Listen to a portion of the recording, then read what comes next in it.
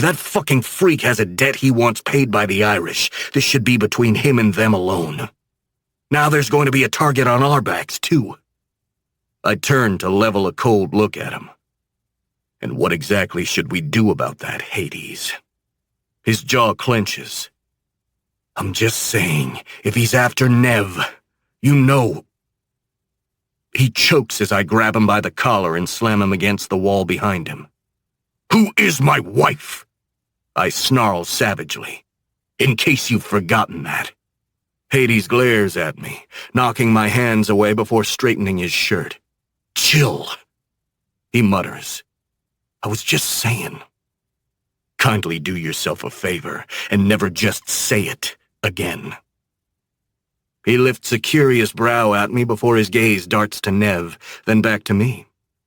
All right, he murmurs, putting his hands up in apology and eyeing me. I didn't mean shit, okay? I breathe slowly, nodding. I'm going to get Nev back to my place. Security here has been beefed up, yeah? Kratos nods. Yeah, we're good. I give both my brothers a firm hug before I go over to kiss Demetra on the cheek. Nothing's going to happen, Yaya. She lifts her eyes to mine. They're dark and worried. It was the stuff of ghost stories for you and your friends, she says quietly. But I lived through that monster's reign of terror in this city. Killian isn't wrong in Gonors. Seamus O'Connor isn't the devil. He's the one who sends the devil running. My jaw tightens. Well, you're safe here. And he's not getting out of Florence. It's impossible. And this parole hearing nonsense?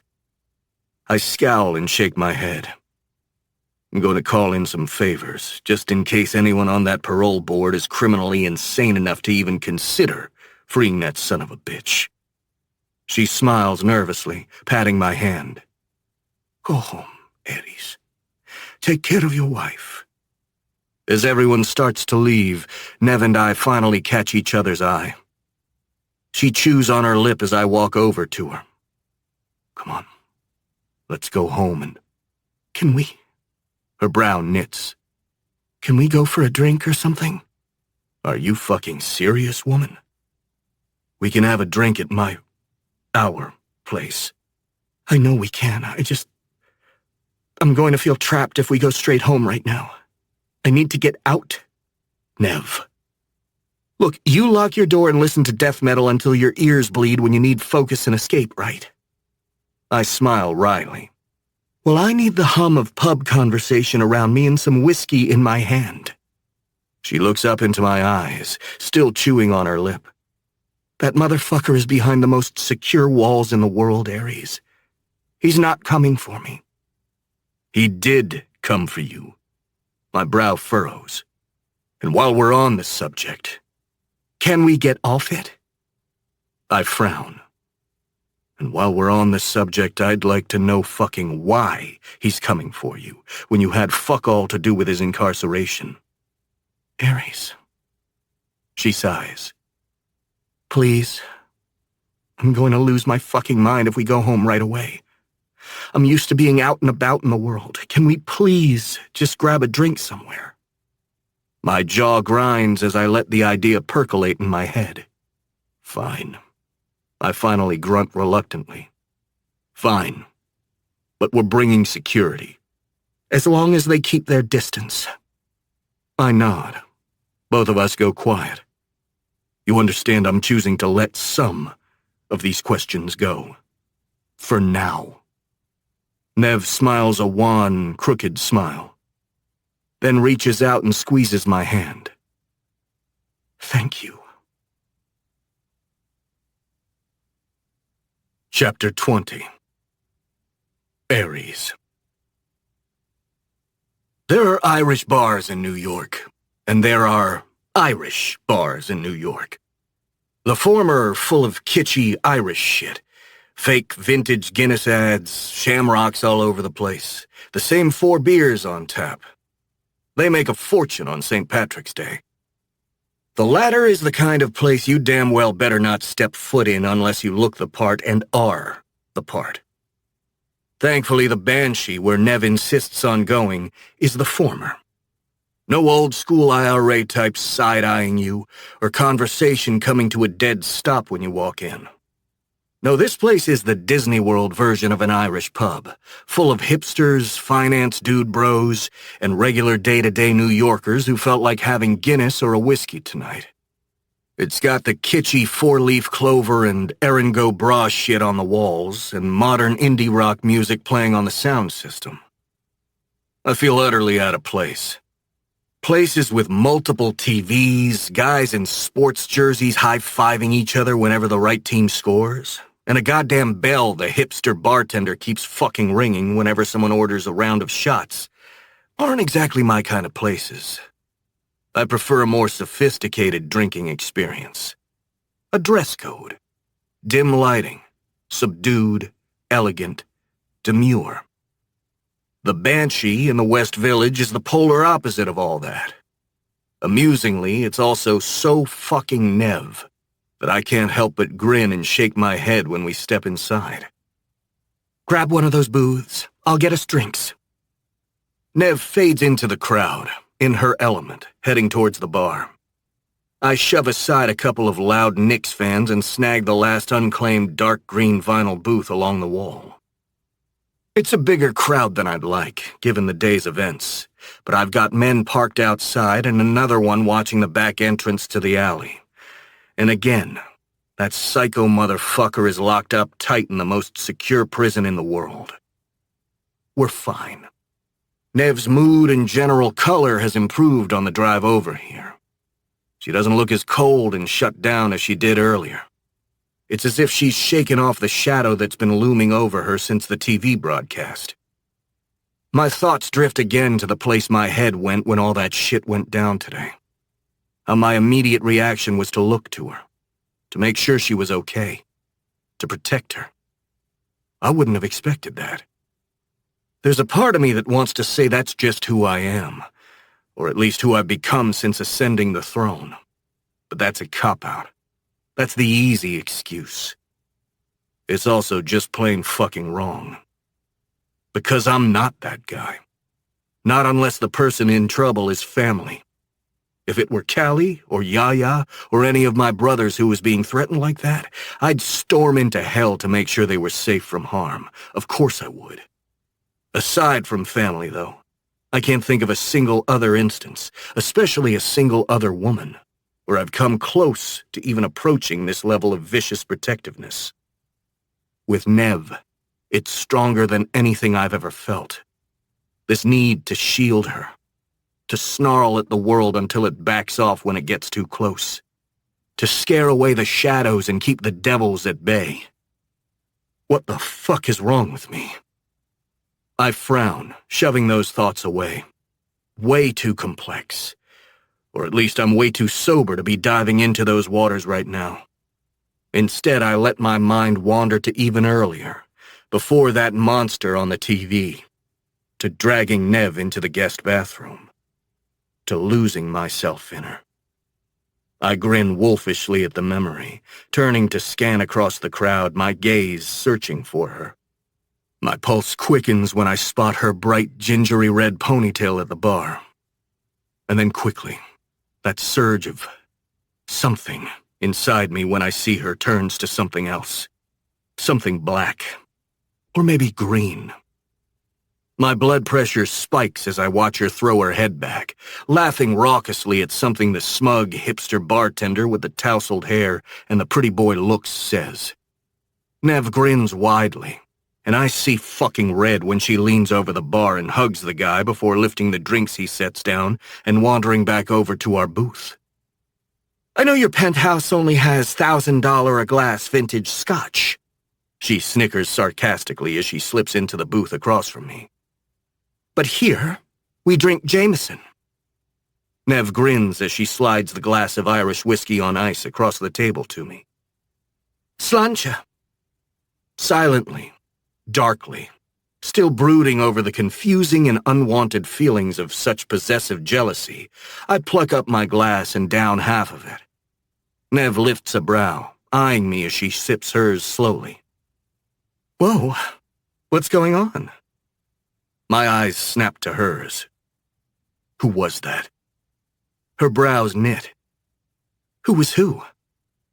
I turn my head, pointedly sliding my gaze across the pub to the shithead behind the bar. Nev snorts a laugh, which only makes me want even more to walk over there and disfigure the guy. The bartender? Oh, that's just Jack. My teeth grind. Who the fuck is Jack? Nev stares at me, a half-confused, half-amused look teasing her lips. He's the bartender. To you, I mean, I growl. Oh! She smiles broadly. Oh, it's nothing. I just used to be his personal porn star. You know, real filthy, no-holds-barred stuff. Shared with his friends, bukkake, that sort of thing. She's grinning at me as my jaw grinds tightly. When I don't flinch or smile back, hers falters slightly. I'm joking, if that wasn't clear. Who is he? Nev rolls her eyes. Oh my God, seriously? He's an old friend. Relax. I grew up coming to this neighborhood all the time. I've known Jack since I used to come here with a fake ID in high school. Chill. I do my best to pull off a casual shrug as I glance back to Nev, who obviously isn't buying it. Jesus, she murmurs, smirking at me. Imagine if we were a real couple. I'd have to start warning any men who even glance at me to run for their lives. A real couple. I need to get my head on straight. I down the rest of my drink and stand. I'm going to use the restroom. Careful, she grins. There's no towel boy or shoe shine in there. Think you'll survive?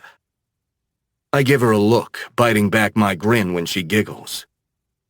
My nose wrinkles in disgust when I step into the bathroom. Graffiti covers the walls. It smells like fucking piss. And a single fluorescent bar light flickers over a cracked mirror and grimy sink. Jesus. This is why I drink at classy fucking bars. I'm at the urinal when the door opens and I hear two guys tumble in behind me. Bro, holy shit, one snickers to the other. You must be knee-deep in pussy working behind the bar in a place like this. I stiffen, my eyes laser-focused on the scuffed-up tile wall in front of me.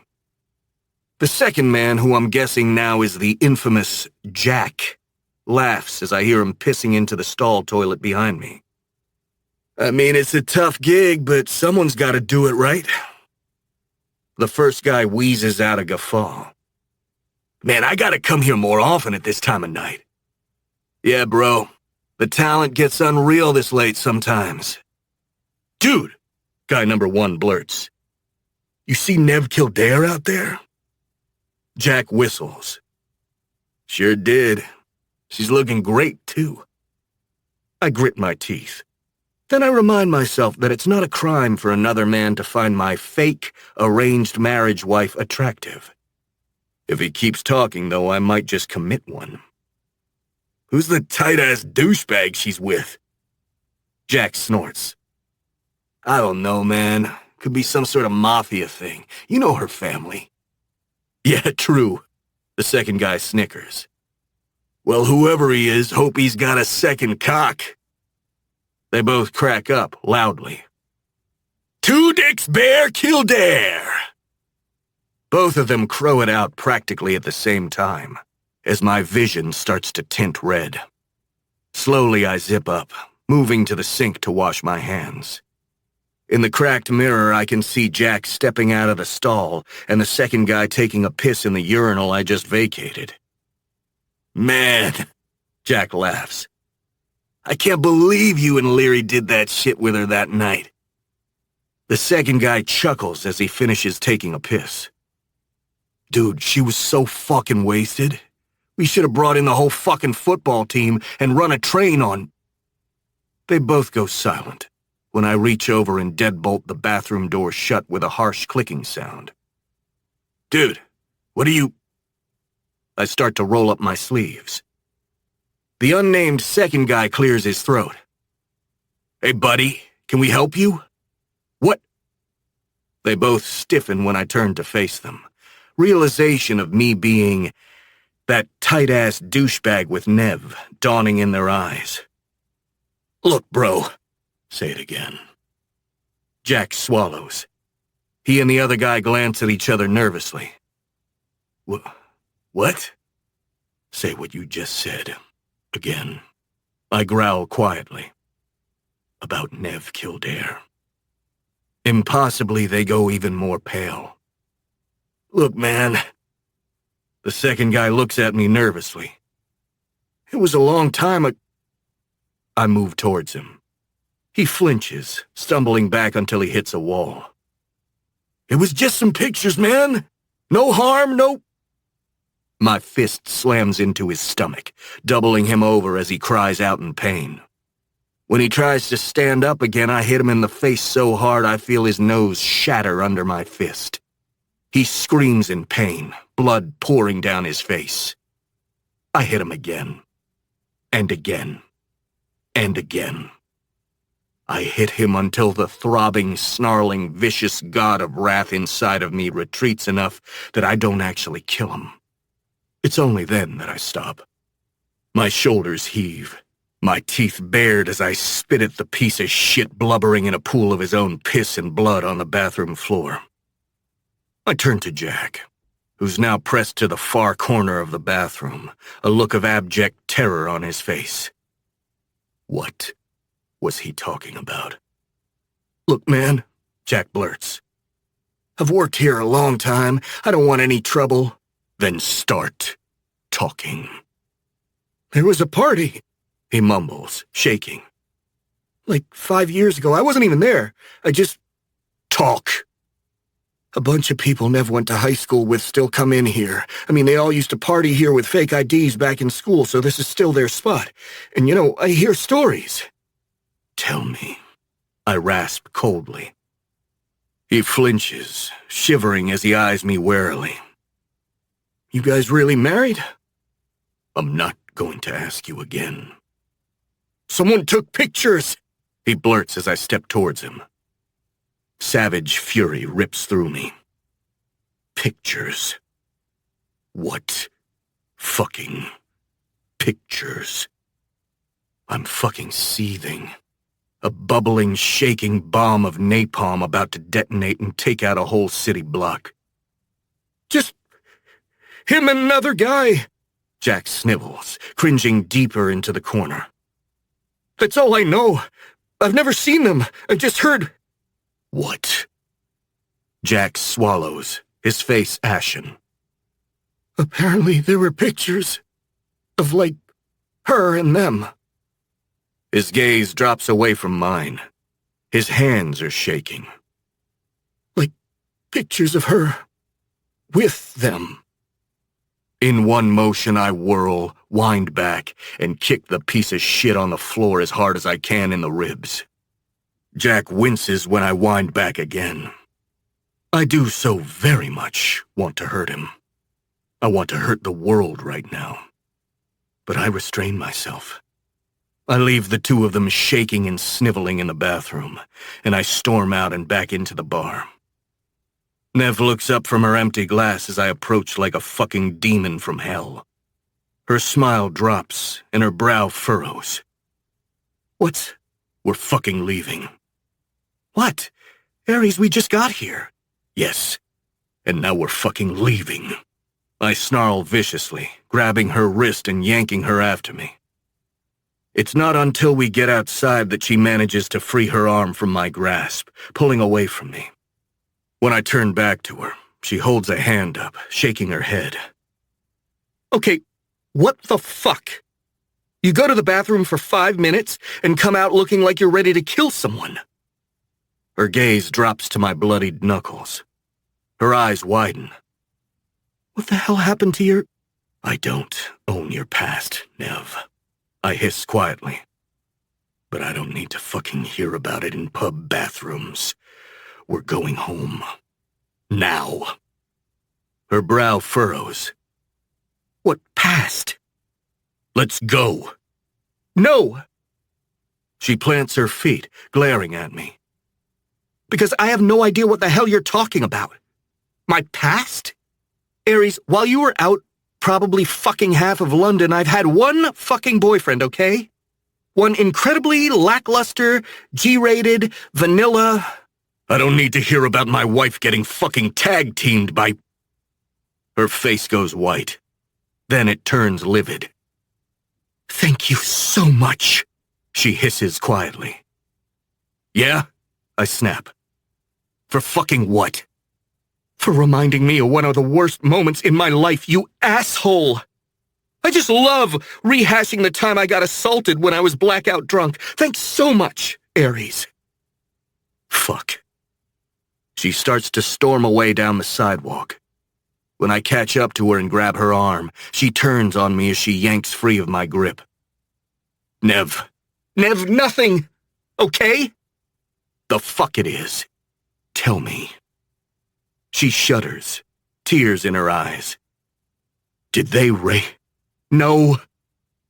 She shakes her head decisively, chewing viciously on her lip. Her eyes raise to mine, a look in them I can't quite decipher. When I was 19, I was at a party with a bunch of people I'd gone to high school with. I didn't even drink that much. Maybe I got slipped something, got roofied, I don't know. All I know is the next day, there were pictures. A red mist swims into my vision. Nev hugs herself, looking away. These two assholes I knew from high school, Mike Jennings and Greg Leary, took pictures of me while I was blacked out. What sort of pictures? I growl. Nev's eyes close and she swallows thickly. Up my skirt, with my shirt pulled up. The red mist turns into a cloud of death. My hands curl to fists at my sides as my teeth grind. Nev looks away. And a few of them with their... She shakes her head, her lip thinning to a line. With their dicks out, like waving them near my face and stuff. In one motion I whip around, crashing my fist into the stop sign behind me so hard it dents in half. When I turn back to her, her face is still, her eyes locked on mine. What was the fallout? She shakes her head. There was none. I'm going to kill them. I mean, yeah, sort of, a little. Greg's father and mine were going into business together, so, you know. I stare at her in sickening disbelief. So nothing happened? Her mouth goes small. Greg's dad wrote a big check. I mean to the two shitheads who assaulted you. Nev looks away again. Look, Ares, it's long in the past, and the pictures weren't digital, thank God. They used one of those disposable things. Stay here. Ares, wait. But I'm already storming back into the Banshee. And instantly I see the piece of shit I just stomped on in the bathroom, now sitting slumped on a bar stool nursing a beer with a bloody ice pack to his face. I don't even have to push the crowds aside. It's like I've just walked in wielding an axe, or a baseball bat. The whole crowd parts for me as I surge towards him. The little fuck turns around on his stool, his eyes going wide in horror as he tries to scramble away. Too late. He squeals like a stuck pig as I grab him by the collar, yank him off the stool, and physically drag him back through the bar. Outside, he's already pleading for his life when I shove him down at Nev's feet. Her face goes white. Mike? Her gaze snaps to mine. What the fuck is... Nev... Mike blubbers, sobbing on the ground. Please, tell him it was just a prank, right? I mean, we were fucking kids. Kids do dumb pranks, don't they? Is this one of them? I hiss quietly. Her eyes drop to the man sobbing on the ground. I half expect her to tell me it's fine. Or lie. Or do something very Nev-ish, like swearing at him and then telling me we should go, and then leaving it at that. But instead her jaw clenches, and slowly, I see the same look spread over her face that I saw when I watched her turn into the dark queen she is when she was dressing Ezio down at the party. Yeah, she hisses. This is Mike Jennings. He's one of the assholes who took advantage of me when I was drunk, maybe even drugged me, and then took pictures of his fucking dick next to my face. Her eyes raise to mine, a look of pure malice in them. Don't kill him. 3 words, with the unspoken next ones being, but do what you will. I'll try my best. I've doled out some hurt in my day. I've sent men to the hospital, and plenty more to their graves. In other words, I've meted out my fair share of beatdowns. This is one for the record books, though. I hit the sack of shit sniveling on the sidewalk over and over and fucking over. I hit him with every ounce of my rage, every drop of my fury for what he did to her all those years ago. I hit him even when the random passers-by on the street scream at me to stop. I shrug off the 2 guys who try and stop me, shoving them back with a bloodthirsty snarl on my lips before I turn and continue to turn Mike into a piece of bloody, tenderized meat. And I'd probably have kept pulverizing him until he was a fucking corpse, if it wasn't for the soft hand that suddenly touched my cheek. I flinch, turning with savageness in my eyes, only to realize it's Nev. Ares, she says quietly. We have to go. I'm not done with... The police are coming. She nods at a frantic woman across the street, screaming the address we're standing outside of into a phone. We have to go. Now. I drop my grip on an unconscious Mike's collar.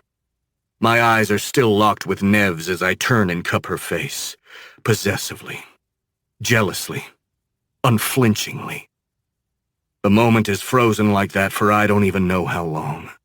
Both of us just staring into each other's eyes on that sidewalk outside the Banshee. Then we go. But something's different as we jog around the corner and get into the waiting car.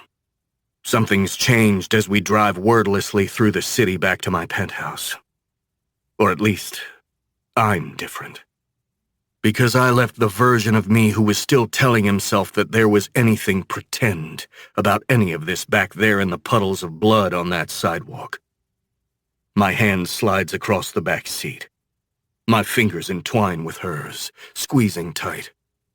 And she squeezes them back as we drive into the night. Chapter 21. Nev. At a certain point, as the car is winding up 10th Avenue, his hand slides across the back seat to mine. Our fingers thread together, and I shiver when I feel him take my hand and give it a comforting squeeze. We're silent on the drive home. I'm stunned, and more than slightly horrified at what I've just witnessed.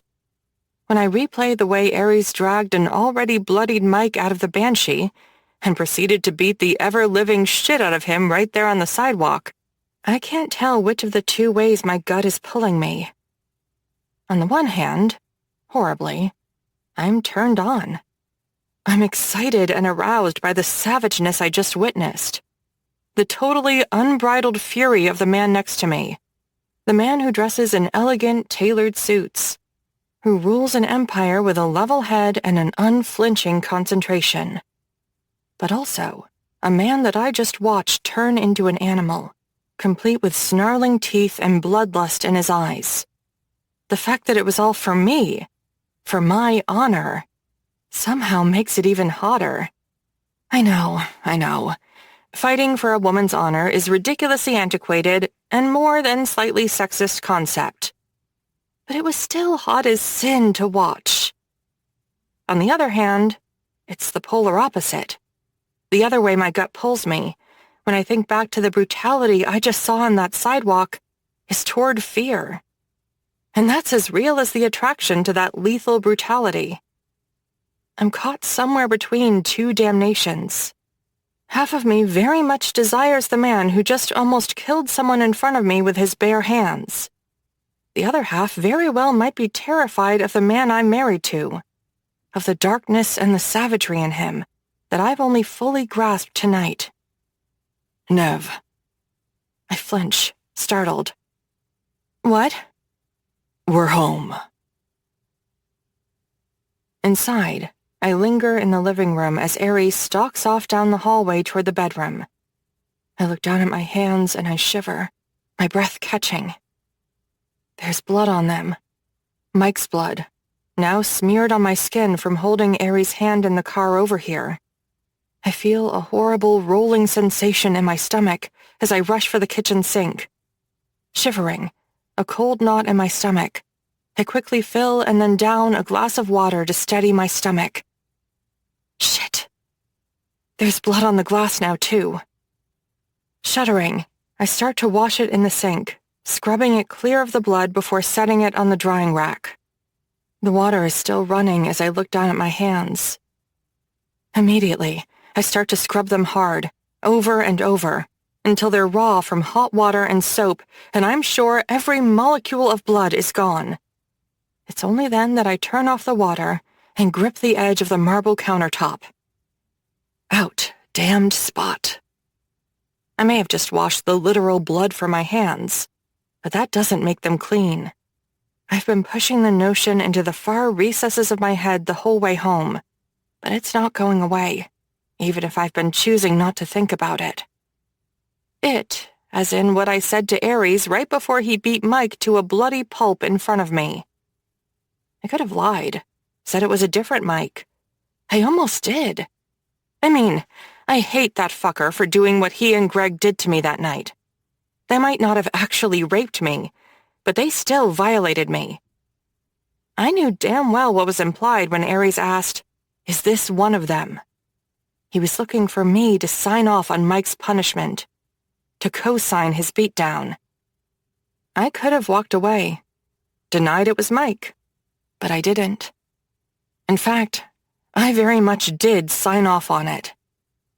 Don't kill him.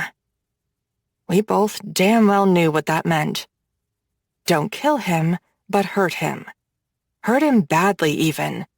And worse, I didn't mean don't kill him because he doesn't deserve it, or because I don't want that for him.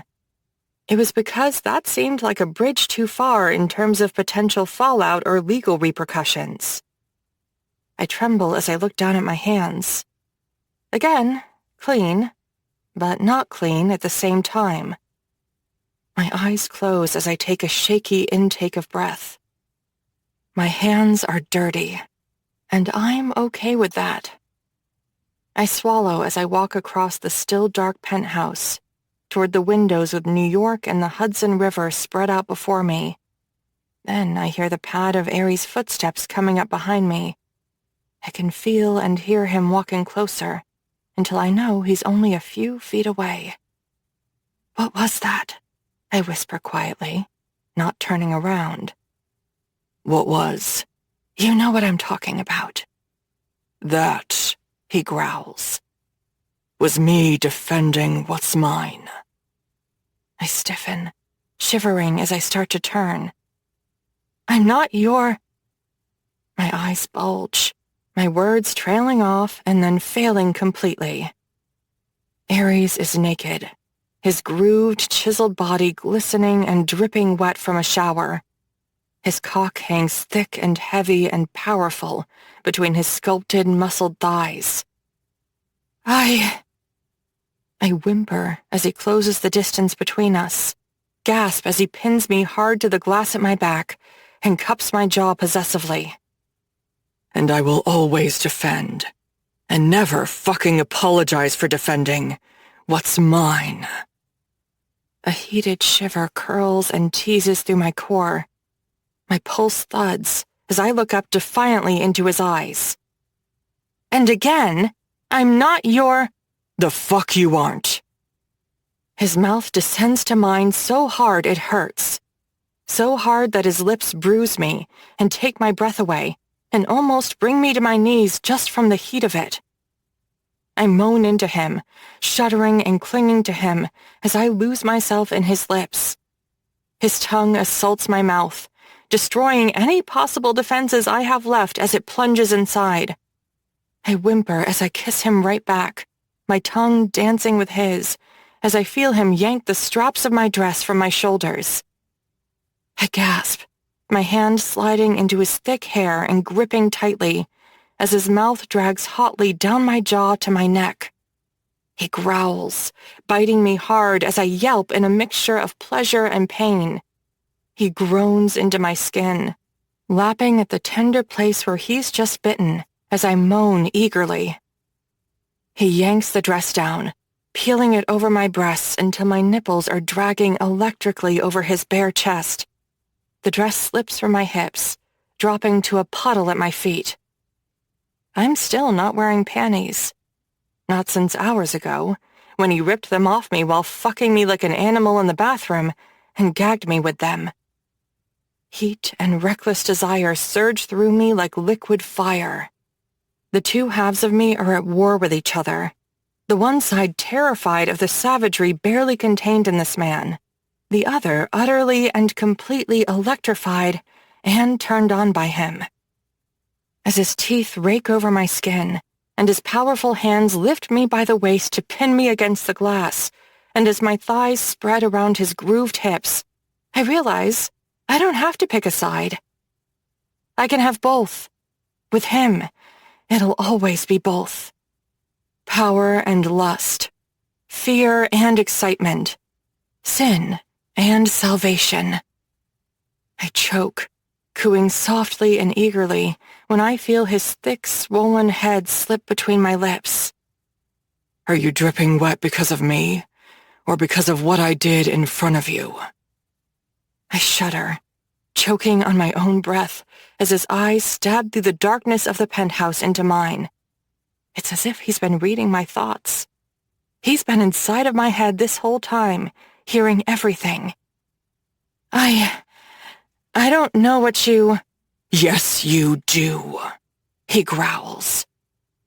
I cry out as he teases, dragging his cock up and down my lips until I'm shaking all over. Is your pretty pussy dripping wet for me? Because you want me to stop teasing you and fuck you senseless with every hard inch of this thick cock? I shudder, whimpering as my eyes roll back. Or are you this fucking wet and messy for me? Because watching me let go, watching me drop the facade concealing the savagery inside of me, makes you want to get fucked harder than you've ever been fucked in your life. My mouth falls open in a whining, pleading, desperately eager moan as he sinks his head into me. Or, he rasps into my neck. Or maybe it's... both! I blurt the word shamefully, shuddering and trembling as I feel him groan into my neck. His teeth drag across my skin until I feel him nip at my ear. Bad fucking girl. Oh, fuck yes. He drives balls deep into me with one thrust of his hips, burying every inch of his gorgeous cock inside. I cry out, my thighs clamping around his hips and my eyes rolling back. My head lolls against the glass, my nails raking his back as Ares pulls all the way out and then rams right back into me. I moan as he grabs my wrists, keeping me pressed to the window with his body and his cock. He pins my wrists above my head, and I whimper as his lips crush to mine. His hips roll, driving in and out of me, fucking me against the window as he keeps my hands immobilized. Does this feel real enough for you? He snarls darkly into my ear. I shudder, gasping as he starts to fuck me even harder and more mercilessly. And I know exactly what he's referring to. Imagine if we were a real couple. Ares, I want you to fucking listen to me. He grinds into me, making me whimper and moan. This may have started as a political alignment, but make no fucking mistake, he rasps.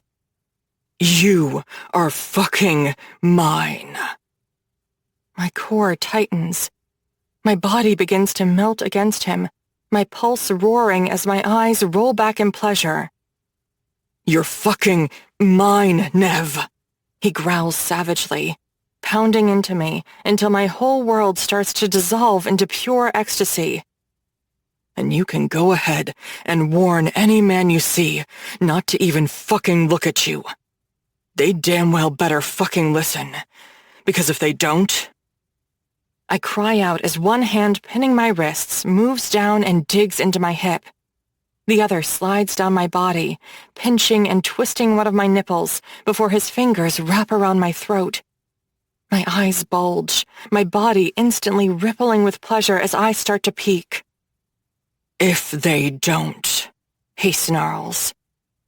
I'll put a hole through their chests and fuck you in front of them while they bleed out, so their last goddamn thoughts on this earth are knowing how fucking mine you are.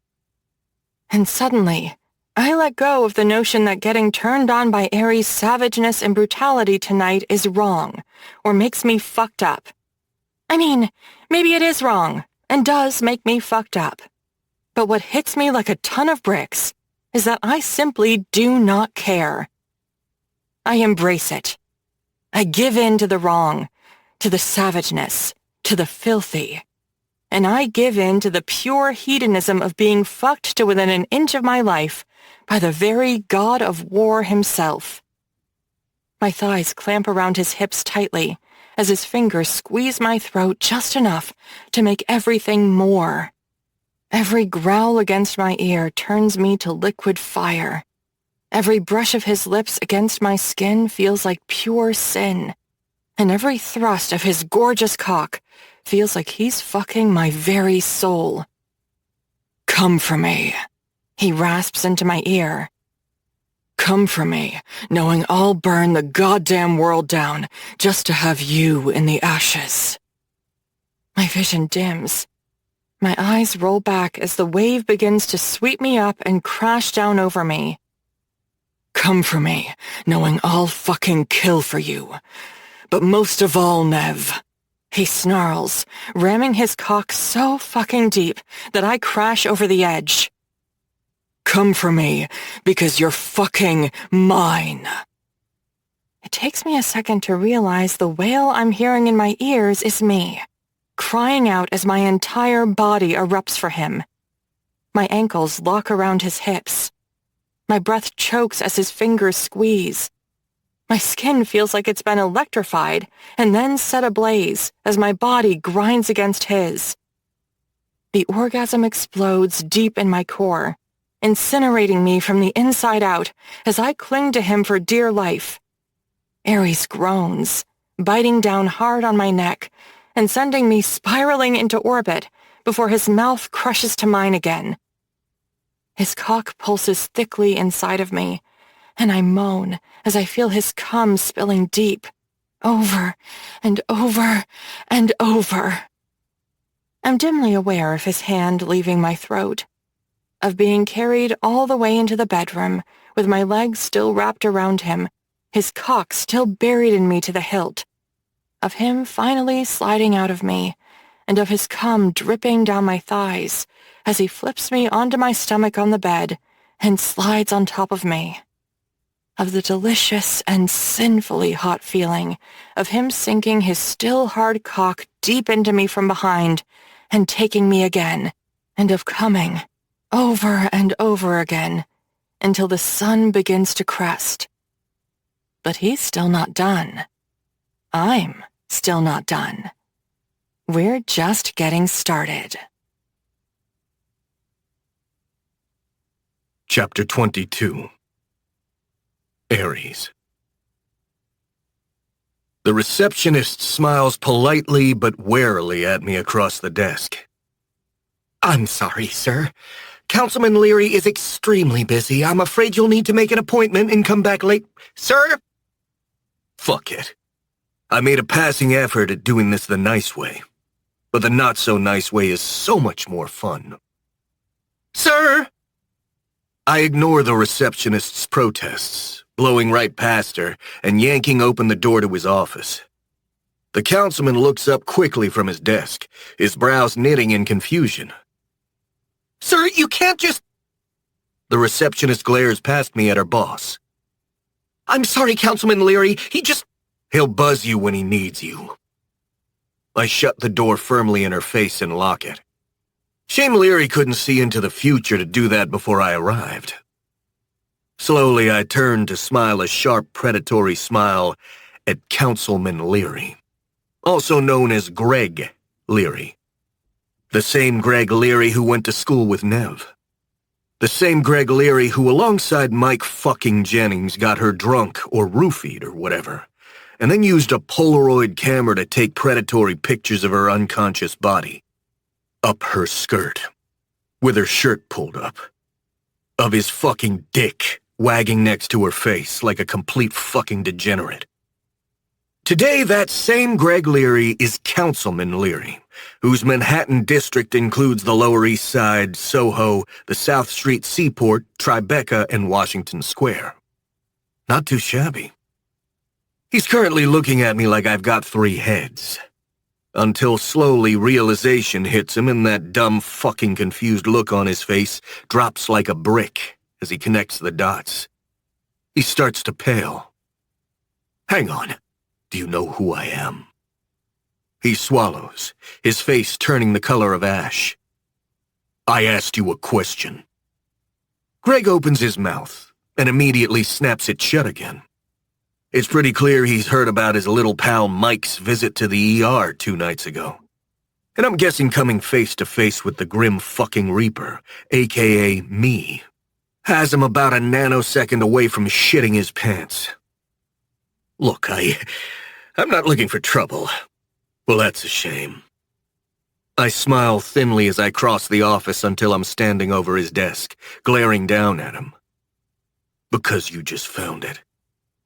He's too busy staring up into my face in horror to see the wind-up coming. My fist slams into his face, knocking him sideways out of his chair and to the floor as he bleats in terror. I storm around to his side of the desk just as he's struggling to get up. Another fist to the face knocks his ass right back down. I'm not done. Hell, I'm just getting started. I hit Leary a 3rd time, making sure he's a sniveling, writhing worm on the ground before I do what comes next, which is to unzip my pants and pull out my cock. Greg's face turns white, his eyes wide in horror as he looks up at me. Whoa, man! Chill, I'm not gay or any... The back of my hand cracks him across the jaw. Shut the fuck up. I glare down at him as I wave my dick in his face. Doesn't feel good, does it? To have intimacy forced on you when you don't want it. Or when you can't say if you want it or not. Leary swallows, looking like he's going to be sick. Look, I was a kid, man. We were drinking. Come up with another pathetic excuse and I swear to God I will throw you out the window. His mouth snaps shut. The pictures, I growl. When Greg doesn't say anything, I roll my eyes as I tuck myself back in and zip up. Now would be a good time to start talking, shithead. He shakes his head vigorously. They're gone, he blurts. I burned them years ago. I swear.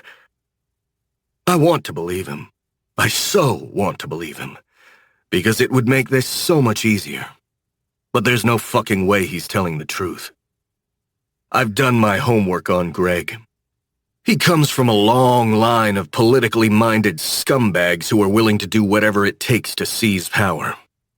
He's got a great uncle who did time for fraud and embezzlement in New Jersey. Another cousin in jail right now in Florida for accepting bribes as a state senator. And as much as I want to think of Greg himself as a moron and a fuckhead, he's actually not stupid. An undergraduate degree at Harvard can be bought. That, and the fact that his father attended, would have made Greg a shoo-in for admission even if he was dumb as a sack of hammers. But he's not, and he aced Harvard. He was also near the top of his class when he got his law degree at Georgetown. Bottom line, Greg is smart, and way too politically savvy, and having potential dirt on the Kildare family is worth far too much. He's much too insidiously power-hungry to let something like that go. If I have to ask you again, Greg, I'm cutting off your balls. His eyes bulge. I swear to God. He shrieks when I grab him by the collar, drag him up and shove him over his desk. I yank his pants and boxers down, and Councilman Gregory Leary just about has a heart attack when I whip out a switchblade and rest the edge against the underside of his shriveled balls. Oh God! Oh God! Oh God, please! Greg, now would be a good time to start telling the safe, he blurts, sobbing. The safe! In the bottom of that hutch by the window! I sigh slowly. I'm disappointed, Greg. Please, he bawls. Please, I'm so fucking sorry. Go over and open it. Now. He about trips over himself, scuffling over with his pants down around his ankles. He swings open the bottom section of the hutch to reveal a safe, and quickly dials in the combination to open it. A second later, he's stumbling and falling over his pants again to shove a manila envelope into my hands. Slowly, I raise my eyes to his. These are the only ones. He nods violently, a shell of a man, tears welling in his eyes. I swear to God, man. If you're lying, the next blade I bring to your pathetic dick will be a chainsaw. Understand? Greg about breaks his own neck, he's nodding so fast. Greg, I'm giving you a job. Today never happened. 2 nights ago with your little pal Mike never happened either, and I'm putting you in charge of keeping it that way, by whatever means necessary. Got it? He nods even faster.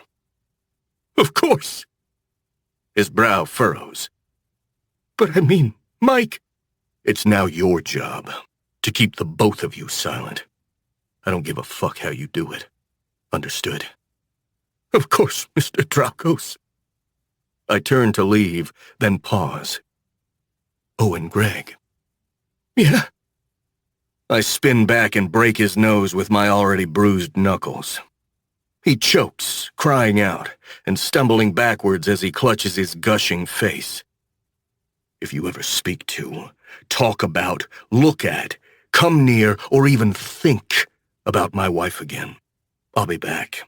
And I will be leaving with your balls in a jar. I don't wait for a response before I'm out the door. Nev looks up from the book she's been reading on the couch when I walk in. I nod at the paperback in her hand quizzically, and she raises it to show me. Fucked Sideways. I've read it like 9 times, but I love Bastian Pierce. I shake my head, smiling to myself. You do know he fucked one of his students, right? Nev rolls her eyes. He married one of his students. Okay. She sticks her tongue out at me. I think it's romantic. Her eyes drop to my hand and her face tenses. Aries. Nev's face lifts to mine. There's blood on your... Come with me. She frowns as I walk across the penthouse and slide open the glass door to the spacious patio, but follows. Outside, I open the lid to the fire pit, turn on the gas, and then drop in a lit match. The flames bloom hot and flickering as she stands next to me. What are we... I pull the envelope from my jacket and show it to her. Nev frowns. What is that? The last of them. Last of what? Her face goes white, and she swallows heavily as she drags her eyes back to mine. Greg, she breathes quietly. I nod. He was keeping them as leverage, I think. She nods and shivers, hugging herself. Did you? No. No, I didn't look at them. She nods quietly. Thanks. Could I? I hand her the envelope. I watch as she opens it and pulls out a Polaroid. Revulsion, hatred, and shame flood her face before I reach out and cup her chin. Whenever you're ready, I murmur. She nods, swallowing as she takes one more look through the photographs in her hand before shoving them back in the envelope. She turns her eyes to the fire roaring in front of us and in one motion drops them into the flames. Her hand finds mine, our fingers intertwining. We stand together, watching the envelope catch fire, and then the flickering neon colors of Polaroid chemicals as they curl into molten slag. Slowly, Nev turns and sinks into me, wrapping her arms around me and hugging me close. Thank you, she whispers into my chest as I embrace her back. You don't have to thank me. Well, I'm going to anyway. Because of course she is. She's incapable of just letting it be without making a snappy comeback or otherwise getting in the last word. I'm slowly realizing just how much I like that about her. Chapter 23. Nev. Are you okay? Fuck! I blurt, jolting at the sound of Eilish's voice the second I walk in the door. She gives me a sheepish look. Sorry, didn't mean to scare you. Did you see my texts? No. She frowns. Really? Her eyes drop pointedly to my hand, which is holding my phone. Heat creeps into my face. Sorry, I've had a lot on my mind. I didn't even look at this thing the whole ride over. Because I was still shivering and aching in the best way possible from the frankly animalistic sex I had with Ares just before coming over here. One moment, I was getting out of the shower wrapped in a towel to brush my teeth. The next moment, he barged right in, ripped the towel off, bent me over the vanity, and told me to watch myself get fucked like a bad girl. Yeah. I'm literally still wet thinking about that. Which is why I spent the whole drive over here staring out the backseat window, completely ignoring my phone. I smile weakly at my sister. What's up? Her lips twist. I heard Mike Jennings went to the hospital. I swallow, try to keep my face neutral. Oh? Yeah, somebody beat the shit out of him. Huh. Well, fuck him. Oh, agreed. But I was just... She lifts a brow. You know, wondering. Wondering? Was this, you? I smile curiously at Eilish. Did I accost Mike Jennings outside the Banshee and beat him to a bloody pulp? No, Eilish, sorry. I'm not secretly Batman. I never said it happened at the Banshee. Shit. I don't even try to backpedal. We're too close for me to try, and it's pretty clear Eilish already has an idea what happened.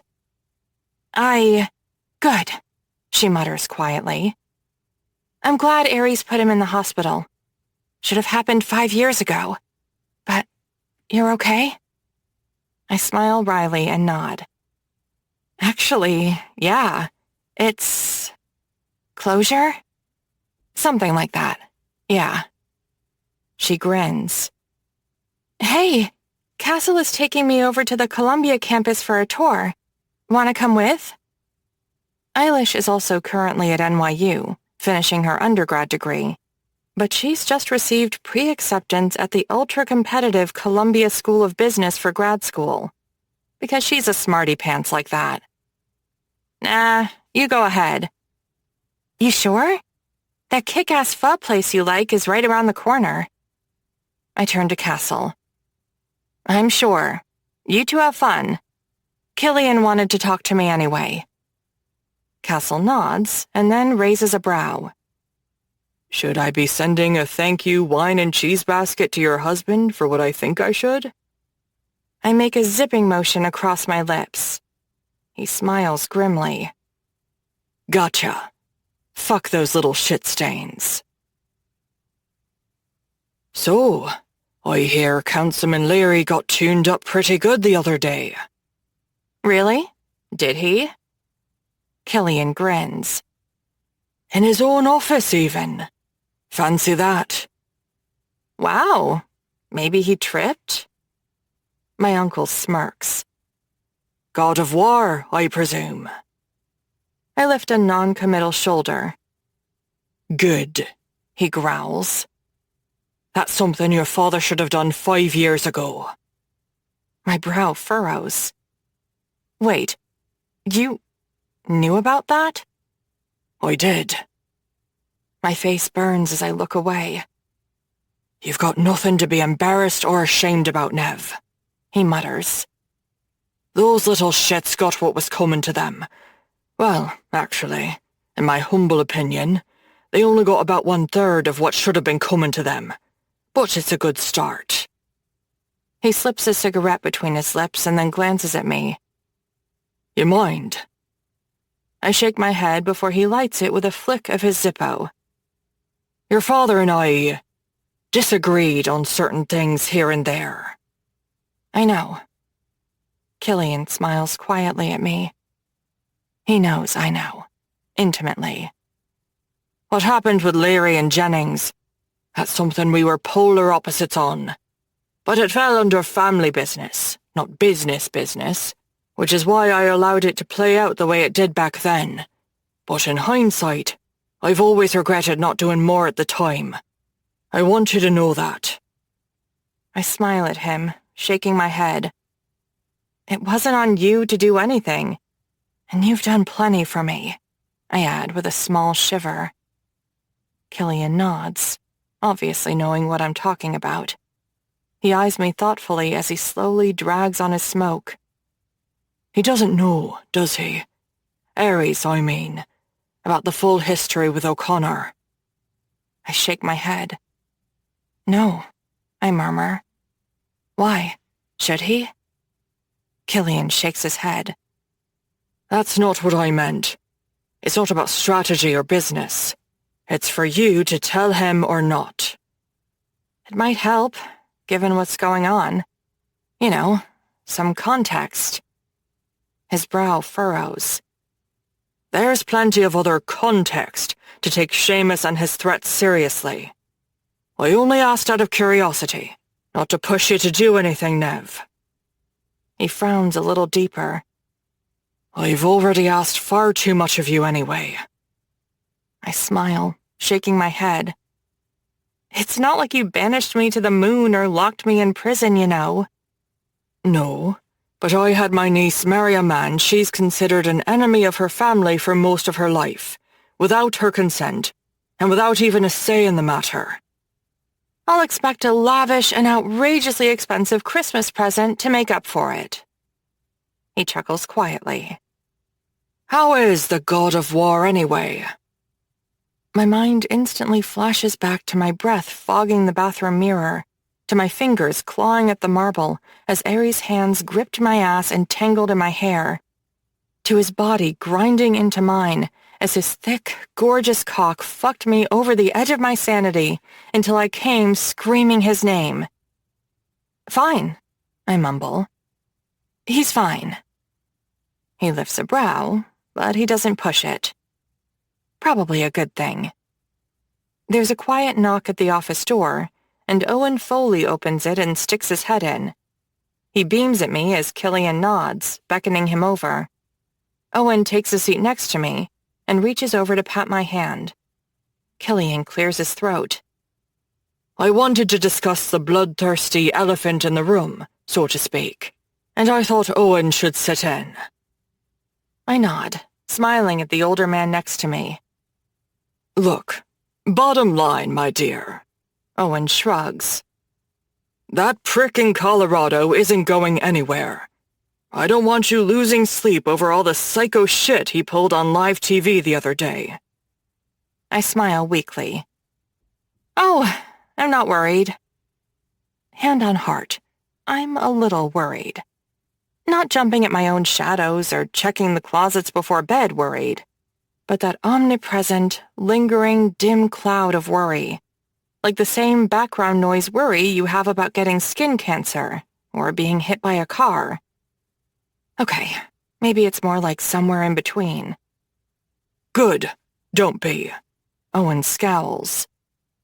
I've got a few friends in the Justice Department, as well as the federal marshals. Seamus is in solitary under 24-hour observation. He's now officially the most heavily guarded inmate in the country. Killian nods. I'm going to ask Ares to double up his security to the penthouse nonetheless. I frown. Even with all that? There's never any harm in being overly cautious. This marriage makes both families stronger, but also angers our enemies, who might see it as a power grab. Which it is. He grins at me, nodding. Which it is. In addition, Owen's people are going to be helping out with security on our end, and his contacts in Florence ADX will be keeping an extra sharp eye on that fucking maniac. I'm also calling in my own favors, to make sure this obscene parole hearing gets denied. I owe you an apology. Our meeting is over, and Owen's just left. I glance up curiously at Killian as he hands me a drink. 4? His face darkens. For 15 years ago. No. I shake my head. No, I owe you. I should never have asked you to do what I did, Nev, he mutters quietly. I had no right. You were a fucking child. I swallow. It put the monster away, didn't it? He nods. So, I'm okay with it. I stare into the middle distance, taking a sip of my drink. There's nothing to apologize for. I owe you so much. You don't ever have to thank me. But I do. Because I owe Killian my life. Ares is on the balcony when I get back to the penthouse, reading. I watch from inside for a moment, grinning when I realize what book he's utterly engrossed in. Busted. He frowns, whipping his head around as I step out. I smirk as I nod my chin at the paperback copy of Fucked Sideways he quickly tries to hide. My. Guess there's 2 Bastion Pierce fans in the house now. He rolls his eyes. Morbid curiosity. I might just watch the Netflix series instead. I make a face. Oh God, please don't. It redefines the phrase, based on in horrific ways. He chuckles. Then his brow furrows. What's going on? Nothing. I shrug, looking away. I was just over at the house with my uncle talking about... Seamus? I shiver, nodding. I feel Ares move behind me, and his hands land gently on my shoulders. My eyes close, and I take a shaky breath. I need to tell you something. I twist, turning to look at him. Does it pertain to why exactly that fucking animal called you out specifically on national TV? Yes, I murmur. It does. Want a drink? I shake my head, moving away to sit on the bench running along the railing of the patio. Nev, you don't need to tell me anything you don't. I'm the one that put him in prison. I'm looking out over the Hudson, but I feel Ares go quiet and still behind me. No, Nev. He finally growls quietly. No. That psychopath put himself where he is. He's a fucking monster. He's exactly where he belongs. I shake my head, hugging myself as it all starts to bubble up inside of me, like a black tidal wave. I have to do this. I want to do this. When my father made that deal with the FBI that my uncle mentioned the other day, when they sold him to the FBI in exchange for a blind eye toward Kildare business, I shiver. Nev. Seamus found out. It was supposed to be a sealed agreement, but someone, somehow leaked it to him. That was right before he broke out of the first place they'd stuck him. They caught him hours later and threw him into a Supermax facility. But then he broke out of that one too. And they didn't catch him right away that time. The black wave begins to crash over me. I squeeze my eyes shut, shivering as the terror I've pushed down for so many years starts to crack open the walls I've built around it. I was 9. Our nanny at the time had taken Eilish and me to a park near the house. We had security with us, but it wasn't enough. I turned to see Ares looking at me with a cold, stricken, vengeful look on his face. Eilish was on the swings, and I was playing on the slide when Seamus came. He killed 5 guards, incapacitated 2 more, and... My eyes drop. And he took me. Jesus, Ares growls quietly. Time to go, little bird. I don't remember most of it. I guess I've blocked it out. But I was gone for 2 days. My dad, he always kind of saw himself as being above the mob world, and was always trying to get respected by the normal rich people he rubbed elbows with. So he was trying to have me found through all the legal channels, with no success. But then my uncle flew in, and Killian is, well, Killian. My face darkens as I raise my eyes to Ares. Killian tracked down anyone who'd ever been remotely associated with Seamus, and then tortured his way through them until he figured out where I was. Ares sinks to his knees in front of me, his eyes unblinking and fierce as they hold mine. I was out in western Pennsylvania. Seamus had an old hideout there, this hunting shack in the woods. That's where he brought me. Tears prick at my eyes, but I angrily wipe them away. That whole crazy shit Killian was saying about Seamus's methods, how he'd bleed the innocent. Motherfucker, Ares snarls quietly. That part, I do remember. I choke. I have gaps from the abduction itself, and the part where he drove me bound and gagged in the back of his van all the way to his hunting cabin. But the part where he tied me up... He tied me to a fucking cross, I spit. And he used a red Sharpie to mark here and here. Numbly, I touch first one wrist, then the other. And here. I drag a finger straight down my jugular vein. Nev. Ares' hands take mine. I shiver, but cling to him tightly as my eyes drop. That's how Killian found me. Seamus was out getting fuck knows what, and my uncle came crashing through the door. He cut me down and called in the cavalry to wait for Seamus to get back. Except the deal with the FBI was too big to turn down, and their deal was specifically for Seamus alive. So my father allowed that to happen. Instead of sending in Kildare men to put Seamus down like the animal he was, the FBI showed up and grabbed him when he came back to the hunting shack to finish what he'd started. Ares growls quietly, shaking his head as his hand tightens on mine. You didn't put him in prison, Nev, he hisses. You were a fucking kid. I testified against him. The words choke out of me. At his closed session trial, they had a lot on him, but it was all circumstantial, and much of it was hearsay. There were so many people who knew about his crimes, but they were all so terrified of him that nobody would actually talk. It got to a point where there was a possibility that all the murder charges might be dropped, and he would just do time for kidnapping. In which case, he would have been out on good behavior in 5 years or less. I should have never asked you to do what I did, Nev. I shiver as my eyes raised to Ares. Killian told me bluntly what was going on. My parents were furious, because of course they were trying to keep it all from me as much as they could. But he was right. Killian, I mean.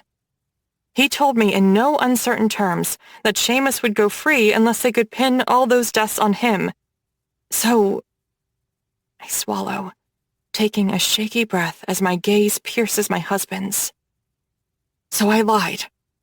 I got on that witness stand, and I lied. I told them all that Seamus had bragged to me about his killings while he held me captive. Killian had rehearsed me on a lot of the case details, and I regurgitated it all on the witness stand.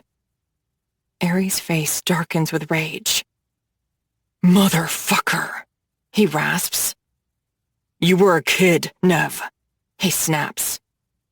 "Your uncle had no fucking right to put you in that—" "I'd do it again," I hiss, my voice cold. "I'd do it again and again and again. Ask me 1,000,000 times, and I'd do the exact same thing every time." My lips draw to a line. I don't feel bad about lying. Not about that. My lies put a monster in the hole he belongs in. The only problem is, he knows it. And that's why he mentioned me specifically. Because he knows what I did. He knows he'd have walked if it hadn't been for me. I gasp as Ares suddenly pulls me into him, engulfing me in his powerful arms. I tense for a moment. But then, slowly, I realize how hard I've been holding back the shivers and the tears. And it's not until I'm wrapped in his embrace that I realize I can let go. That I'm safe with him. That I don't have to hide any of my demons and my darkness from him. The hot tears come thick and fast as I press my face to his chest. Ares just keeps me like that, stroking my hair as he holds me tight. "I will never let anything happen to you," he growls quietly into my ear. "Ever." I shudder into him, sniffling back tears. "This is more than you and your family signed up for, Ares.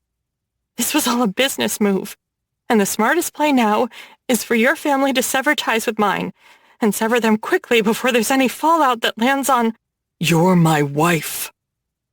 I stiffen, shivering as I pull away from his chest, my eyes raised to his, my brow furrowing at the intense, fierce look in his eyes. "What?" "I won't ever let anything happen to you, Nev," he murmurs, his hand rising to cup my face. "Because you're my fucking wife. Not for business, and not just temporarily." I tremble as he pulls me close. "For life." I gasp as his lips slam fiercely and brutally to mine, melting me and sucking the air from my lungs. "And nothing is ever going to change that." Chapter 24. Ares. "Have you completely lost your mind?" Callie gives me a "you're in for it now" look as I turn to see Demetra in the doorway. "Yaya." "Don't you yaya me," she snaps, marching across the living room to where I've been playing chess with my sister. I flash a surprised look at my grandmother. She glares back. "Well?" "Yaya, I'm not sure what I'm supposed to say because I'm not sure what we're talking." "You do know I sit on the board of directors for the Soho Planning and Development Association, don't you?" I do.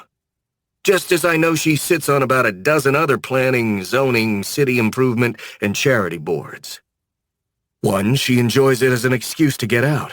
2, she genuinely is interested in helping to build a better New York, especially for immigrants. And not least 3, her influence on these boards makes the Dracos family a lot of money. "Yes, I'm sure you do," she smiles grimly. "Well, did you know who else is on that same board of directors? With whom I was cultivating a very lucrative deal for Dracos-owned construction companies to handle the redevelopment of the Canal Street Towers?" "No, Yaya, I don't.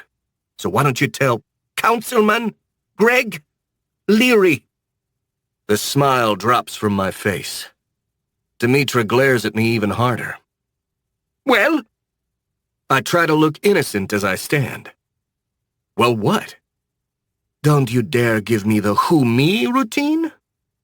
Who the heck is Greg Leary? Callie mumbles behind me. Nobody. A city official your dear brother put in the hospital. Demetra spits at the same time as me. Callie makes a face. You put a city councilman in the hospital? I roll my eyes. I didn't put him in the hospital. I broke his nose at best. But I damn well will put him in a hospital, now that he's decided to go mouthing off about it. Oh, he's there, all right, Demetra snaps. Broken nose, crooked septum, and a half-ruptured sinus. I resist the urge to mention that at least the councilman who loves to take invasive pictures of passed-out girls still has his testicles attached to his body. And he didn't mouth off at all. Literally. I went to see him when I heard he'd been in an accident, and the man just about had a heart attack when I walked in. He literally would not open his mouth to speak, no matter what I asked. I bite back a grim smile. I'm not stupid, Ares, she mutters. I can add 1 and 1 and get 2, so I ask again, my grandmother says, fixing me with a beady stare. What do you have to say for yourself? There's a pause. Nothing. I finally growl. I have nothing to say for myself, and that includes an apology. Sorry, not sorry. Ares, she groans.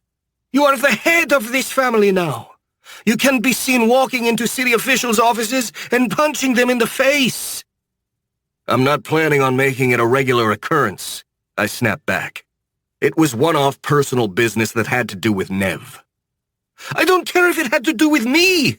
Ares, you cannot be conducting yourself this way. You are the king now, and this family is descended from Spartans. I sigh. Yeah. Dracos is dragon, in case you've forgotten your native tongue. I haven't.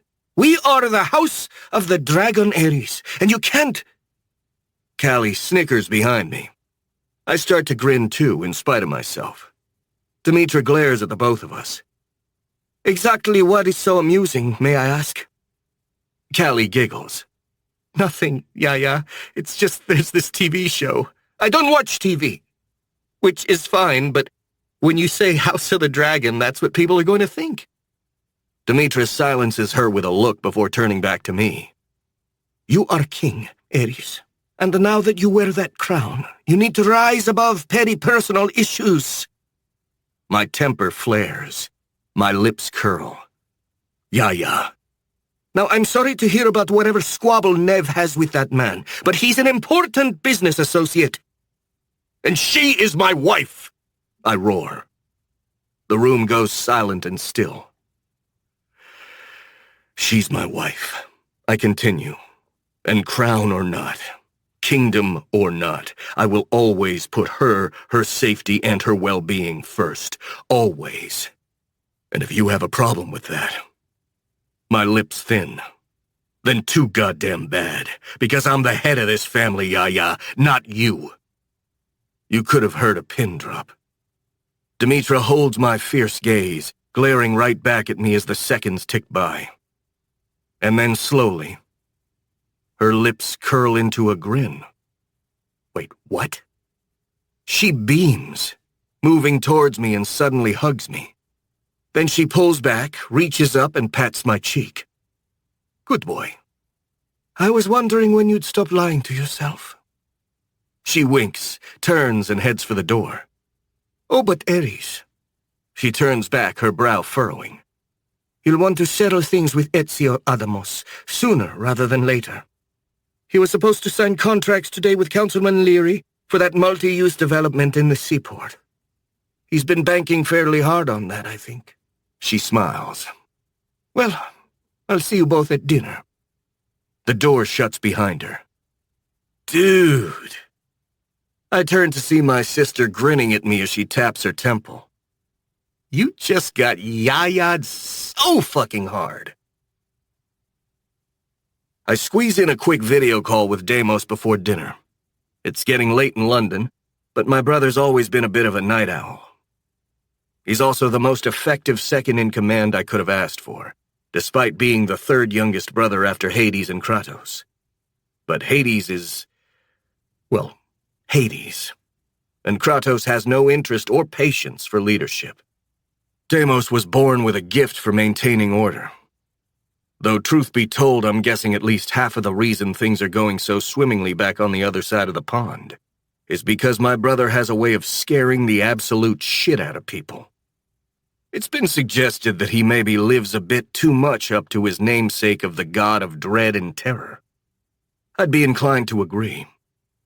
After the call, I head out to the gardens, where Dimitra's decided we're eating al fresco tonight. Nev, her sister, her uncle, Castle, Owen Foley, and a few others from our side are there already. This joint family dinner is something Dimitra has decided is going to be a regular Sunday thing, as a means of bringing everyone together. My eyes scan the small crowd. My pulse thuds quicker, and there's no hiding the grin on my face as I eagerly look for Nev. "I've fucking tried with you!" I frown, turning sharply when I hear Ezio's voice on the other side of one of the hedges. "But this is too far!" "You need to lower your voice when you speak to me, Mr. Adamos." I grin at the authoritative note in my wife's voice. "Oh, do I now?" Ezio fires back. "You do," Nev says. "In fact, it might be best if you just kept your mouth shut entirely." I grin even more widely. Ezio laughs coldly. "I find that amusing, coming from you." "Really? Why's that?" "Because, from what I understand, the only reason your husband went full caveman on Leary is because you couldn't seem to keep your mouth shut for the councilman 5 years ago. Him or his friend." My face twists into a mask of rage as I storm around the hedge. "Mr. Adamos!" Ezio doesn't see me coming as he spits at Nev's feet. "No, I'll speak to you like the cunt you are!" Ezio screams as I grab him by the ankles, lift him up over the edge of the building, and let him fucking dangle there upside down, 40 stories above Central Park South. "Give me one fucking reason," I snarl. "One fucking reason not to let go." "Hades!" Ezio shrieks, his eyes wide as he stares up at me in sheer terror. "Please, please, have mercy! Think of our history!" I can smell the alcohol on him from here. But I don't care if he's drunk. I don't give a shit if he's still grieving and angry about his son. I very much give a shit about the way he's just spoken to Nev. "Hades!" he wails. "Please!" "Ares!" Kratos is shaking me, trying to drag my arms back, to pull Ezio back over the edge. But for all his strength, I'm immovable as a cliff as I glare death at the man whose life is literally in my hands. "Ares!" Kratos roars at me. "Think this fucking through! It's rush hour traffic down there. You gonna drop him in front of 3,000 witnesses? Please." With the fury roaring inside of me right now, I'd do it in front of 1,000,000 witnesses. "Ares!" Through the red miasma swirling in my vision, I blink back to reality and turn at the soft sound of her voice. My eyes clear as they lock with Nev's. "Don't do this," she says gently, laying a hand on my clenched arm. "Not for me. Please."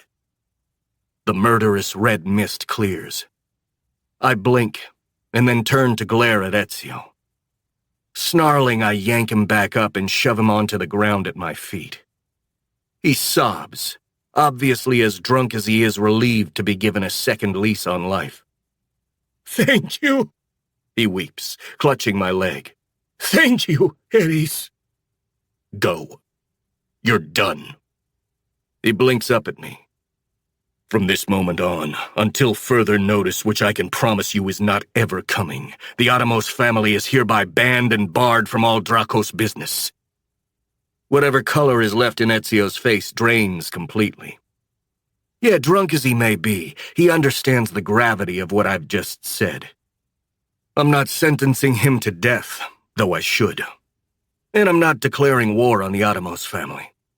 But excommunication is not something anyone in our world handles lightly. From now on, the Atomos family is effectively a vassal state. They'll pay their dues to the Dracos family, but they won't be involved in any decision-making, councils, or any of that. It's basically the lowest rung on the ladder before your allegiance gets severed and your families become enemies. Get fucked and die, Ezio. He doesn't even fight it. Half because he's probably still shitting his pants from being dangled over the street. And half because he understands, even scared, drunk, and emotionally wrecked, how very fine the thread is that he's hanging by right now. If you ever speak to my wife like that again, there isn't a power on earth or in heaven that'll stop me from making sure you kiss that sidewalk next time. Do I make myself abundantly clear? Ezio breaks down completely, sobbing and babbling as he nods and apologizes over and over. I turn to Kratos. Get this shit stain the fuck out of here. He nods as he grabs the groveling, sniveling man up and hauls him off. Oh, and Kratos. He glances at me. I turn to level my eyes with Nev's. Her face is flushed. Her eyes are wild and fierce, and fire from the gods themselves crackles between us. Please tell Yaya that, unfortunately, we won't be able to stay for dinner tonight. Chapter 25. Nev. There's a feeling right before lightning strikes. The atmosphere gets thicker and feels charged. The hairs on the back of your neck stand up, and you can almost taste the energy in the air. That's the feeling roaring through my veins and racing over my electrified skin as Ares and I take the elevator down from the rooftop Dracos estate. We're standing still, looking straight ahead as the floors ding past. We're not even touching, but it's there, like a storm about to blow in over a windy field, like a tsunami about to crash over the rocky shore. At one point, the side of his hand brushes mine. I almost moan, just from the tiny touch. That's how charged everything is.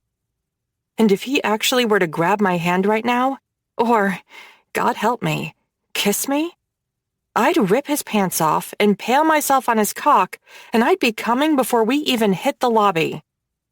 But he doesn't touch me, much less do anything else. Probably because he knows better. 5 seconds after the hand brush, the doors slide open, and we step into the lobby. I do actually moan under my breath when his hand seizes mine, when he yanks me through the lobby, out to the street, and into the back of the waiting town car. The driver's still closing the passenger door when Ares reaches over and jams his finger against the button that shuts the privacy screen between the driver and us. Time stands still as I watch the fucking thing rise up, torturously slowly. Every nerve in my body is keyed up. Every neuron in my brain is screaming to be touched, to be taken, to be fucked. The partition clicks softly as it locks. And suddenly, everything returns to full speed. In one motion, before I can say or do a thing, Ares spins to me, grabs my face, and slams his mouth to mine. I moan, shaking and quivering as he growls into my lips, devouring them. He shoves me down across the seat, and I'm still fumbling with the zipper at the back of my dress when he drops to the floor, shoves the dress up to my waist, and shoves his fingers into my panties. Ares! He yanks the slick lace down my legs, tossing it away with a frustrated snarl before he shoves my knees back and apart. I whimper, shuddering, as I feel his teeth graze up my inner thigh. He gives my flesh a nipping bite, making me yelp and moan at the same time. Just as the sting of his teeth is fully registering in my mind, his mouth delves between my legs. His tongue drags up my lips, and I cry out as pleasure explodes through my core. "Oh, fuck! Ares!" He growls into me, his tongue snaking inside as I whine in pleasure. My eyes roll back at how deep his tongue is. It's like he's fucking me with it as my body twists and begs for more. Then his tongue drags up to my clit, and I moan when his lips wrap around the aching bud. He devours me mercilessly, swirling his tongue over my throbbing button. I moan wildly, my hips bucking and gyrating under him, greedily pushing against his mouth for more. He growls, shoving my knees back further. And suddenly, I yelp as his palm smacks hard against my ass. Whimpers and cries for more tumble unbidden from my lips as he drags his tongue up and down my pussy lips and swirls it around my clit as he spanks one cheek, then the other. The sharp, bright sting of his palm, mixed with the heady, sultry pleasure of his lips wrapping around my clit, have me drowning in ecstasy as I moan helplessly under his touch. Ares drags 2 fingers over my slippery lips before slowly sinking them into me as far as they will go. I gasp, eyes rolling back in pleasure. I can feel this greedy little pussy squeezing my fingers so fucking tight. He rasps against my thigh, nipping at my skin again and making me gasp. My eyes bulge as I feel a 3rd finger easing into me, making my body shudder in pleasure. "That's it. Squeeze," he groans as he curls all 3 of them into me. "And think how fucking full you'll feel when it's my cock making this little pussy drip all over the seats." His fingers thrust in and out of me, filling me to what feels like my limit. That is, until I think about what he said. He's right. His cock is much, much bigger, and the thought of him sinking that into me right now has me clawing at the seat beneath me. His mouth drags over my clit, his tongue swirling around it as he fucks me with his fingers. The wave grows hotter and larger, and when he spanks my ass again as he swirls his tongue over my clit, I break. I scream into the crook of my arm as the orgasm explodes through me. My hips rise and grind against his mouth and his fingers in spasming waves, my entire body twisting and then crumpling into the seat. I haven't even had time to breathe before he flips me around, bends me over the seat, and moves in behind me.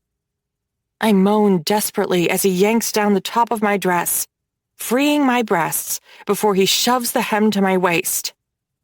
I hear the furious jangle of his belt and zipper. Then suddenly, I'm whimpering as I feel the hot, thick, swollen head of his cock notch between my lips. His hand grabs a fistful of my hair, twisting it against my scalp as he leans over me to bring his lips against my ear. "Now, fuck that cock like you fucking mean it." My eyes roll back, my breath chokes, and then I'm rocking my hips back and feeling my drenched pussy swallow every single inch of him. The cry tumbles from my lips, and there's nothing I can do to stop or quiet it. Ares groans, grinding deep into me, before his hand tightens again in my hair. He tugs my head up, arching my back as he slides out, only to ram back into me. My whines and moans of pleasure fill the back seat of the town car as we both start to move together, me driving my ass back onto his beautiful cock, and Ares hissing in pleasure as he fucks into me hard, over and over. His other hand moves up, and when I feel his fingers at my lips, I eagerly open my mouth to suck them greedily inside. Instantly, I realize they're the same fingers he was fucking me with, and it's so fucking dirty and hot to taste myself on them that I almost come right there. I moan, humming around and sucking furiously on his fingers as his swollen dick plunges into me over and over. The lurid, wet sounds of my pussy getting rammed with his cock and the filthy sounds of his abs slapping my ass fill the back seat. His hand leaves my mouth, grabbing both of my wrists and forcing my cheek to the seat. I whimper as Ares pulls my arms behind my back, pinning my wrist with one hand at the small of my back, while still keeping his grip on my hair. The position is totally dominant, controlling, and possessive. And so fucking good. The pleasure chokes from my mouth against the seat cushion. I feel utterly and completely owned. And it's that absolute lack of control that has my body contorting, rippling, writhing, and shuddering towards an explosive release. Your sweet little pussy is milking my big fat dick so fucking hard, Nev, Ares groans, trying to squeeze every drop of cum from my balls like a greedy little girl. I turn my head to scream my pleasure into the seat, my back arching, as the bomb begins to shake and rumble deep inside of me, ready to go off. Is that what you want, greedy girl? You want my cock to fill your little pussy with cum? You want gallons of it dripping down your fucking thighs so that you don't forget whose you are? The ecstasy thunders through me, and my vision goes white as my face caves under the weight of the pleasure he's wringing mercilessly from my body. Ares pounds into me, his hands twisting in my hair and pinning my arms behind my back as I go rigid. My toes curl. I'm right on the edge. Come for me, Nev. Show me how a good slut comes for her husband's fat fucking cock. Holy fucking God. My world explodes as I tip over the precipice. The orgasm wrenches through my core, twisting and contorting my muscles as I spasm and scream into the seat. Ares groans, driving deep as his cock swells even harder and bigger, before suddenly, he's coming with me. The feel of his hot cum spilling into me in thick ropes has me shuddering as another climax rips through me, until suddenly, I go limp, spent, and it all goes dark. Nev. Nev! Nev! I gasp, jolting as his hand cups my face. I blink, my brows furrowing as I look around. We're still in the car, but I'm not bent over the seat anymore. I'm curled up in a huddled ball in his lap, with his jacket around me. I raise my eyes, blushing when I see Ares' concerned face peering into mine. Hi! I blurt, giggling like I'm drunk. His brows unknit, and one arches. You just scared the fuck out of me, Nev. I thought you were having a seizure. Nope, I drawl lazily. I feel completely free, utterly unbound, sinfully relaxed. And I'm fairly sure I just had the biggest, most explosive orgasm of my life. I'm also fairly sure I temporarily blacked out from coming so hard. Not a seizure. I giggle like I'm high, biting my lip as I reach up to press a finger to his lips. But that. I grin a lopsided grin at him. Wow. Ares' lips curl into the smuggest look I've ever seen on anyone. Don't let it go to your head, I giggle. Too late. He leans down, and I moan softly, cupping his face as he kisses me deeply. My tongue dances with his, my body shuddering and aching to be even closer to him. Then suddenly, I realize something. The car's not moving. Frowning, I pull away and glance through the tinted windows. We're parked in front of our building. I blush fiercely as my eyes snap to his. Exactly how long have we been here? Not long. He smirks at me.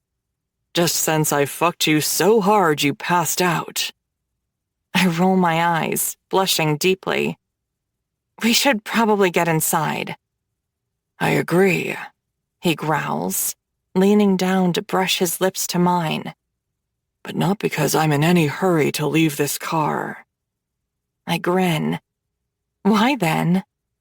Because I'm going to fuck you again. And when I do, I want you flat on your back, in our bed, with your legs over my shoulders. Oh. Heat floods my core as I kiss him slowly.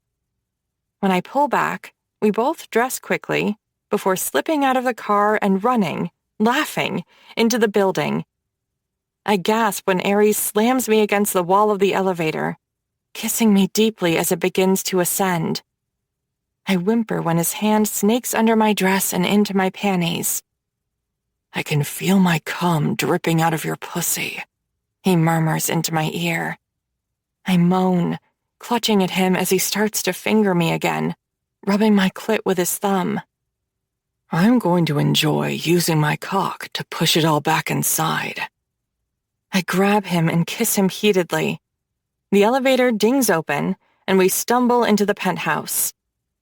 But then, the elevator dings again, and again, and again. Wait, that's my phone, he growls. Something pings again. And that's mine. We pull apart, him digging his phone out of his pants pocket, me pulling mine from my clutch. Apparently, having mind-blowing sex in the back seat has a way of tuning out everything. My eyes bulge. Fuck. My phone is exploding with notifications. From Eilish, from Killian, from Castle. Nev. Holy shit. I frown. What's with all the texts? Nev. And emails? Nev. The coldness in his voice startles me, pulling my attention up. Instantly, my skin prickles when I see the harsh, fierce look on his face. What's going? Seamus O'Connor just broke out of Florence prison. And the world blurs around me. Chapter 26. Nev. 3 weeks. We spend 3 weeks under complete lockdown. All the Kildares, obviously, but the Draco's family too. Ares and I hole up in the penthouse. Food and whatever else we need is brought to us. The guard presence in the lobby, around every entrance, and patrolling the building on random floors triples. It becomes a problem with several other of the extremely affluent residents in other units, to the point that there's a meeting to discuss the criminal presence and persistent threat of danger on the property. In the end, Ares settles that particular problem by literally buying up the condos of the residents who make a stink about it. The real downside, and it's a big one, is that it sucks being away from everyone for so long. I can't visit Eilish, and she can't visit me. It's the same with Callie, and she's become super close with Eilish and me. But I know this is the way it has to be, until the executioner is recaptured. 2 weeks ago, I made a conscious decision to stop watching or reading the news. It became too much. Almost every story was either about Seamus's history of violence, or his time inside jail, where he was just as violent, or his threats to me on live television. If not that, it was various experts, usually ex-law enforcement people, speculating on where he might be. Or worse, and even more disturbingly, on how long it might be before he tries to make good on the threat he made on TV. Mercifully, the press doesn't know for sure why he wants me dead. They don't know about the deal my father made with the FBI, or about my abduction when I was 9, or about my testimony being the final nail in Seamus's coffin. All of that was sealed 15 years ago. So most news outlets have come to the conclusion that Seamus is just insane and irrational. But still, avoiding the news is important for the sake of my mental and emotional state. There is, in fact, one upside to this whole situation.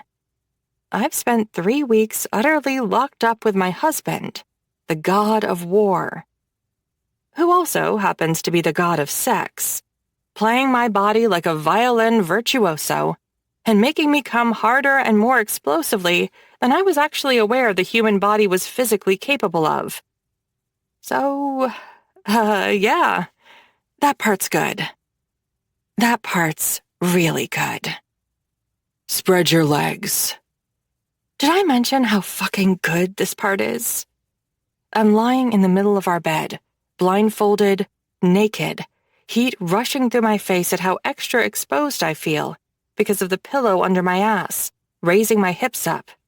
And now he wants me to spread my legs? Hot as sin. When I hesitate, I suddenly gasp as I feel his hand lightly swat at my inner thigh. Not a hard smack, but just enough force to make me shiver and whimper. So, I do as he says. I feel Ares move down one leg, teasing his fingertips over my skin until his big hand wraps around one of my ankles. He loops something silky around it, and I shiver as I feel him pull it tight. Ares, shh. I throb with heat as he moves up that same leg. And just as his fingertips are millimeters from touching me where I desperately need him to touch me, they move to the other leg instead. I groan in frustration, my hips squirming as he teases down to the other ankle. When he loops more silk around that one and pulls tight, suddenly, I stiffen. Hang on. What are you... Ares? I whimper as I feel his weight shift on the bed, and his fingertips drag up my ribs to tease over a breast. He dances his touch over my nipple, swirling a finger around the achingly hard, pale pink nipple. My back arches in pleasure as a drawn-out sigh falls from my lips. Just as it does, his touch leaves my breast. He trails his hand down to a wrist, and I shudder as he roughly pushes it up above my head and loops a third silk around it. Heat throbs in my core. He's tying me up. For 1 microsecond, I almost scream. There's a momentary flash of pure panic as my body tenses and my mind replays nightmares from my past. Of someone else tying me up, but not to tease me, not to give me pleasure like Ares is doing. To cut me, to make me bleed, to kill me. Bad. My brow knits as my body tenses. What? Bad. He growls the word low into my ear as his touch trails to my other wrist. That's your safe word. I know what you're thinking right now, Nev. He murmurs quietly. I know where your mind is going, but you know who I am. You know where you are. And you know this is not then, and I am not him. I swallow, allowing my heart to stop racing. I nod quietly. I'm not doing this to send you back to that place, Nev. I'm doing this to free you from it. The fourth piece of silk slips over my wrist, pulls tight, and for the second time in my life, I'm totally helpless, tied up, and at the mercy of a man. But just as I think that, and anticipating that the terror will come rushing back, it doesn't. Because he's right. This is not that time or place, and he is not the monster from my childhood. I'm in a place that's come to feel like home, not a shack. The bonds are sensual silk, not harsh rope. The touch against my skin is a lover's gentle caress, not a monster's honed blade. And even though I feel like this should terrify me, it doesn't. No, it's not fear roaring through my veins right now. It's pure, unbridled lust. I shiver as he teases his fingers over my skin, making me whimper when he touches a nipple again. If this becomes too much... It's not. I gasp as his hand traces lightly over my stomach, pushing lower. More. If it does, though, just say the word. Say bad, and this ends. The knots get cut, the blindfold comes off, and I stop touching you. I don't ever want you to do that, I murmur quietly. Do what? Stop touching me. I jolt, whimpering as I suddenly feel his lips against my ear. Good. Because I'm going to have a hard time ever keeping my hands off you. I moan when his hand slips down to cut my pussy. One finger drags lazily up through my dewy wet lips, rolling over my clit as I gasp in pleasure. The weight on the bed shifts again, and I shudder heatedly when I feel his hands skim up my thighs, followed by his breath. Ares! His mouth hums against my pussy, his tongue lapping against me. I cry out, hips rising against his mouth as the pleasure shudders through me.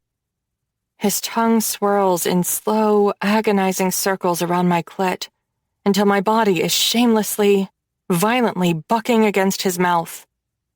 He keeps the tease going, a warm, slow wave washing over me.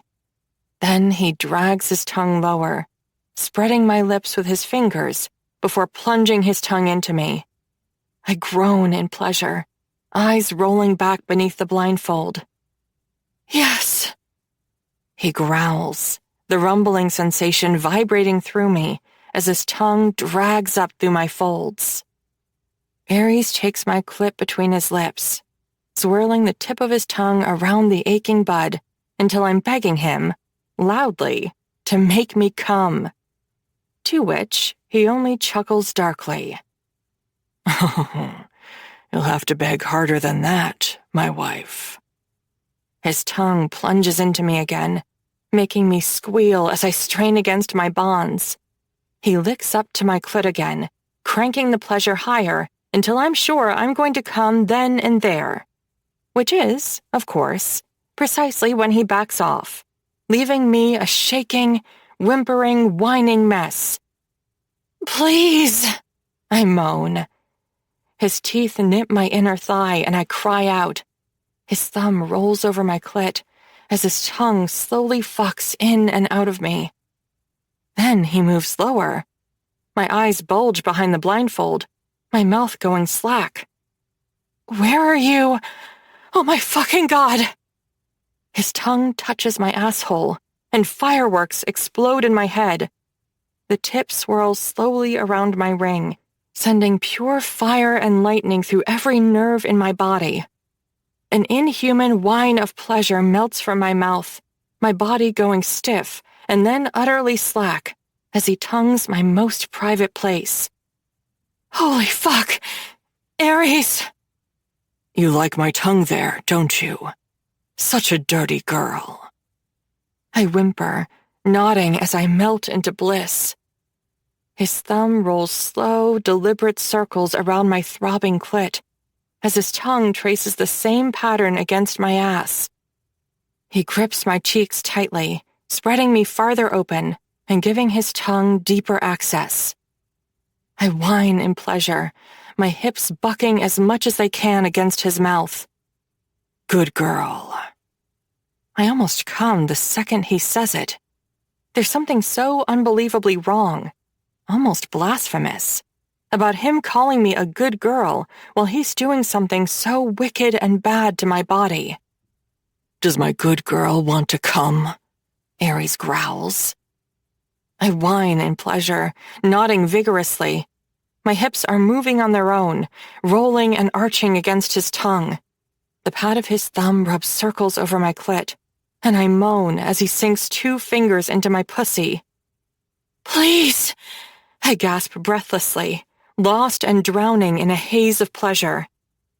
Ares suddenly pulls away, making me whimper in protest before I feel his weight shift. I shiver as I feel him move, as if he's kneeling by my head? Behind my head? On either side of... Then you'd better open your mouth like a good girl. That's when I feel the thick, swollen head of his cock slide wetly across my lips, and I realize he's kneeling astride my face. Eagerly, wantonly, I open my mouth and wrap my lips around his cock. Ares hisses in pleasure. Fuck yes. Just like that, he groans. Such a good girl. Such a pretty little cocksucker. It occurs to me instantly that if it was literally any other man in the world calling me that, I'd bite down. Hard. Then I'd use my safe word, tell him to go fuck himself with a claw hammer, and leave. But with Ares, it's like pouring gasoline on a fire. Because with him, it's different. When he calls me a good girl, praises me like that, it makes me want to melt. Or explode in pure ecstasy. And I realize now that when he pushes things into a darker, dirtier direction, it's got just as much power over me. Maybe even more. Just now, with those words, without even touching me, it was like he'd just run his tongue over my clit. I moan deeply as the realization hits me. I whimper, sucking on the thick, swollen head of his cock stuffed between my lips and swirling my tongue around it. And it swells even bigger. And when he groans, it's the same sensation as his praise with words. Say it again, I whimper quietly, as I momentarily slip my mouth from him. He chuckles darkly, sending shivers through my body. I feel him touch me, feel his fingers dragging up through my slick lips to roll my clit. Is that what has your pussy so sopping wet and messy for me? Ares growls. Being told what a pretty little cocksucker you are, while my big fat dick is stretching those gorgeous lips wide apart. I spasm, nearly coming as he rubs my clit in slow circles. Ares chuckles darkly again. Open your mouth, beautiful, he rasps. Open that mouth and show me what a good little slut you can be for my cock, while I make your pretty little pussy come for me. He shifts again, and I cry out when his mouth covers my pussy. His tongue swirls around my clit as he sucks it between his lips, fingers curling into me. His thumb traces circles around my ass as he lowers his hips, pushing his cock between my eager lips. I moan, sucking and slurping wetly on his swollen head. My tongue drags and dances around the crown, relishing the way it becomes even bigger and harder in my mouth. I can taste the sweetness of his pre-cum as he growls, shallowly fucking my mouth as he devours my pussy.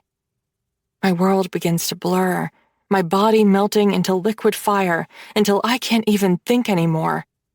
All I can do is hum and moan wildly around his cock, tonguing the bulbous head eagerly as his mouth and fingers shove me over the edge. The sob of pleasure wrenches through my body, shattering through every nerve ending and turning me to fire. I scream a muffled cry of pleasure around him as the orgasm explodes through my core.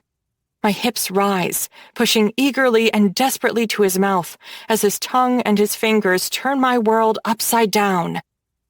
Ares hisses, and I whimper as he pushes his cock deep into the back of my throat. He roars, his hand shoving down to grab a fistful of my hair just as he starts to come. The thrill of his strength, of being under his control, and of his power over me in this moment is like napalm. And as I feel his cock throb between my lips, I start to explode again. His cum spills over my tongue, and I'm eagerly swallowing every last drop as my lips stretch around him, and my own orgasm rolls into another until my world blurs at the edges. After that, I go limp. I can't even think straight as I collapse into the sheets in a state of bliss and an orgasmic haze. I'm dimly aware of Ares undoing the silk ties at my wrists and ankles, of slipping the pillow out from under me before gathering me up into his arms. When I finally open my eyes, I see him hovering above me, his gaze stabbing into mine. We don't say a word. Not because we don't know what to say, but because we don't have to. Everything that needs saying is written right there on both of our faces. It scares the hell out of me. It also makes me want to scream in pure joy. And it makes me want to stay in this moment forever, wrapped in his arms and lost in his fierce gaze. His hands cup my cheek as he leans down. I blush, shying away. I should brush my teeth. Do you think I give a fuck about that? Our mouths crush together, his tongue instantly pushing between my lips to swirl with mine. I moan desperately, kissing him back and tasting myself on his tongue, as he does the same. It's intensely intimate, and I don't ever want it to stop. I don't want any of this strange and wonderful reality we've built around ourselves to stop. Ever. The next day, for the first time in ages, we actually have to put on clothes after one of Ares' captains calls up to let him know we have a visitor.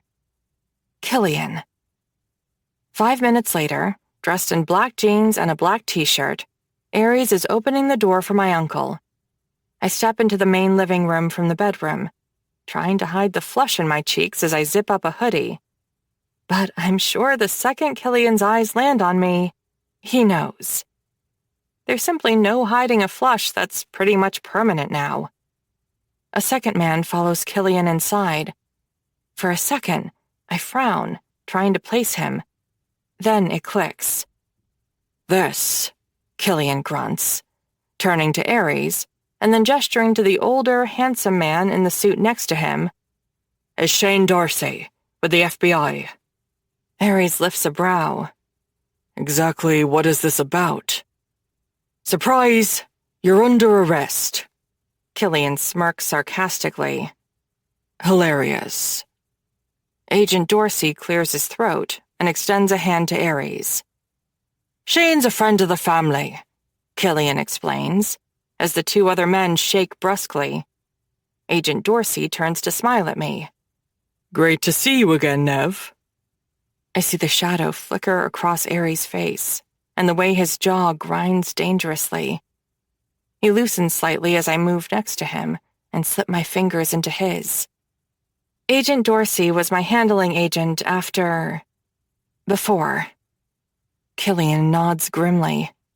Personally, I'd have rather spent a solid week alone with that motherfucker and had some fun with a filleting knife. But Declan gave Shane here the career bump of a lifetime when he let him bring Seamus into custody. In exchange, Shane, who's now acting chief to the greater New York area, is the one who turns a blind eye to all Kildare activity here. Ares' eyes narrow. You should have fucking killed him when you had the chance. Shane lifts a shoulder, a grim look on his face. No argument here. Killian's right. Bringing that shithead in made my career with the Bureau. But in hindsight, I'd trade it all to go back in time and put a bullet in that psycho's head. Ares nods in approval at that. Anyway, I wanted you both to hear this in person. Killian turns and gives the floor to the FBI chief, who clears his throat.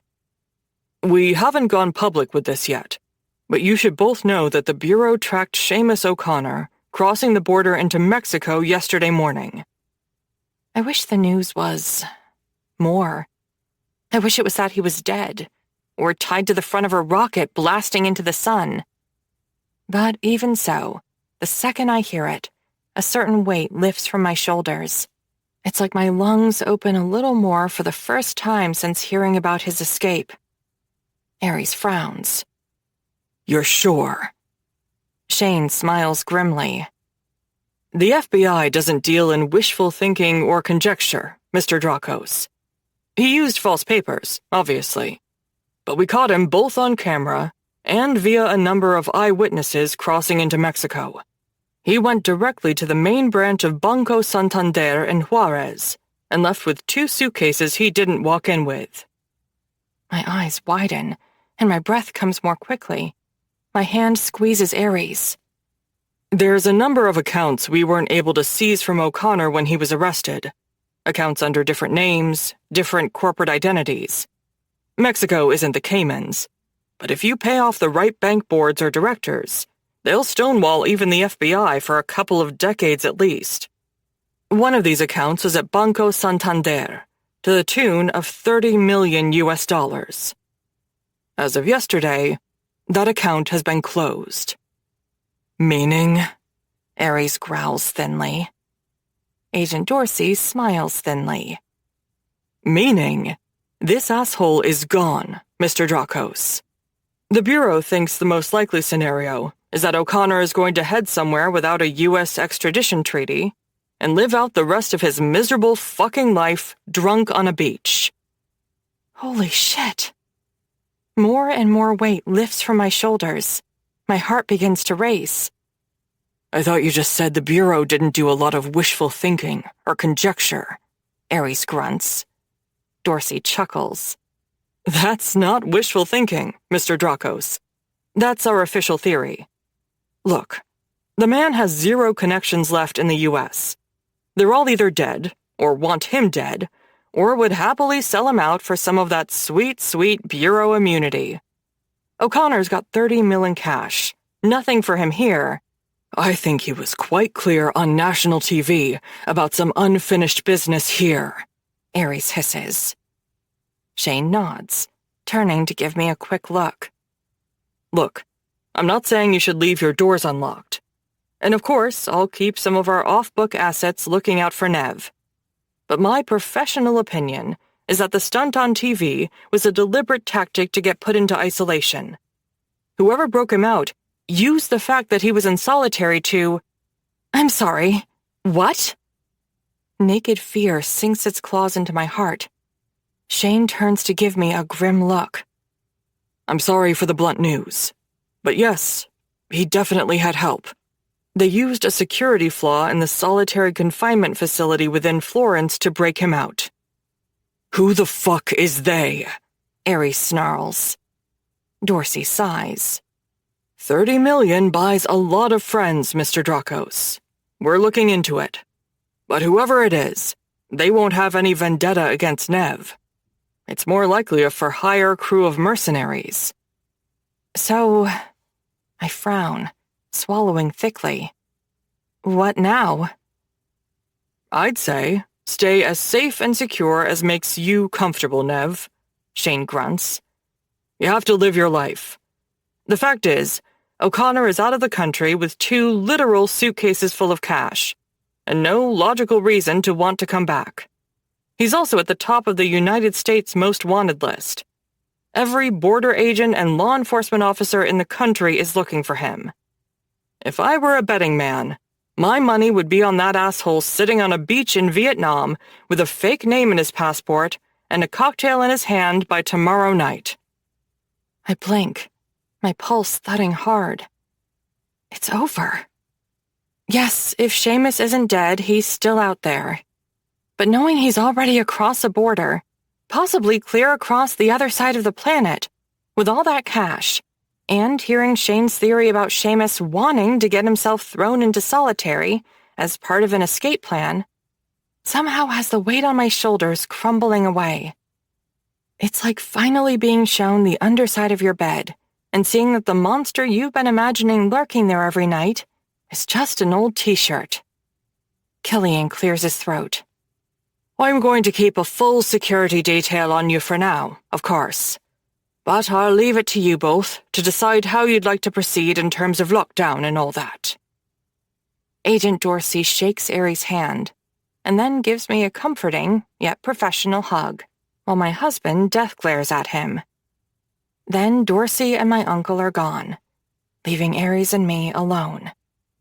I'm still standing there, silent and numb, trying to process it all, as Ares comes up behind me and wraps his arms around my waist. I shiver as he lowers his mouth to kiss my neck. Whatever you want to do, we'll do, he growls. If you want to head back out into the world, you can do that. I turn to arch a brow at him. He frowns. Okay, you can do that with an armed shadow escort. Or We can stay locked in here forever. I smirk. Forever? He shrugs. If you want. I smile, twisting in his arms to face him. Look, don't get me wrong. Being locked up in here for weeks on end with you has been... trying, illuminating, disenchanting. I giggle. I was going to say heaven, if exhausting. He grins wolfishly. But you're not a parakeet. Ares finishes for me quietly. I know. And you're not my princess in a gilded cage either. As much as I like the sound of that. I grin, shaking my head. Ares sighs. Then, back to the world at large it is. With a shadow guard. His brow furrows. Don't even try to fight me on that one. I blush, grinning at him. He grins back. So, Ares grunts. Where are we going tonight for your first taste of freedom in 3 weeks? And please, don't even think of suggesting the Banshee. I chew on my lip, one hand coming up to lazily trace a finger over his hard chest through his t-shirt. A flush creeps into my face. What if we start this whole freedom thing tomorrow? His brow arches. All right. And tonight? Tonight... I blush as I stand up on my tiptoes to bring my lips near his ear. Tonight, how about you do to me again what you did earlier, and show me exactly how much your princess in a gilded cage I am? I shiver, whimpering as his hands eagerly slide down to grab my ass possessively, pulling my body tight against his. A low growl rumbles in his chest. You want me to blindfold you again? I swallow, nodding. And tie you up? I nod again, whimpering as one of his hands slides up to grab a fistful of my hair at the nape. Ares groans, fire flickering in his eyes as his mouth descends to my neck. I hope you're wearing panties. My breath catches. Why? Because you're going to need them stuffed into your mouth to stop from waking half the goddamn city before I'm done with you tonight. Chapter 27. Ares. And so life, as they say in the movies, goes back to normal. Mostly, at least.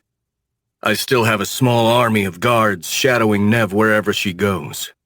But after 3 weeks locked up together in our penthouse, she starts to go back out into the world. The emotions that brings up in me when I think about it are conflicted, to say the least. On the one hand, logically, yes, it's a relief to know the threat against her has effectively gone away. I've had my own people do some poking around, and Agent Dorsey was telling the truth. The U.S. Justice Department has record of Seamus crossing the Mexican border and disappearing into Juarez. The story with his escape checks out, too. As impenetrable and inescapable as Florence ADX is, Seamus and whoever he hired found one weak point. A flaw in the scheduled timing of guards watching over prisoners in ultra-isolation. How they managed to get an explosive device into that isolation cell and blow some holes in a couple walls is still being investigated. But they used a 10-second blackout window to get things into place without being seen. So yes, on one hand, I'm glad there's a degree of safety with Nev being able to go out now, to visit her sister, and Callie, to go back to classes on campus, and most importantly, to live her life with a little less fear. But on the other hand, not having her all to myself in the penthouse for weeks on end, just the two of us shut off from the rest of the world, fucking sucks. There's a chance I've gotten a bit too accustomed to having her effectively imprisoned with me, with nothing to do all day but see how many times I can make her come, before she can't walk. That's just my own selfishness talking, though. Overall, I know it's a good thing that she's going out again. But that doesn't mean for a second that I've let my guard down. Even if the FBI is sure Seamus is sipping gin and tonics on a beach in Southeast Asia somewhere. I nod as Hades and I step into Killian's office. Killian and Owen Foley nod back. Nev, along with her small army of guards, is at class. Eilish and Callie are off running an errand somewhere, with Castle in tow. Which is exactly why I've chosen now for this little meeting. Because Nev's clearly enjoying her new freedom. She's smiling more. She's breathing easier, knowing that monster is gone. Except I'm not so convinced he is, and neither is Killian. But neither of us wants to worry her with that. Let her be happy. Hades and I sit on the couch across from the two Irishmen as Killian lights a cigarette. So? Killian nods as he takes a slow drag. The devices were professionally made. He's talking about the 3 bombs that allowed Seamus to escape solitary at Florence. One that smashed a hole in his cell wall, and 2 more that were intended to, and did, provoke chaos and carnage within Genpop, causing a prison riot that covered his escape. Is that from Dorsey? Killian shakes his head. No. The FBI still thinks someone managed to make explosive devices within the prison itself. Because the bombs were deliberately built to look like that. All the parts were shit you can source on the inside, if you know what you're doing. But they weren't? He shakes his head. No. I frown. Does Dorsey know this? Shane's a good asset to my organization. But there's an unspoken rule that we don't step on each other's toes, professionally speaking. He doesn't tell me how to run my business. I don't tell him how to hire better explosive experts who could see those devices were custom-built to look homemade. But I've had my own people looking into this whole thing, because it smells like shit, and I want to know who shut it out, so to speak. Hades and I glance at each other. There's something else, Owen mutters, taking a sip of the whiskey in his hand. Seamus isn't the only one missing from Florence. My brow furrows. Excuse me? He had help. Well, no shit, Hades grunts. But they ate shit on the way out when the guards came in. He's referring to the 5 guards and 10 prisoners who were killed during the riot Seamus engineered to mask his escape. Owen shakes his head. No, someone else. It's being kept quiet, even from us. Dorsey's a good man. But there are things he can't or won't tell us. You're saying there's more than one prisoner missing from the most secure prison in the country and no one's talking about it? I growl. Yes and no. Owen takes another sip of his drink. Originally, Florence had everyone accounted for, including the bodies, except 2 of those bodies weren't prisoners or guards there. My brother scowls. Huh? Killian nods. A couple of nobodies. Low-level drug dealers. They were beaten and then killed. They were already dead before they wound up in Florence. Whoever planted those explosives also dropped them in there. The bodies were to cover the fact that 2 other prisoners escaped with Seamus, and to make sure the head count tallied after the dust settled. My teeth grind. So he's got 2 fucking guys out there with him? No. I raise a brow. Killian takes another slow drag on his cigarette. Had. He exhales smoke. At least for about 50 miles. They were both found dead in the back of an old warehouse, alongside the torched prison laundry van they escaped in. Hades shakes his head. So he killed them. Very much so. My brother frowns. But he didn't torch the bodies with the van? Nope.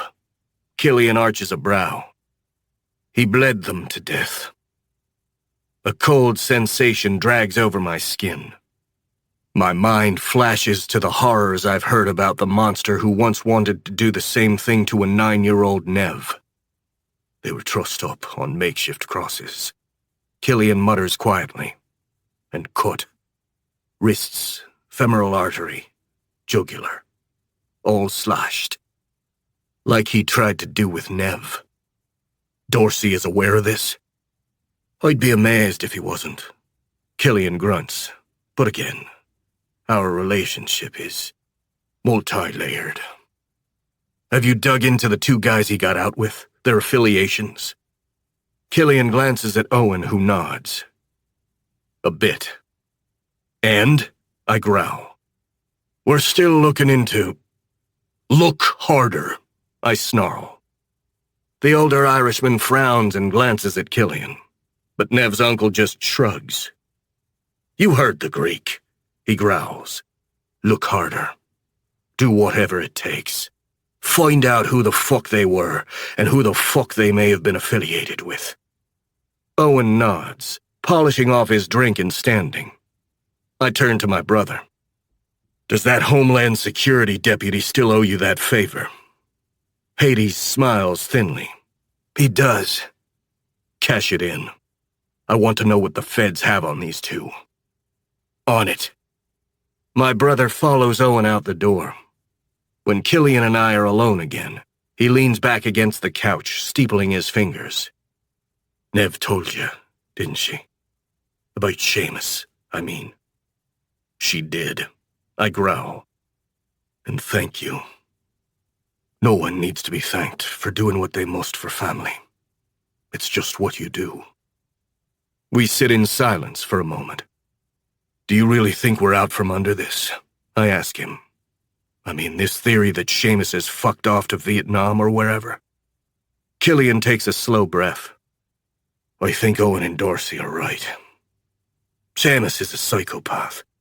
But it's not like he did what he did for the Irish out of fucking charity. He did it for the bloodlust, yeah. But he was also paid like a fucking king for his services.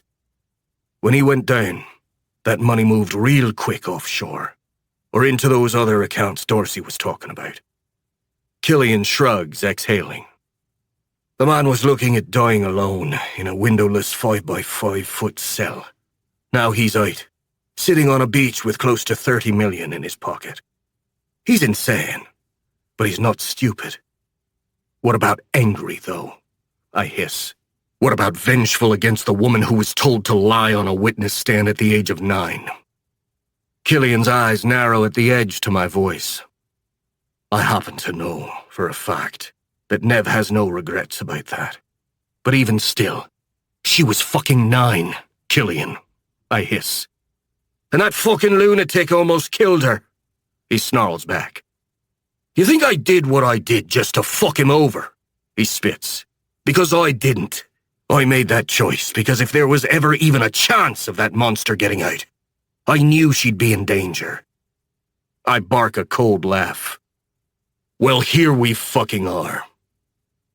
His eyes stab into mine in that unsettlingly psycho way he has sometimes.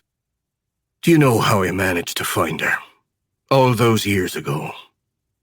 Yeah, you beat it out of Seamus's old buddies. Killian smiles thinly. Do you know what hydrofluoric acid does to a man? My jaw tightens. I know it can burn you.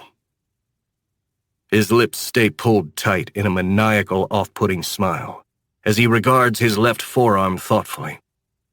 It'll melt your skin off. Then the muscle. Then the very bones. He turns his gaze to me. A man will tell you about anything when he's tied down and watching his jerk-off hand dissolve into nothing but sparkling water. I swallow a grimace. Or he'll tell you whatever he thinks you want him to tell you. I counter. Killian shrugs. Yes, one might. When it's 10 of them, though, and they're all telling the same tale. He smiles. Well, that's a story you might start paying attention to. Killian tracked down anyone who'd ever been remotely associated with Seamus, and then tortured his way through them until he figured out where I was. Jesus. And here I was thinking he'd cracked some skulls or chopped off some fingers. My jaw clenches as I stare at the utterly calm head of the Kildare family, sitting across the table from me, still smiling that cold, calculating smile. If you think for 1 second I'm taking any of this, or the safety concerns for my niece lightly, then I invite you to think fucking again, he hisses. Because there isn't a method I won't use, or a line I won't cross to protect my family. My eyes meet his, nor is there for me. And there isn't. There's not one horror I wouldn't hesitate to commit, or army I wouldn't take on myself. There's nothing I wouldn't do to keep the woman I realize I've fallen completely in love with from harm. Chapter 28. Nev. Oh, I can't. Hang on. Okay, I'm forwarding it to you. Aries, over 3,000 miles away in London, chuckles on the other end of the phone. My. All that tough talk, and you're too chicken to... Don't be a dick. I grin as I say it. This flirty, barbed banter between us is something I've come to look forward to throughout my day. Mostly it's in person, of course. Over breakfast or coffee, when we meet up for lunch, at night over dinner, or while watching something on TV. In bed, in between him making me explode with his mouth, or fingers, or cock. Currently, though, and until tomorrow, our banter has only been over the phone. Aries is in London checking in with his brother Deimos, making sure the Dracos operations over there are running smoothly. I was invited, nearly thrown over his shoulder and physically hauled to his private jet. But unfortunately, I've been stuck here taking midterm exams. Specifically, my dreaded urban policy exam. My mark for the exam was emailed yesterday, and the message is currently sitting still unread in my inbox. Because he's right. For all of my tough talk, I'm freaking out too much to open it. Which is why I just forwarded the email from Professor Martell to Aries to read for me. Please, just open it. Put me out of my misery. You know you aced it. I don't. Which is why I'm begging you to pretty please just... Okay. Hang on. He clears his throat. Okay, got it. And? Aries chuckles. Let me read. Oh. Okay. He exhales slowly. I wince. Well? Bad news. My stomach drops. Are you fucking kidding me? How bad is it? Oh, sorry.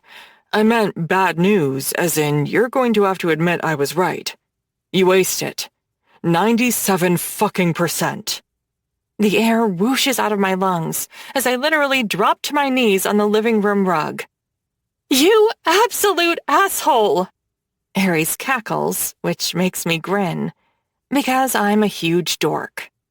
And because I'm apparently falling completely in love with my fake husband. Oops. You're serious? Yes, I'm serious. Open it yourself if you don't believe me. 97%. Oh, it also says you got the best grade in the class, too. I beam, pulling up the email on my phone and staring at it. He's right. I got the highest freaking grade in the class. Suck a fart, Candace. Holy shit! He chuckles. I'm so proud of you. A devious smile curls the corners of my lips. Proud enough that you're getting on the plane right this second to come home? He groans. I wish. Except I've got this sit-down with the Italians tonight with Deimos. Tomorrow, though, I'm all yours. I grin. And I'm all yours. I know you are. After we say goodbye and I hang up, I'm sitting on the couch trying to figure out what to do with myself when my phone rings again. This time it's Callie. Hey, congratulations! My brows arch. About? About your urban policy midterm. Best in the fucking class, baby! I blink. Wait, how do you... I just called Aries about something else and he spilled it. My lips curl up in a goofy grin. He did? Gushed about it. You two make me sick. I blush, rolling my eyes. So, what are we doing tonight? Congrats! I hear Eilish scream in the background. I grin. Where are you guys? Driving through Midtown. Traffic sucks. Kelly groans. But definitely clear your schedule tonight. Because? Because we're celebrating, dork. I laugh. Fine, so long as we don't end up super sloppy, drunk in a club in Brooklyn this time. I can hear her and Eilish muttering to each other before Callie clears her throat. No promises. Just clear tonight, okay? And congrats again! Okay, just a little further. I swallow, my face flushed as Eilish and Callie guide me out of an elevator and down a hall. The blush is for 2 reasons. 1, because I'm excited and a little nervous about where they're taking me. It's been wonderful being able to go back to class and pretty much go where I want the last 3 weeks. But there's still this prickly, uncomfortable feeling sometimes when I go out, like I'm being followed or watched. Aside from the tales Aries has on me that he thinks I don't know about, that is. But I know that feeling is just my own trauma from 15 years ago, and I know it will go away. The second reason I'm flushed, though, is outrageously embarrassing, and I'd never tell Callie and Eilish in a million years. But the truth is that these days, thanks to Aries, the feel of cloth over my eyes, or of silky rope on my wrists and ankles, makes me excited, aroused, turned on. Fuck you, Pavlov. Okay, for real. Where are we? Eilish giggles, pulling my arm and leading me further into wherever we are. After picking me up from the penthouse, the 2 of them slapped a blindfold on me and then drove me around for at least half an hour. We could be in New Jersey or flipping Connecticut by now, for all I know. Okay, we're here. I hear a door unlock and swing open. Then, utter silence.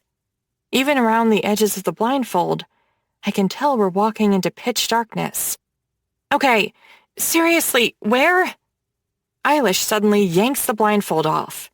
The lights flick on blindingly, and I practically jump a foot in the air when a crowd of people scream, "Surprise!" at me. Fuck! I shudder, gulping in air and forcing my heart down out of my throat. Then I blink, grinning as I stare at the crowd of familiar faces beaming at me. Killian, Castle, Hades and Kratos, and a whole crew of people from my urban policy class. Then I blink again and realize that for all the driving around with a blindfold on, I've barely gone 50 feet from the penthouse. I'm across the street, in my old apartment. It's devoid of furniture except for a few chairs and sofas. The whole place has been set up like a club. String lights are draped across the ceiling. Music thuds from speakers. There's even a freaking smoke machine covering the floor with fog, as pulsing lights pump in time with the music. Madonna, of course. I look around and laugh when I realize my old kitchen counter has been turned into a bar, complete with a grinning Jack from the Banshee pouring drinks behind it. Killian smiles as he steps in to give me a hug and a congratulatory kiss on the cheek. So do a broody Hades and a truly excited-looking Kratos. A bunch of my classmates come over to gush about my highest grade. Castle, of course, fucks up my hair. Congrats, kid. It's all amazing. Except the one person I'd most love to be celebrating with tonight can't be here, because he's in London. But then Eilish, Callie, and a few other of my classmates drag me out onto the dance floor, and before I know it, I'm lost in the fun. At a certain point, I pull away and head over to the kitchen bar. Jack gives me a weak smile as he passes me a cocktail. Hey, I just wanted to say, I'm so sorry about all that bullshit with Mike and Greg. My brow furrows as that particularly unpleasant memory surfaces. but I shake it off. It's fine. It's really not. His mouth twists. Nev, I'm not just saying this because of who you're married to. I mean, I've known you for years. Like, I just thought they were kind of frat boy trust fund type regulars, you know? I had no idea. Jack, it's fine. Really. Jack shakes his head. Well, fuck them both. I'm done with them. And they're blacklisted from the Banshee. I promise you that. I grin. You drinking tonight? I could be persuaded. Maybe. Then let's cheers to moving on. No hard feelings. He grins as he pours a shot for himself and clinks it to my cocktail. Cheers. And thanks, Nev. An hour or two and a couple drinks later, I'm having a blast. All of us are. And it feels like more than just a celebration for me doing well on a test. I look over and see the way Hades is grinning with Castle, the way my sister and Callie are dancing their asses off, the way even Killian looks strangely at ease, sitting off by himself sipping a whiskey, completely relaxed. This isn't just honoring my midterms results. It's a collective breath of fresh air after the whole Seamus thing. It's a celebration of the fact that our two families are actually stronger and better together than we were as enemies. And as I look around, I sigh with happiness when I realize what that feeling is I've got in my chest. Hope. My phone dings. I slide it out of my bag and grin when I open the text message. Aries. Congratulations, wife. Me. Why, thank you, husband. I grin even wider when I hit send. I like typing that word. Husband. I like saying it too. Aries. Sorry again, I couldn't be there. Me. Don't be. You've got work. I get it. Aries. Having fun, I hope? Me. Loads. The whole crew is here. They even got Jack to play bartender. There's a momentary pause before he responds. Aries. I don't like you near him. I roll my eyes. Me. And cue the possessive, growling husband routine. Jack's harmless, I promise. Aries. We might disagree on that. I bite my lip. But then I start to type out the message anyway, knowing it might have consequences. Actually, I'm hoping it does. Me. You know, this jealous/possessive thing is actually kind of a turn-on. I should tell you about the men I hang out with more often. Aries. For their sake, perhaps you shouldn't. My core clenches. God damn it. It really is hot when he gets like this. Aries. And for the sake of your ass. I grin impishly. Me. And what should my ass be worried about? Me. Specifically. Aries. Being bent over my knee, with your panties pulled down to your knees, while I spank the fuck out of it until your soaked pussy makes a mess of my slacks. Fuck. I'm wet. Instantly. Which of course means I'm going to provoke him even more.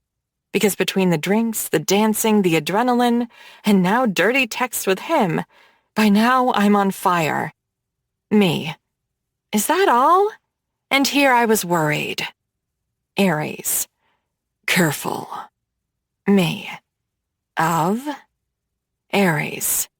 You think you've seen my limit of what I'll do to you. You've barely fucking cracked the surface. I shiver heatedly. Me. So the further threat to my ass is words and talking a big game? Noted. His response comes so fast that my pulse skips. And when I read it through, it skips again as heat pools between my thighs. Aries. The further threat to your ass is me putting you on your knees, hands bound behind your back, and fucking it until you can feel me in your throat. My eyes bulge. My skin tingles everywhere. My panties grow damp. Fuck! Why is that so outrageously hot?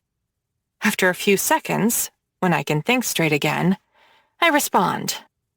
Me. Big talk. Aries. Big cock. I hope your ass is ready for it.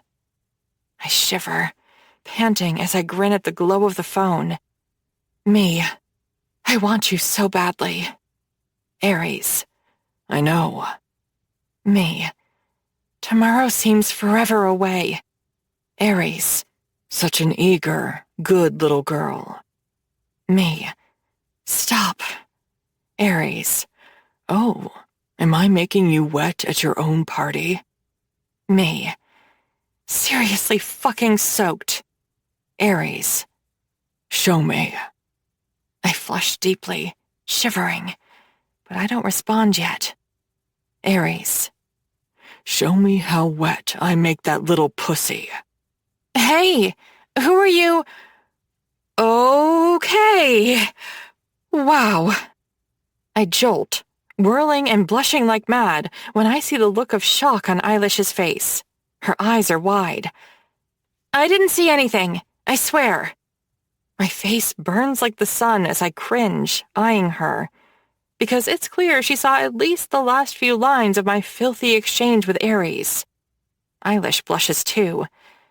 Okay, maybe I saw a peek. She grins. So, I guess things are getting pretty serious with your husband? I snort an awkward, embarrassed laugh. I guess maybe you could say that. She beams. For what it's worth, I really like him. Heat simmers in my core. Me too. What are you guys doing over here? Callie blurts as she joins us on the couch. Just Nev sexting your brother. Am not. Callie snorts and makes a face. Ew, gross. You totally are. Eilish giggles before turning to Callie. And hey, girl, you asked. And I'm extremely sorry I did. Callie shudders. Come on, let's dance. They start to drag me back to the dance floor, but I pull away for a second to go back to my texting. Me. Sorry, I'm being pulled back to dancing. Aries. Try not to drip down your thigh. Me. Says the man who got me all wet. Aries. Guilty. Me. Have fun at your dumb meeting. I'll just have to find someone else to dance with now. I know I'm pushing it, and I love the thrill it gives me. Aries.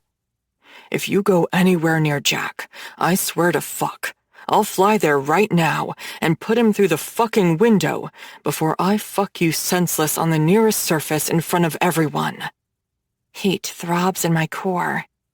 Me. Promise? I finish with a winky face for good measure. It's past 1 a.m. by the time we finally call it quits. Killian and Castle are long gone when Hades and Kratos help Callie, Eilish, Jack, and me usher everyone out of my old place. My sister and Callie walk me across the street and say their goodnights at the front door. Then I'm alone, as the elevator takes me up to the penthouse. I'm still buzzing from the drinks and all the dancing when I step out into the dark apartment. The lights of Manhattan gleam through the walls of windows as I kick my heels off and pad across the floor to the bar cart for a nightcap. My hair is sticking to my face, and my skin still glistens with sweat from all the dancing. I grin as I sip my whiskey and look out over the city that never sleeps. It was a perfect night. Again, the only thing that was missing was... I gasp, dropping the glass to the carpet and crying out as I'm grabbed from behind. My shriek is muffled by something that has been stuffed into my mouth as I'm hauled back and tossed face down on the couch. Every nerve in my body screams. I'm about to try and fight for my life when I realize something. My mouth has been stuffed with lace. It's a pair of my underwear. And the powerful masculine grip pinning me to the couch has a scent to it that I know all too well. I whimper, going still as Aries shoves my skirt up and yanks down my panties, bending me across the arm of the couch. He roughly shoves his hand between my legs. Let's see if you're still fucking wet for me. Spoiler alert, I am. Very much so. He groans as his fingers stroke my slippery lips before sinking 2 of them into me. I shiver, moaning into the gag as I hear his zipper and belt. His palm spanks my ass hard, making me yelp as he keeps fingering my dripping wet pussy, the wet sounds mixing with the sting of his palm on my ass until I'm aching for him. This is what happens when you tease a man like me, wife. He grabs a handful of my hair as he slips his fingers from my pussy. I moan into the panties as I feel the huge, swollen head of his cock line up with my entrance. He growls, ramming into me with one powerful stroke that pushes me up onto my tiptoes.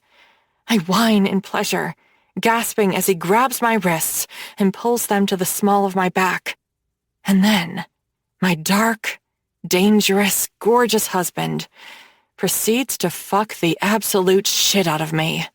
One hand stays tangled in my hair, while the other keeps pinning my wrist to my back as he pounds me against the arm of the sofa. His big, beautiful cock drives in and out of me, filling the penthouse with lewd, wet slapping sounds as I cry out in ecstasy. His hand leaves my hair, and his palm slaps against my ass. His heavy balls bounce against my clit as his abs pound against my lower back. And suddenly, the whole night of being turned on by him explodes. I scream into the lace as I start to come, the orgasm ripping through me. I can feel myself squeezing and clamping down around his thickness until he groans and buries every inch inside of me. His hot cum spills into me, his hands gripping me so tightly, I know he'll leave delicious marks on my skin. He holds us there, both of us shaking and gasping for air, before he gathers me into his arms. I turn, kissing him madly as my legs wrap around his waist. He groans, kissing me back and lifting my ass. His cock centers, still hard as he drives into me once again and carries me down the hall to the bedroom. "You came home," I murmur, moaning as I hungrily taste his mouth. "I'll always come home to you." We both freeze, halfway through the door to the bedroom. Our eyes lock, and something wordless passes between us. Something we've both been dancing around for weeks. The fact that this whole thing has become so much more than it was ever supposed to be. A lot more. And I'm very, very okay with that. Chapter 29. Nev. "Okay, that's time." Professor Martell nods to us all as the bell rings. "Over the weekend, I want you all to start in on Robert Caro's The Power Broker." A collective groan echoes throughout the class as we all stand. "I don't care if you've read it previously for another class or an undergrad. Crack it open, start on page 1, and I want notes and discussion points on at least 4 chapters by next Tuesday." Shit. I've started that book about half a dozen times before. I've never once made it past chapter 2. It's not that it's a bad book. On the contrary, it won a Pulitzer in the 70s. It's not even the subject matter. Former New York City planner and general prick of a man Robert Moses. But it's such a heavy, plodding read, like trying to read your way through an impenetrable wall. I guess that's fitting, considering who the biography is about. Robert Moses was an urban planner and public official who wielded insane power in this city in the 20s and 30s, and pretty much invented the idea of power brokerage in New York. He was also a racist, power-hungry fuckhead. But I digress. I stand with the rest of the class and start to pack up my stuff. Even with this surprise weekend reading assignment, a grin spreads over my face. I've got an hour to get home, get dressed, and ideally, fuck my husband silly before we are expected to be at the Kildare house for a joint family dinner. "Nev, a moment before you go." I bite back the wince and the groan as Professor Martell fixes me with a look over the sea of exiting students. I linger, my bag slung over my shoulder, before I head towards her podium as the last student steps out, leaving the lecture hall silent. When we're alone, she eyes me coolly. She leans against the podium, drumming her fingers on the edge of it. "Well," she says, clearing her throat and eyeing me over the top rim of her glasses. "I suppose you've seen your midterm grade?" I blush a little, nodding. "I did. And thank you, Professor, for—" "Don't thank me. I don't grade out of kindness or charity, Nev. The grades I give, contrary to popular belief, I'm sure, aren't punishments or gifts." I suck the corner of my bottom lip between my teeth, unsure why we're having this discussion. I can't help but feel like there's a but coming. "No, you got that grade because you earned it, Nev." Professor Martell shrugs. "Congratulations, and well done. I'm proud of you." I blink hard, like I've been slapped. Professor Martell catches the stunned look too, because she arches one brow and she smirks at me. "Do you know why I was so hard on you this year?" "Because you're a bitch on a power trip?" I shake my head. "It's not because I'm a bitch, by the way." My face pales at her apparent ability to read my mind. "That's not to say I can't be a bitch. But come on." She winks. "We all have our moments, don't we?" I smile weakly, still not sure where this is going. "And it's not because of your family. I didn't pull punches because of your last name." "My family is a big part of who I am, Professor." She nods. "Which is fine. But family doesn't define you. Trust me. My father was a part-time debt collector for the Pinelli crime family, and a full-time abusive asshole. My mother died in prison after shooting him dead, which he deserved, by the way." I blink. Jesus. "So, yeah, I know a thing or two about complicated families with baggage, Nev." She sighs, folding her arms over her chest. "I was hard on you, because you, more than anyone else in this class this year, have so much potential. Is it going to hurt that your family and your husband's family wield an insane amount of power with local government? Of course not. That's politics for you. But aside from all of that, you have so much energy and passion bottled up inside, and I was hard on you because you had no goddamn idea how to focus any of that passion. You were reckless and lacked direction. That's why I always singled you out and rode your ass." I glare at her, but then I frown as what she just said clicks.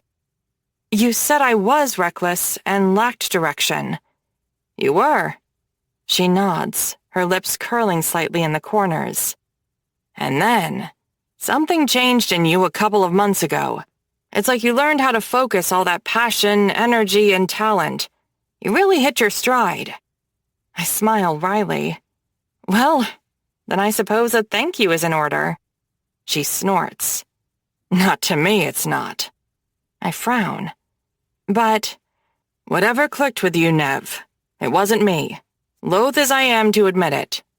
I won't take credit for channeling your focus, because I don't think I did it." She arches a brow. "But someone did." My expression stays neutral, but inside, I'm grinning, because I'm thinking of a certain someone who maybe had more than a small part to play in helping me find that focus, by giving me boundaries to help channel my wild nature. Someone who grounds me as much as he lifts me up. Someone who seems to fit perfectly with the raw edges of my personality. Someone I married and then fell in love with. "Thank you, Professor," I say quietly. She grins. "You've got one more semester after this, don't you?" I nod. Professor Martell eyes me. "I'm teaching an advanced lecture class on urban policy and public housing next semester." She smirks at me. "Unless I've scared you off, I'd love to see you take it. I think it'd give you some interesting new perspectives." A grin twists my lips. Maybe I will. Good. She winks at me and then taps the edge of her podium. Now, go enjoy your weekend. And don't forget, 4 chapters of The Power Broker. I'm going to be looking for your talking points in particular. Ares chuckles as his arm loops into mine. She really said you were reckless and lacked direction? I squint at him. Are you saying she was wrong? Oh, fuck no. She nailed you there. I make a face, playfully punching his arm as he chuckles. Then I'm gasping and blushing as he grabs my wrist and spins us both so that I'm now pinned flat to his chest. I look up into his piercingly dark eyes with the gold flecks. As always, my heart races a little faster. Well, she also said that apparently someone's helped me channel that reckless energy. He smirks. I wonder who that could be. Don't let that go to your head. Too late. I giggle as I reach up to kiss him right there on the sidewalk. Not 30 minutes ago, I was kissing this man with a lot more fervor, moaning his name and clawing at his back as he fucked me against the glass wall of the shower. I flush, still feeling the throb and the delicious ache from him between my legs. Shall we? I grin. We shall. I hook his arm again, and we continue walking the last quarter of a block to the Kildare house. My phone buzzes, and when I open my bag to glance at it, my brow furrows in puzzlement. Jack's calling me. Again. That's the 3rd time today. Which is bizarre because even if we've had each other's numbers since who knows when, it's not like we talk on the phone. We catch up when I see him at the Banshee mostly, and that's it. I consider answering it. But then I think of Ares' threat to throw him out a window if I were even to have a friendly dance with the poor guy. I grin and then shiver. My husband's almost comical overprotectiveness and vicious jealousy is both amusing and deliciously, sinfully attractive. In the end, I ignore the call, close my bag up, and turn to him. Okay, so stop me if this is weird, but there's this really cute girl in my class who's also super tall. I was wondering if she and Kratos might hit it. Nev! I scream as Ares suddenly grabs me painfully hard and wrenches me off my feet. My head twists almost in slow motion, and my eyes widen at the sight of a beaten-up Honda Civic barreling up over the curb and across the sidewalk, heading straight for us. With a snarl, Ares yanks us both behind the front stairs of a brownstone. I scream at the horrible, wrenching sound of metal twisting and shrieking as the car smashes hard into the other side of the steps. My pulse is racing, and my heart is hammering as I whip my head around to him. What the hell was... The explosion is deafening. I can feel the heat of it on my face as Ares yanks me to the ground, his body crushing on top of mine, the fireball punching through the air above us. Sirens are screaming. People across the street are screaming. I'm screaming. 5 buildings down from the scene of the blast, I'm sitting on the front steps of the house I grew up in. Eilish is sitting next to me, hugging me so tight it almost hurts. I wince and smile as I turn to look into her terrified eyes. I'm okay, Isles. She can't even speak.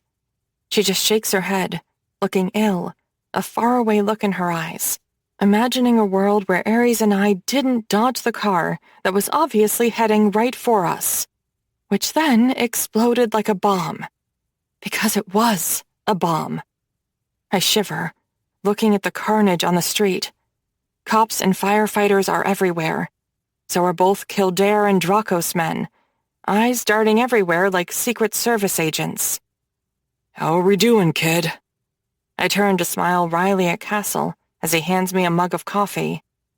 Much better now, thank you, I groan, gratefully taking the mug. Castle's gaze lifts to the street. His jaw clenches, and I can see the fury rippling in his jaw. You can't be watching me all the time, you know, I say quietly.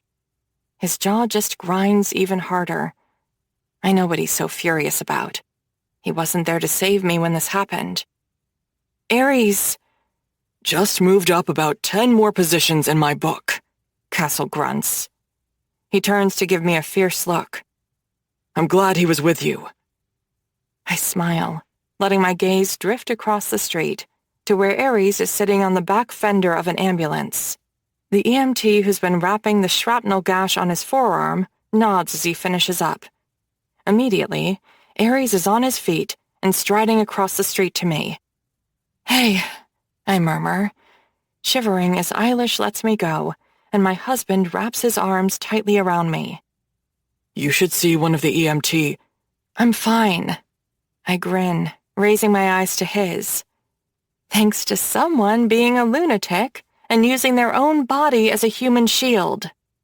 Ares doesn't smile at my joke, then jolts when a heavy hand claps down on his shoulder. He looks up to where Castle is nodding brusquely at him. I get the feeling you don't want to be thanked, my old bodyguard growls. But thank you just the same. Ares just nods and pulls me closer into him. Castle's phone goes off, pulling him away as I furrow my brow at my husband. Were they giving you a transfusion? When he was at the ambulance earlier, when they were bandaging him up, I noticed a line going into his arm. Ares shakes his head. Nah. Whenever they find out I'm type O negative, they're always gently reminding me how in demand it is. Eilish looks scandalized. Even when you've just survived a car exploding? Ares lifts a shoulder. I offered. Might as well, seeing as they've got the equipment for it in the ambulance anyway, right? My lips curl curiously. You're really O negative? He nods, and I grin. Me too. It's not the rarest blood type, but if you're O-neg, you can only receive other O-negative blood. I have no idea why, but knowing that we have that in common brings a glow to my heart.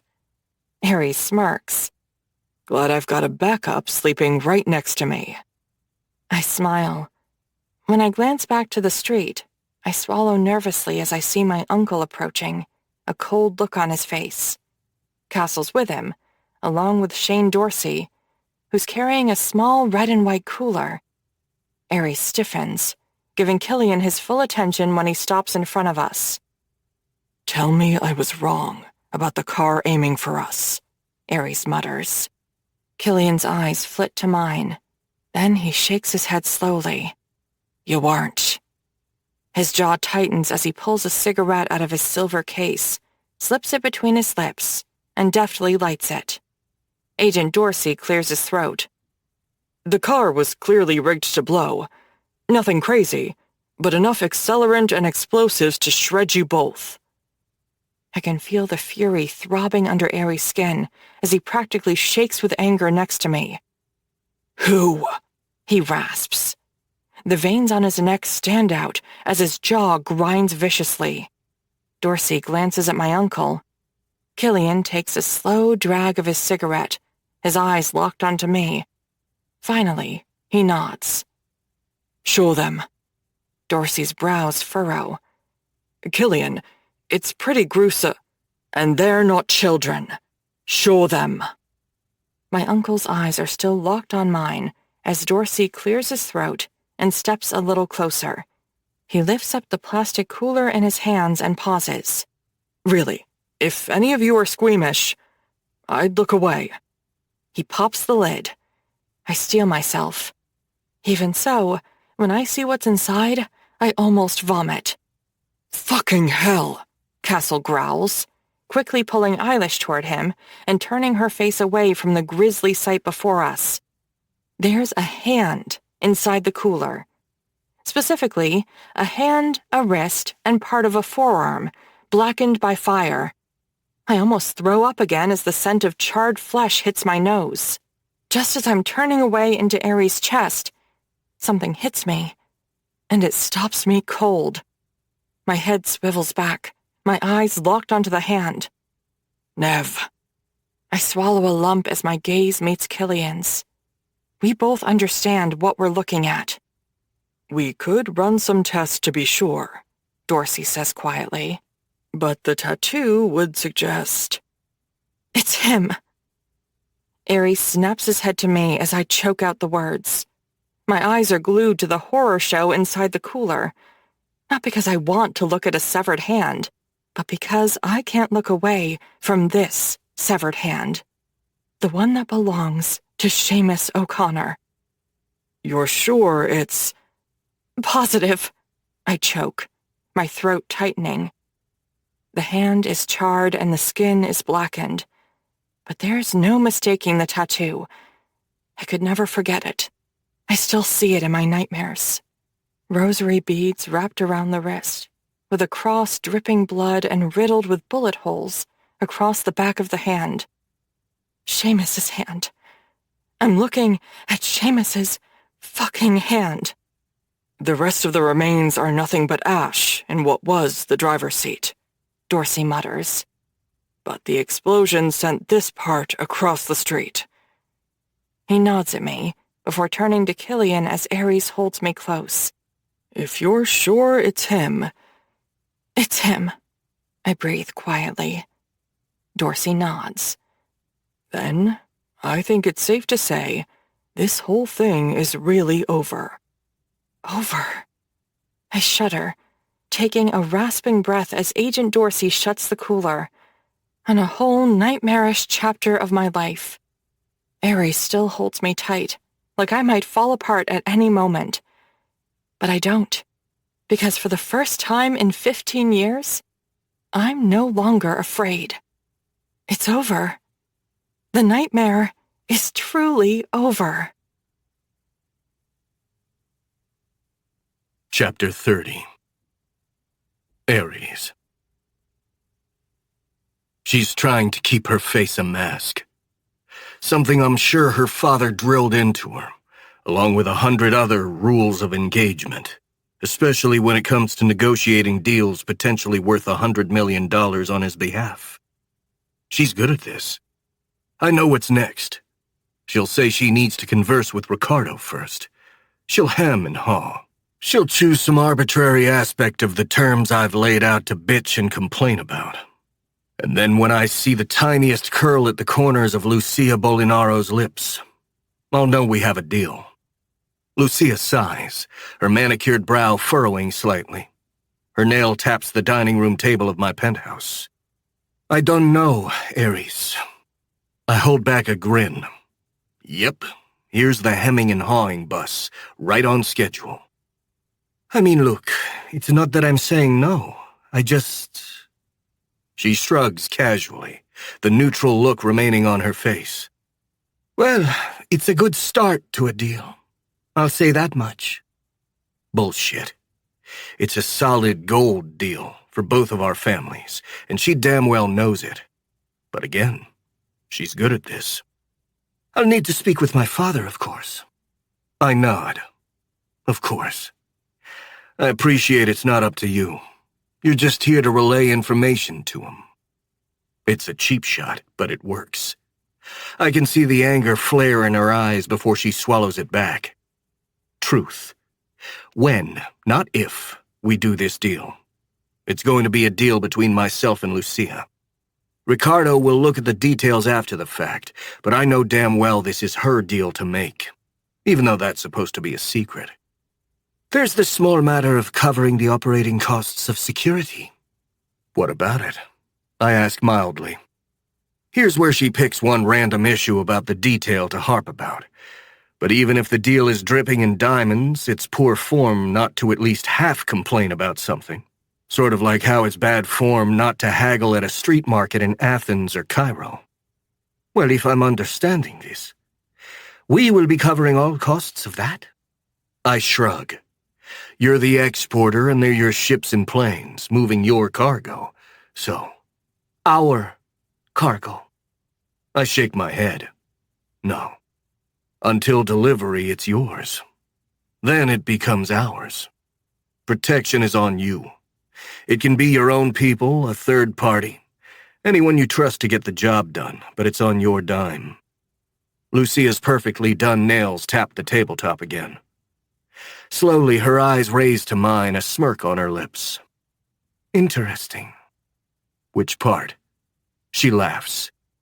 Not the deal. I mean you.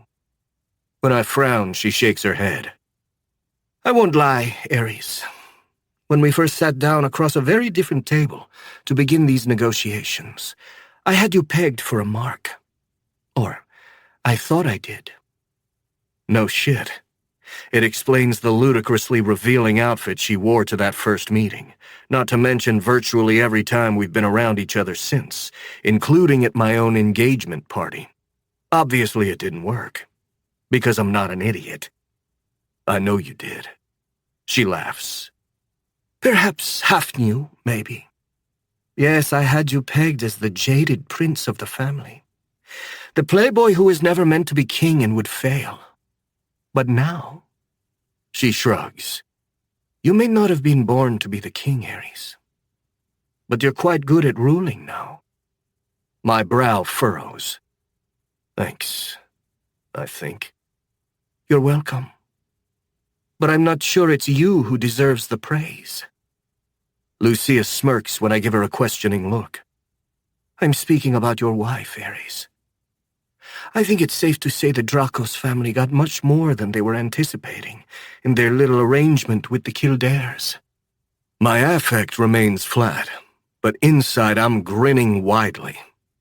Because Lucia isn't wrong in the slightest. Yes, maybe I have grown and stepped up to fill the role I wasn't ever meant to fit the crown that was never supposed to be worn on my head.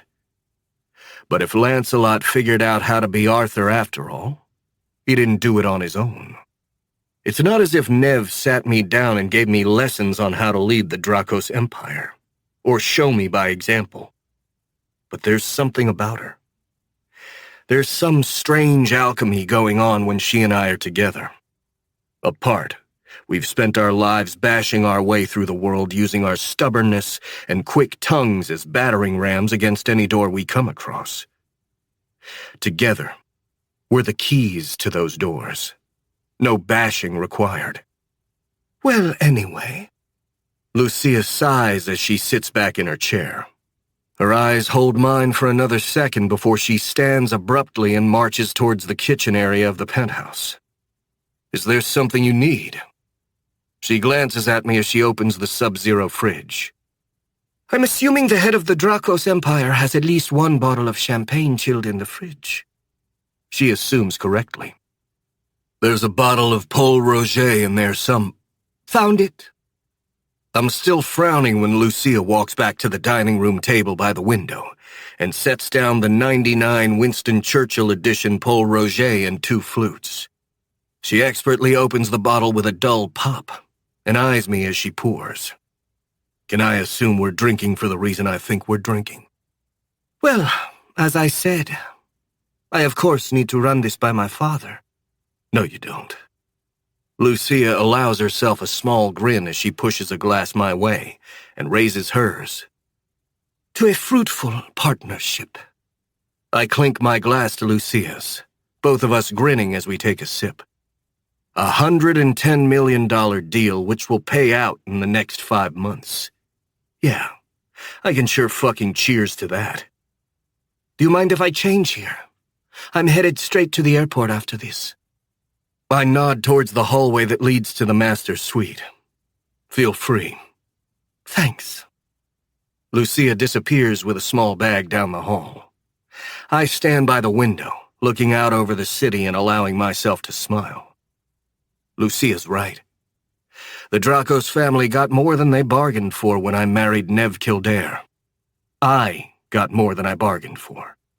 I didn't just get a wife and sign a peace treaty. I got a partner, an equal, someone who makes my steps easier and my heart lighter.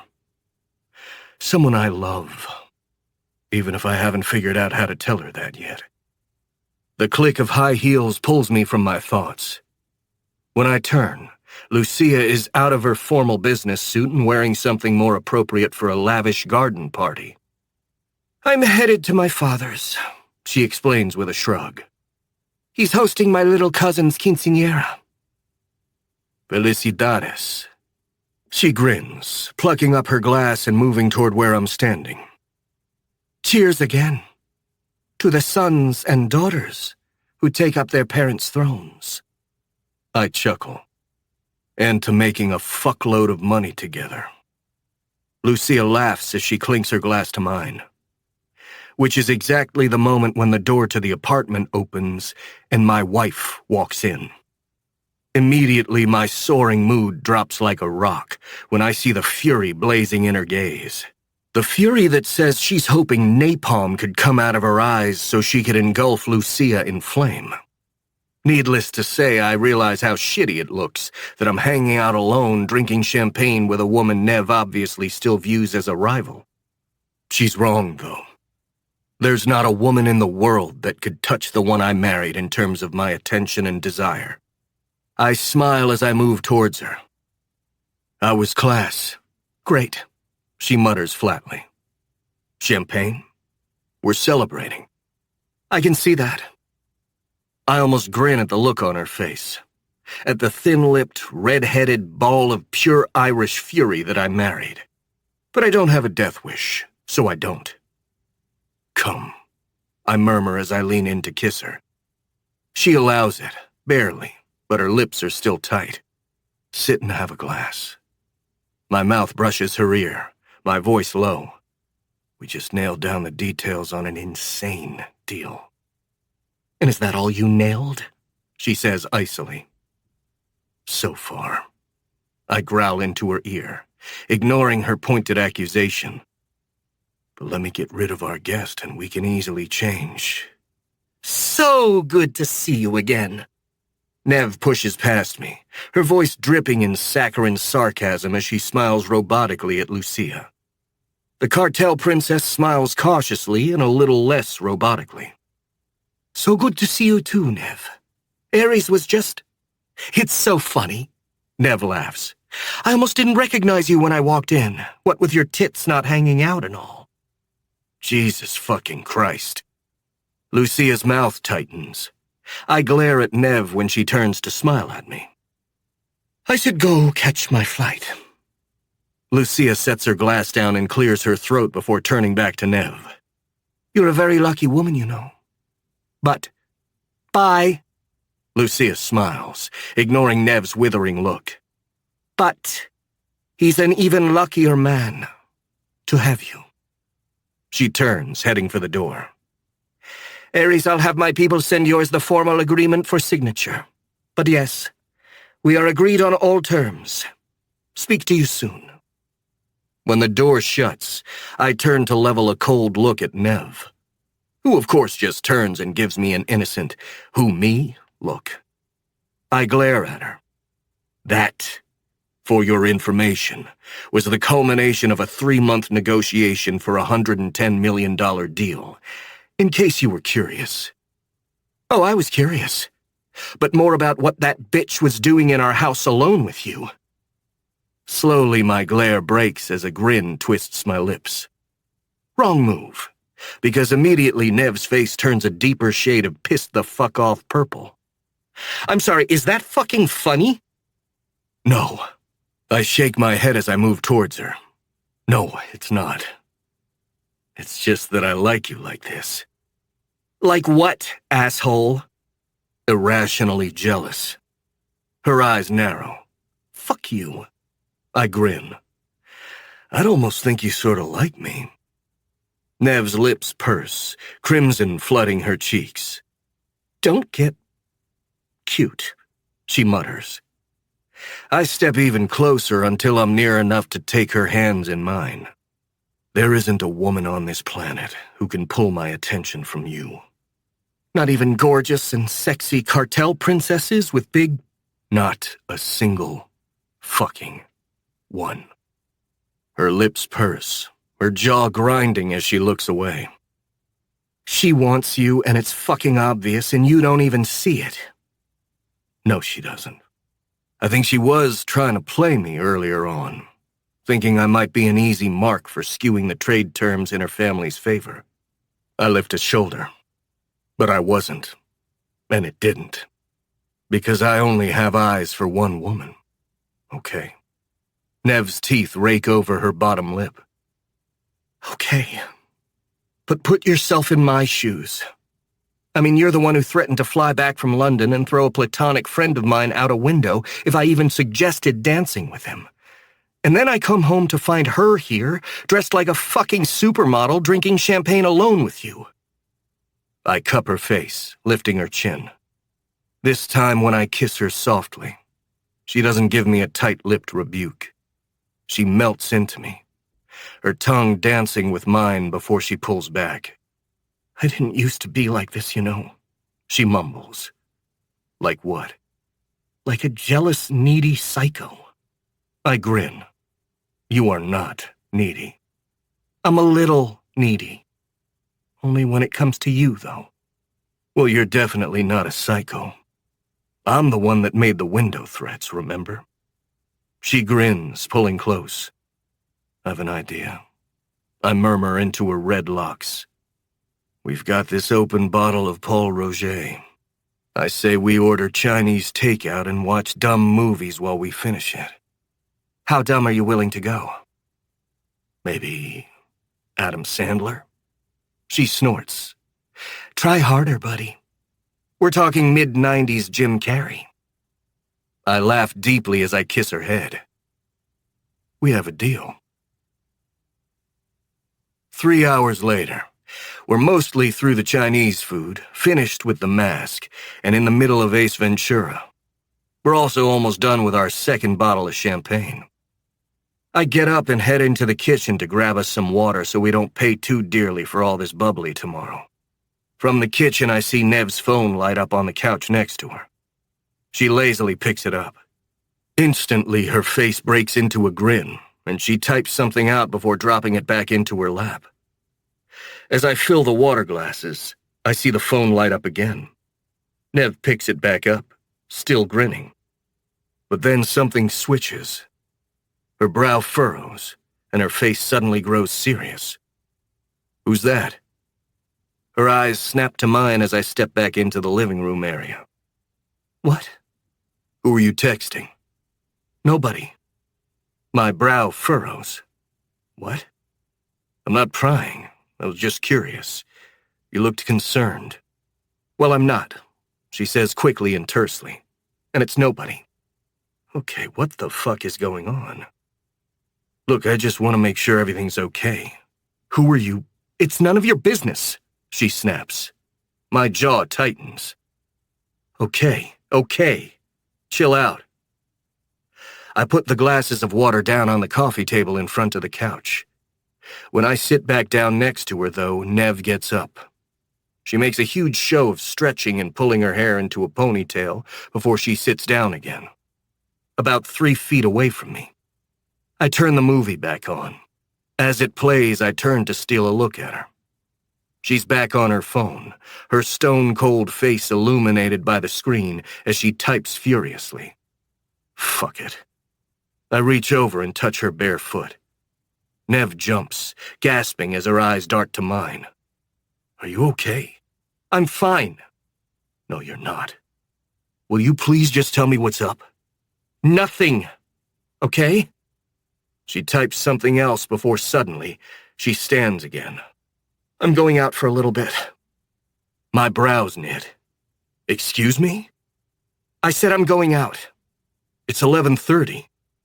She shrugs in this weird, offhanded, and cold way that only makes me more confused. And?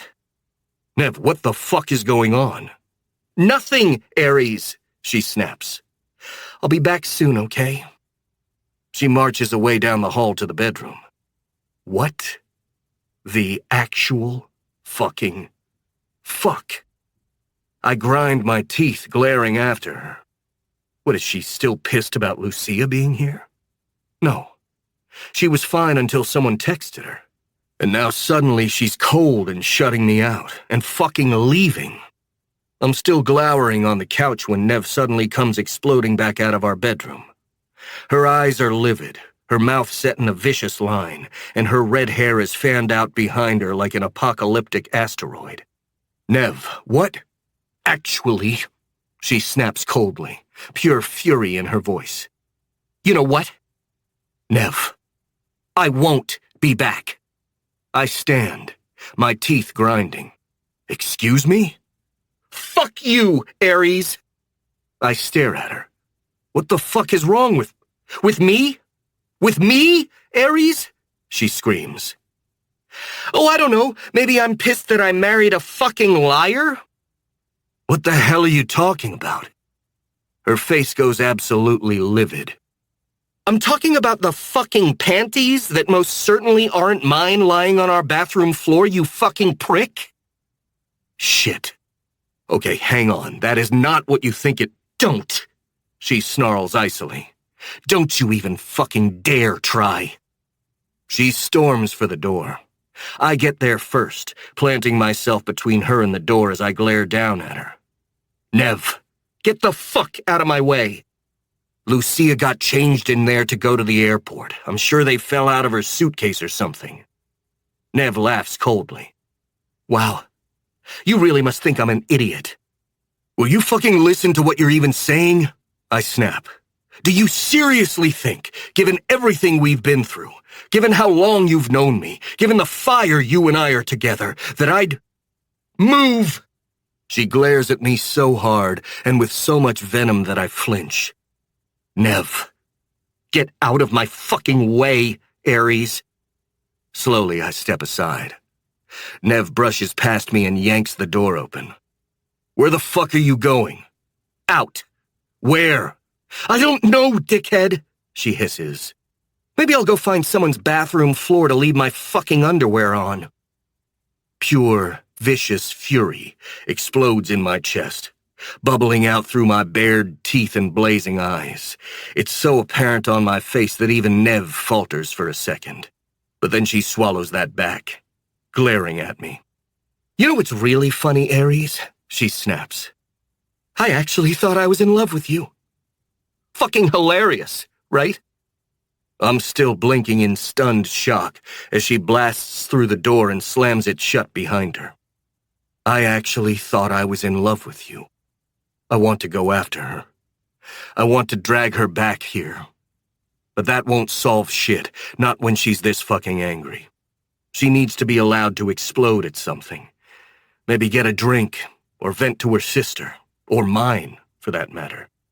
In any case, she's got my men tailing her. She'll be fine. I grit my teeth, pacing the room, forcing myself not to go after her in this moment. Let her get her rage out. Let her calm down and realize how wrong she is about the situation. I still have no fucking idea what got her all riled up in the first place or who texted her, but I'll deal with that part after we can talk rationally. An hour. She gets exactly 1 hour to cool off. Then I'm grabbing her and dragging her back here. I grit my teeth as I pace the room. I make myself a drink. I try turning the goddamn movie back on. I only make it 35 minutes after she storms out before I'm sure I'm gonna lose my fucking mind. I yank my phone out to text her. Me, where the fuck are you? Just as I send it, my phone rings. Nev? No, it's Hades. What? I snap. Fuck, you already heard? My brows knit. Heard fucking what? Shit. My eyes narrow. What, Hades? Look, I don't want to be the one to tell you this. I'm in no mood for bullshit, Hades, so what the fuck are you talking? The tail on Nev just called me. Why you? Probably because they were afraid to tell you directly. I stiffen, and my jaw works as my blood begins to burn hotter. Tell me what? Hades clears his throat uncomfortably. Hades. Nev left the Banshee with that bartender pal of hers, Jack, about 10 minutes ago. They just walked into his apartment together. Look, man, I hang up. Then I almost take the front door off the hinges on my way out. Pure hate and death humming in my veins. Chapter 31. Nev. Look, I'm really fucking sorry, Nev. Shut up! I'm so angry, so absolutely furious that I can barely talk. Nev, just shut the fuck up, Jack! He pauses at the front door to his building, fishing his keys out of his pocket. I'm serious, Nev. This wasn't my idea, I swear. I whirl on him. Then why are you doing this? He winces, avoiding my eyes. Look, I'm in trouble. Financially, I mean. And they're going to get me out of it. With my money? I snap. Jack gives me a sheepish look. Nev, it's nothing personal. Look, you've got tons of money. And when you pay them, they're going to destroy the pictures. Like they destroyed them before? Jack exhales unhappily as he looks away to unlock the door. My phone dings. When I pull it out, my heart wrenches when I see a text from Aries. Aries. Where the fuck are you? I can practically feel his presence through the phone, and it breaks my heart. Yes, I was livid when I left the apartment just now. But it wasn't just finding that pair of fucking panties on the bathroom floor. I was already keyed up, with my emotions running so hot, I was about to explode before I even laid eyes on them. As Jack unlocks the door, I glance at my phone, my eyes landing on the last text messages that came in before Aries just now. The ones from Greg Leary, telling me he still had more of those pictures, telling me to come to the Banshee with $200,000 immediately, or the photos would end up online. The ones that said if I told my husband or anyone else what was going on, those pictures of me would go viral within an hour. That was my mental state when I walked into the bathroom to find Lucia fucking Bolinaro's underwear shoved halfway under the floating vanity. And given how close I was to snapping as it was, it sent me tumbling over the edge into full-scale psycho mode. I didn't even make it down to the lobby from the penthouse before I almost broke down and ran back to Aries to apologize. I know this insane idea of him sneaking around with Lucia, who is obviously just a business associate, is just my own insecurity talking. And I know I only accused him just now because I was nearing a mental breakdown after getting the text from Greg. After I secure these last photos, I'm going right back to Aries. I'm going to throw my arms around him, explain everything, and tell him I love him. But first, I have to do this. Wordlessly, ignoring Jack's pathetic attempts at trying to make himself look like a secondary victim in all of this, I follow him up the 3 flights of stairs to his apartment. He gives me one last sheepish look before he opens the door and we step inside. Instantly, I tense as Greg and Mike get up from Jack's small couch. I've hated those two for so many years, but it's only now, being face to face with them again, in a small confined space no less, that I realize it's not just hate I feel when it comes to them. It's fear. These 2 assholes may not have had sex with me or assaulted me physically, but they still violated me. They still took intimate pictures of me while I was blacked out, not to mention the nauseating ones of them with their dicks out near my face, like some sort of disgusting amateur porn shoot. Both of them are still sporting bruised faces. Mike, from Aries beating the shit out of him outside the Banshee, and Greg, presumably, though Aries never told me the details, from when my husband got the supposedly last pictures from him before. Hey, Nev, Greg hazards. Fuck you both. He smirks, like he's barely holding back a crude joke or suggestion. My stomach turns. Did you bring the money? Yes. I seethe as I glance down at the purse slung casually over my shoulder. It's not like I went to the ATM and took out $200,000 on the way over to the Banshee, even if I've got that much in my trust fund. But I've seen Aries open the safe in the bedroom a half dozen times. I know the combination. I feel terrible for taking it without asking, especially after the way I shut him out and then exploded at him. But when this is all over, I'll make sure he gets his money back. Mike makes a move to approach, but I hold the bag tight, taking a step back from him. You have the pictures? Greg nods, pulling a white envelope out of his jacket and waving it. These really are the last ones. That's what you said last time. I swear it's true, Greg mutters. You have my word. Your word means shit to me. He shrugs. Then you'll have to trust me. The same way we're trusting you not to tell your prick husband about any of this. I sneer at him. And what's keeping me from doing that? Nothing. But I'll say this. Greg glares at me. I've got the ear of both the mayor and the police commissioner. If that Greek psycho comes anywhere near either me or Mike, I'll have the city open a full-scale investigation into the Dracos and Kildare families.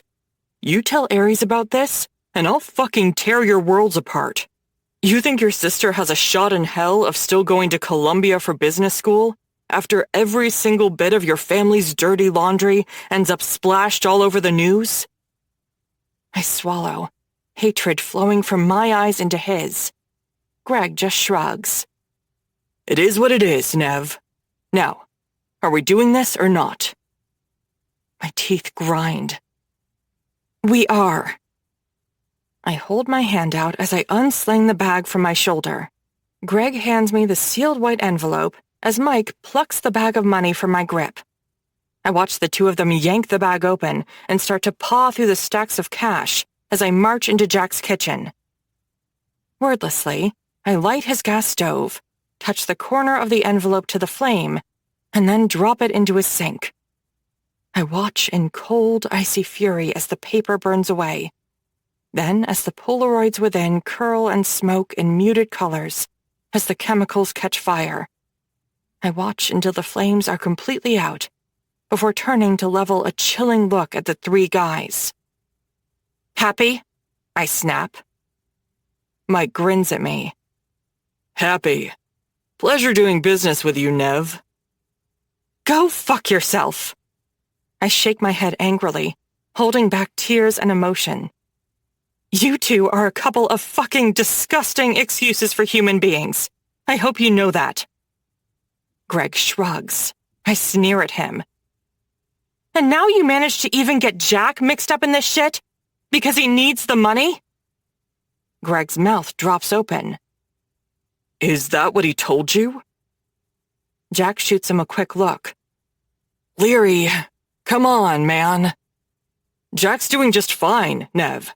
Shit, he makes a killing flirting with all those hipster chicks at the Banshee. Jack swallows. Dude, enough. He's mixed up in this because he's always been mixed up in it. My face pales as I slowly turn to see Jack looking at the floor, looking extremely uncomfortable. What the fuck is he talking about? I hiss quietly. Jack just shrugs and looks away. Mike snickers. Nev, come on. Who the hell do you think took those pictures that night?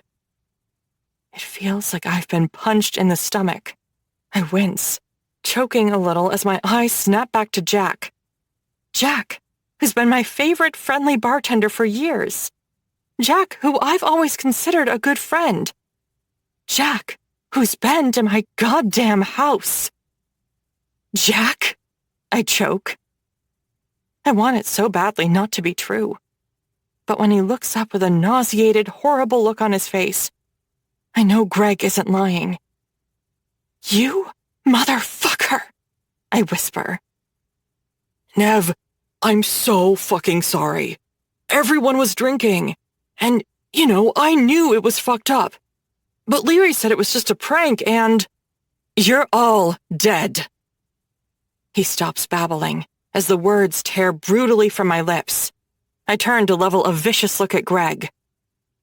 Do either of you honestly think I'm scared of your pathetic threats? The smirk drops from his lips as he and Mike glance at each other. Nev, if you think I'm bluffing... Oh, I don't. I think you're a joke, actually. I'm done. Fuck this, and fuck them. My family alone has enough power to shut down whatever bullshit Greg thinks he might be able to stir up. But with the Kildare and Draco's alliance, he's not going to just get shut down. He's going to get buried. Literally. I think you're all fucking pathetic jokes, I hiss. Do you have any fucking idea what it means to threaten me and my family? Or what it means to threaten the family I've married into? Never mind the two families together. I laugh coldly as Greg, Mike, and Jack all grow a little paler. Do you honestly think I'm still some teenager you slipped a fucking roofie to? My lips curl dangerously. Because I'm not.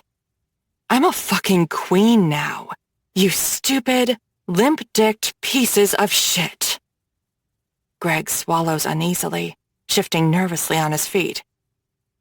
Okay, hang on. Look, it's done, okay? We can all just walk away. Wrong.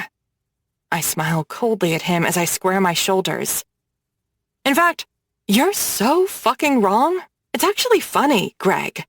No, I walked away from this years ago. Then again last month. But then, you were stupid enough to walk right back to it again. I shake my head. No, assholes. Your last chance to walk away was when my husband beat the fuck out of both of you. That was it. That was your wipe the slate clean card. But now? My lips curve up in a dangerous smile. My pulse roars with power, vengeance, and the absolute absence of fear. Now, he's going to fucking kill you all. No, he won't. The voice behind me is like a blade cutting into my throat and severing my vocal cords. It's the voice from my nightmares.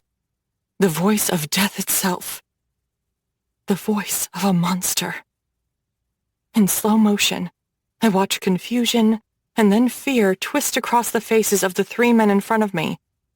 I begin to turn around, everything sluggish and slow, like I'm moving through waist-deep snow. When I finally do see who they're looking at, the very floor drops out from under me. Seamus O'Connor. Still very much alive, and still very much with two hands. No, he won't. He growls again, in a chilling, flinty voice. But I will. The gun in his hand raises. My hands fly up to my face, but then he's firing past me. 3 shots, all fired with the world's most bland, unemotional look on his face. 3 bodies hit the floor behind me, but I can't look away. I can't breathe, or talk, or even blink, as my monster grins pure evil at me. Hello, little bird. Time to go. Chapter 32. Ares. The blackness in my heart is as dark as the night as I stare at the front of Jack's apartment building. The last shred of my self-control tried to convince the rest of me not to bring a gun. But fuck that. Still, as I reach into my jacket to finger the 9mm in its holster, I know it'll mostly be for the intimidation factor. If I kill this motherfucker for putting his hands on my wife tonight, it'll be exactly how I promised I would. Via a fucking window. Yet deep down, I know there's got to be something else going on here. Maybe some women would react this way, run off to some other guy the second there's one slight misunderstanding. But not Nev. She might be tempestuous. She might be a force of fucking nature, like a goddamn hurricane when she gets angry. But this isn't her. I know my wife. I know her maybe even better than she knows herself, and this doesn't check out. Plus, there was the whole thing with her weird behavior on the phone before she even found those goddamn panties in our bathroom.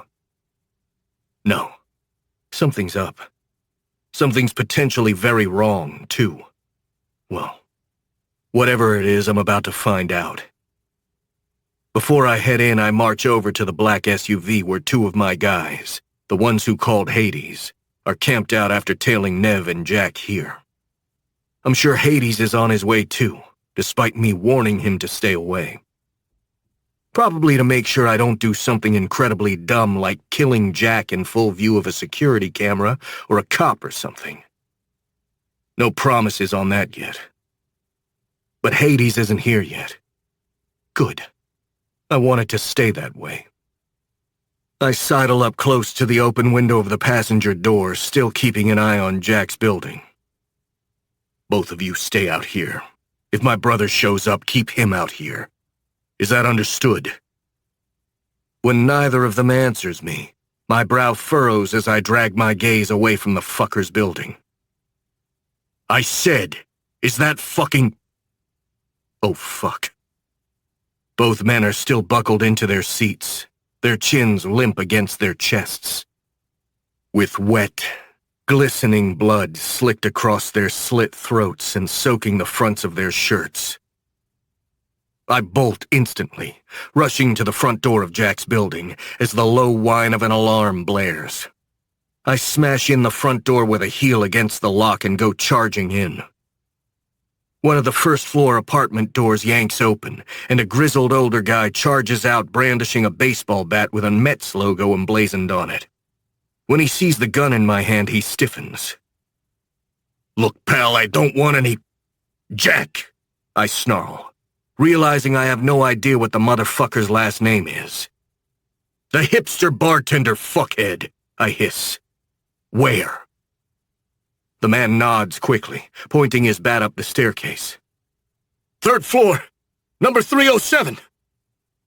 I run up the stairs two at a time, cold, naked fear slicing through my veins. I charge down the hall and hit Jack's door with my full weight behind my shoulder, splintering it open. I freeze as I spill inside and I see... Oh, Christ.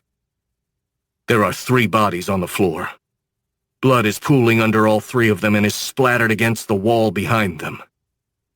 Jack, Mike Jennings, and Councilman Greg Leary. "Nev!" I roar as I stumble through the tiny apartment, but there's no sign of her. Not in the bedroom or the closet-sized bathroom or the tiny kitchen nook. She's not here. I'm seeing red and my vision is blurred as I yank out my phone and dial her number. I hear it ring, and my heart drops when I spot her phone lighting up on the floor alongside her keys, surrounded by the pool of blood. Fuck. When I hear the creak of footsteps behind me, I snap out of my cold fear in a nanosecond. I whirl, teeth bared and gun raised, only to come face to face with Castle. His eyes leave mine to stare at the carnage behind me. Jesus fucking Christ. He breathes. His gaze snaps back to me, his eyes wary. You? I slowly shake my head. Castle frowns. You can lower your fucking gun now, Ares. I keep it right where it is, trained on him. What are you doing here? And how did you get here so fast? His lips curl. Take it easy. I gave her a panic button for her keyring back when she was still in high school. It sends an alert to my phone. She pushed it 10 minutes ago. My nostrils flare. Fury mixed with naked, all-consuming fear for Nev's safety and well-being cloud my vision and dull my senses until I realize Castle is barking my name. I said Ares! I blink, ripping myself out of the haze. I am not your enemy, Ares, he hisses. Lower the gun and let's find her. I swallow and my hand drops to my side just as footsteps thunder up the stairs. Castle and I both spin and crouch behind the doorway with guns out. Suddenly, Hades, Kratos, and Killian come charging into the apartment, with Owen Foley wheezing in after them. Killian stops cold, staring at the bodies. Slowly, his gaze rips to me. "Where the fuck is my niece, Ares?" My lips thin. I don't know, but I'm about to tear this fucking city apart to find her. I turn to my brothers. "Everybody out! I want this entire goddamn city turned upside and inside out. Break down doors. Use whatever force you have to. We'll find her," Hades growls. "I've got men pulling up downstairs now," Killian snarls. "Tell them I told you this is a code red. They'll give you whatever assistance you need." Kratos and Hades bolt out of the apartment. I turn to Killian. "That FBI friend of yours, just how much power does he wield?" "What do you need?" Killian murmurs. "I need him to shut down every single exit point in the fucking city. I want cops or agents at every fucking bridge and tunnel. Treat it like a full-scale missing person alert when the missing person is the fucking President of the United States." Killian nods grimly before he and Castle run after my brothers. I'm about to leave too when a hand lands on my arm. "Ares, a moment?" I turn to grit my teeth at Owen. "I don't have a fucking moment. In case you missed it, someone's just kidnapped my fucking wife. Which is precisely why you need to hear this." Owen's eyes dart to the open doorway. "I didn't want to say this in front of your brothers and risk anger clouding their ability to get Nev back safe and sound. Or in front of Killian, for the same reason." "Arrive at the fucking point, Owen," I snarl. "Do you know where Ezio Atomos is?" I stare at him, going cold. "Right now, at this very moment, I mean. I have no goddamn idea." Owen swallows. "Indeed. Ares, I'm sorry to say this, but I believe Ezio was working with Seamus." I stare at him. "That's impossible. As Killian mentioned, I'm friendly with a certain Homeland Security officer who owes me a few favors." "And?" I snap. "And the two men who escaped with Seamus and wound up dead had recently received money into offshore accounts, $1 million each." He watches my eyes carefully. "Both deposits came from shell companies owned by the Atomos family." Everything goes still. A ringing sound begins to whine in my ears as my blood turns to fire. "Then we'll start at Ezio's house," I hiss, "where I'm going to cut off his fucking skin." I whirl towards the door. "Ares, there's actually something else you need to know." I turn back to see Owen looking even more pale.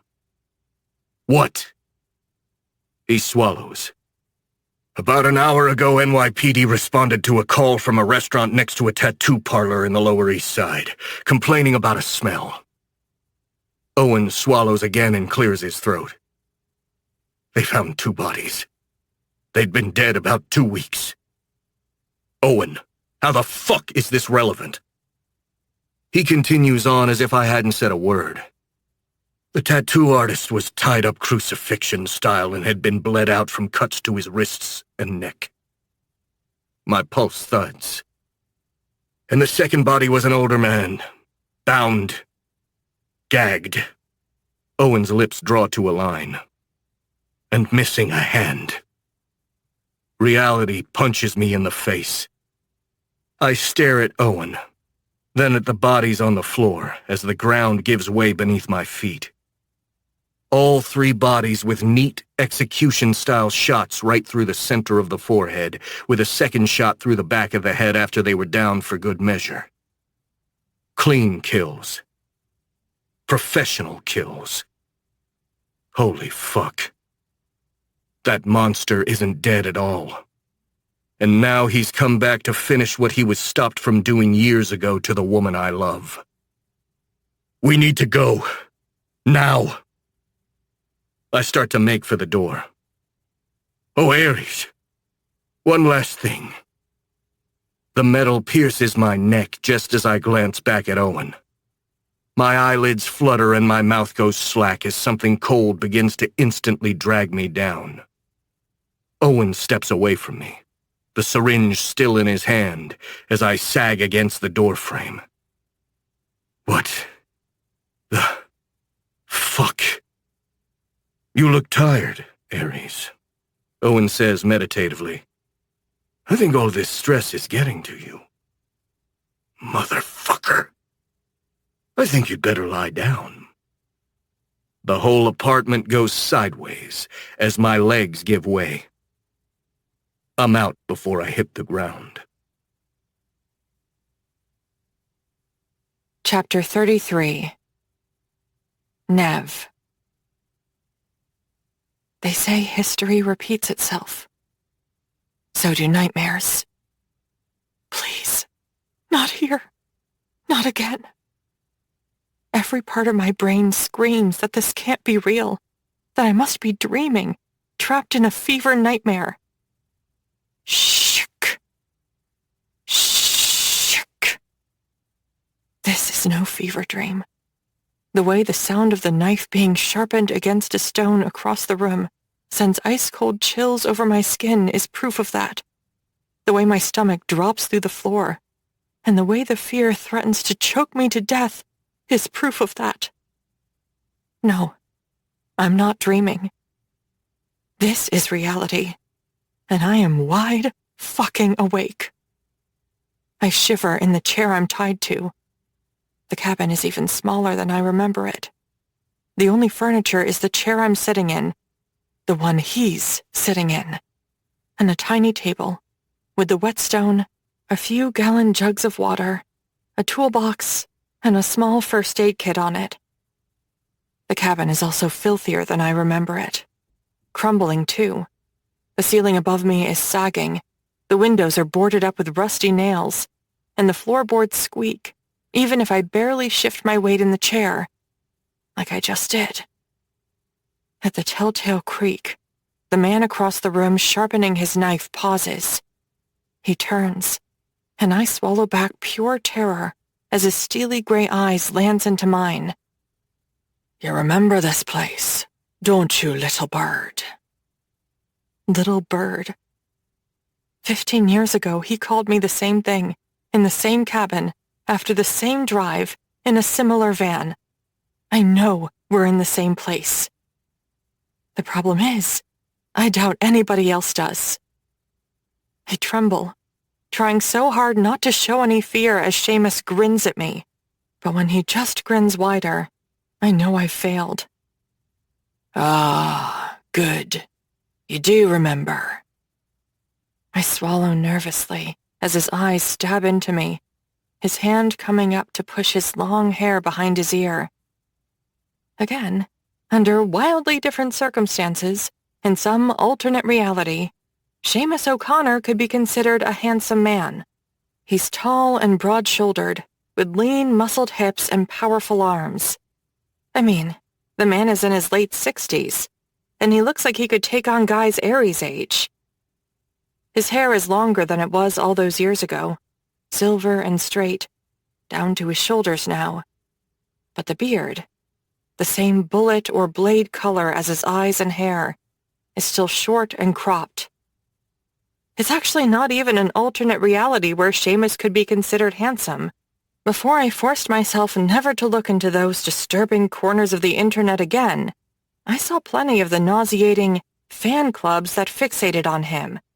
Whole forums of mostly women, but also some men, who fawned all over this monster. The same types who fetishized Dahmer and Bundy. This man is a horror on the world. And yet, there are people out there who have spent the last 15 years using lawyers to petition for a conjugal visit with him. Humanity can be dark beyond your worst nightmares once you peek behind curtains like that. Seamus's teeth flash white before he goes back to his blade. I shudder as he drags it slowly over the whetstone, over and over again. Shick. Shh. You hurt me, little bird. When I don't say anything, he pauses with his blade. You sang such a pretty song all those years ago, to all those lawyers and that judge. He turns to me, his teeth flashing again before his eyes narrow. Such a pretty little pile of lies. It doesn't matter that it was the truth, that he really did kill all those people in such horrifying, brutal ways. We both know what I said in court wasn't true, just as we both know my lies are what put him away. You clipped my wings, little bird, he murmurs quietly, eyeing me coldly. If I could have clipped your head, I would have.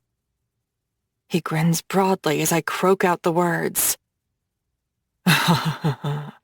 Such lovely fire in you. He chuckles quietly. That would be for my sister's blood in your veins, wouldn't it? His eyes turn vicious.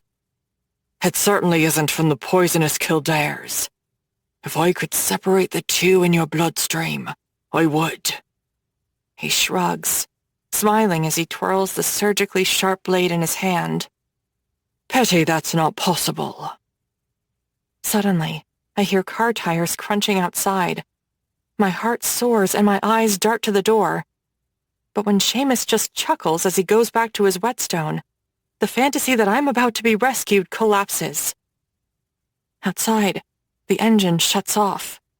I hear doors opening and closing, and then a wheezing, scuffling, grunting sound that gets closer and closer. The door kicks open. At first, when I see Owen Foley walk backwards into the cabin, my hopes shoot through the roof again. Until my hope turns first to confusion and then dread, when I realize why he's walking backwards, why he's huffing and puffing and red in the face, why he barely even glances at me. He's dragging a bound, unconscious Ares. No. Owen wheezes some more as he drags Ares by the ankles into the cabin. He turns to glare at Seamus. You could fucking help, he blurts angrily. I could. But Seamus doesn't move from his chair. Owen glares at him some more before dragging Ares to the middle of the room and dropping him in a heap before shuffling over to slam the door shut again. That's when Seamus finally rises. He rolls his shoulders, taking a breath before picking up his knife and strolling over to the man I love who is lying slumped on the ground. Don't you dare fucking touch him! I hiss. Seamus pauses as he crouches down next to Ares. He glances up at me, grinning sadistically. You mean like this? He drags the tip of his knife across Ares' forearm, opening the skin. It's not a deep cut. It's not meant to be. It's meant to make me hurt as I watch him make my husband bleed. Ares stirs slightly, not waking, just groaning quietly, his eyes still shut. Get away from him! Seamus chuckles, glancing at me as he brings the blade to Ares' pushed-up shirt sleeve and wipes it clean. Then he stands and goes back to the little table with the whetstone. Shick. Shick. I drag my eyes to Owen, who's doing his best not to look at me. Owen! I croak. He winces. Finally, his gaze drags to mine. Help me! Behind him, Seamus chuckles quietly. Owen glares at him. When he turns back to me, his face is dark.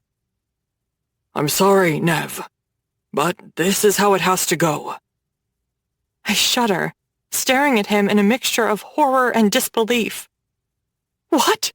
Owen, why are you... Because it was supposed to be me, he roars. Gone is the normally slightly drunk, ruddy-faced, quick with a dirty joke Owen Foley I've known my whole life. The man who glares at me with hatred in his eyes is a stranger I've never met before. I was supposed to be the king of New York, Nev, he growls again. It was supposed to be me! I swallow, shivering as I stare at him. Owen, You've never been told about your grandfather, have you? The story was hushed up when she bore that bastard you called father. Then it was buried for good, once her precious little boy, sired by a man who couldn't even be bothered to leave his wife for her, was declared a Kildare. I stare at him, not really following. I was supposed to marry Sheila O'Connor. My heart skips. Sheila as in my grandmother, the woman Killian's father had an affair with, before Killian himself was born, resulting in my father. I should have killed Brendan the minute he started trying to charm her. But he was too quick to wield that magic Kildare name the Council of Clans so loves to fawn over. Then he kept coming back, over and over, until finally he managed to worm himself into her bed. Owen sneers at me. Anyone else, and I wouldn't have thought twice about putting a bullet in him. But this was the head of the magnificent Kildare family. The king himself deigned to fuck the woman I was promised to.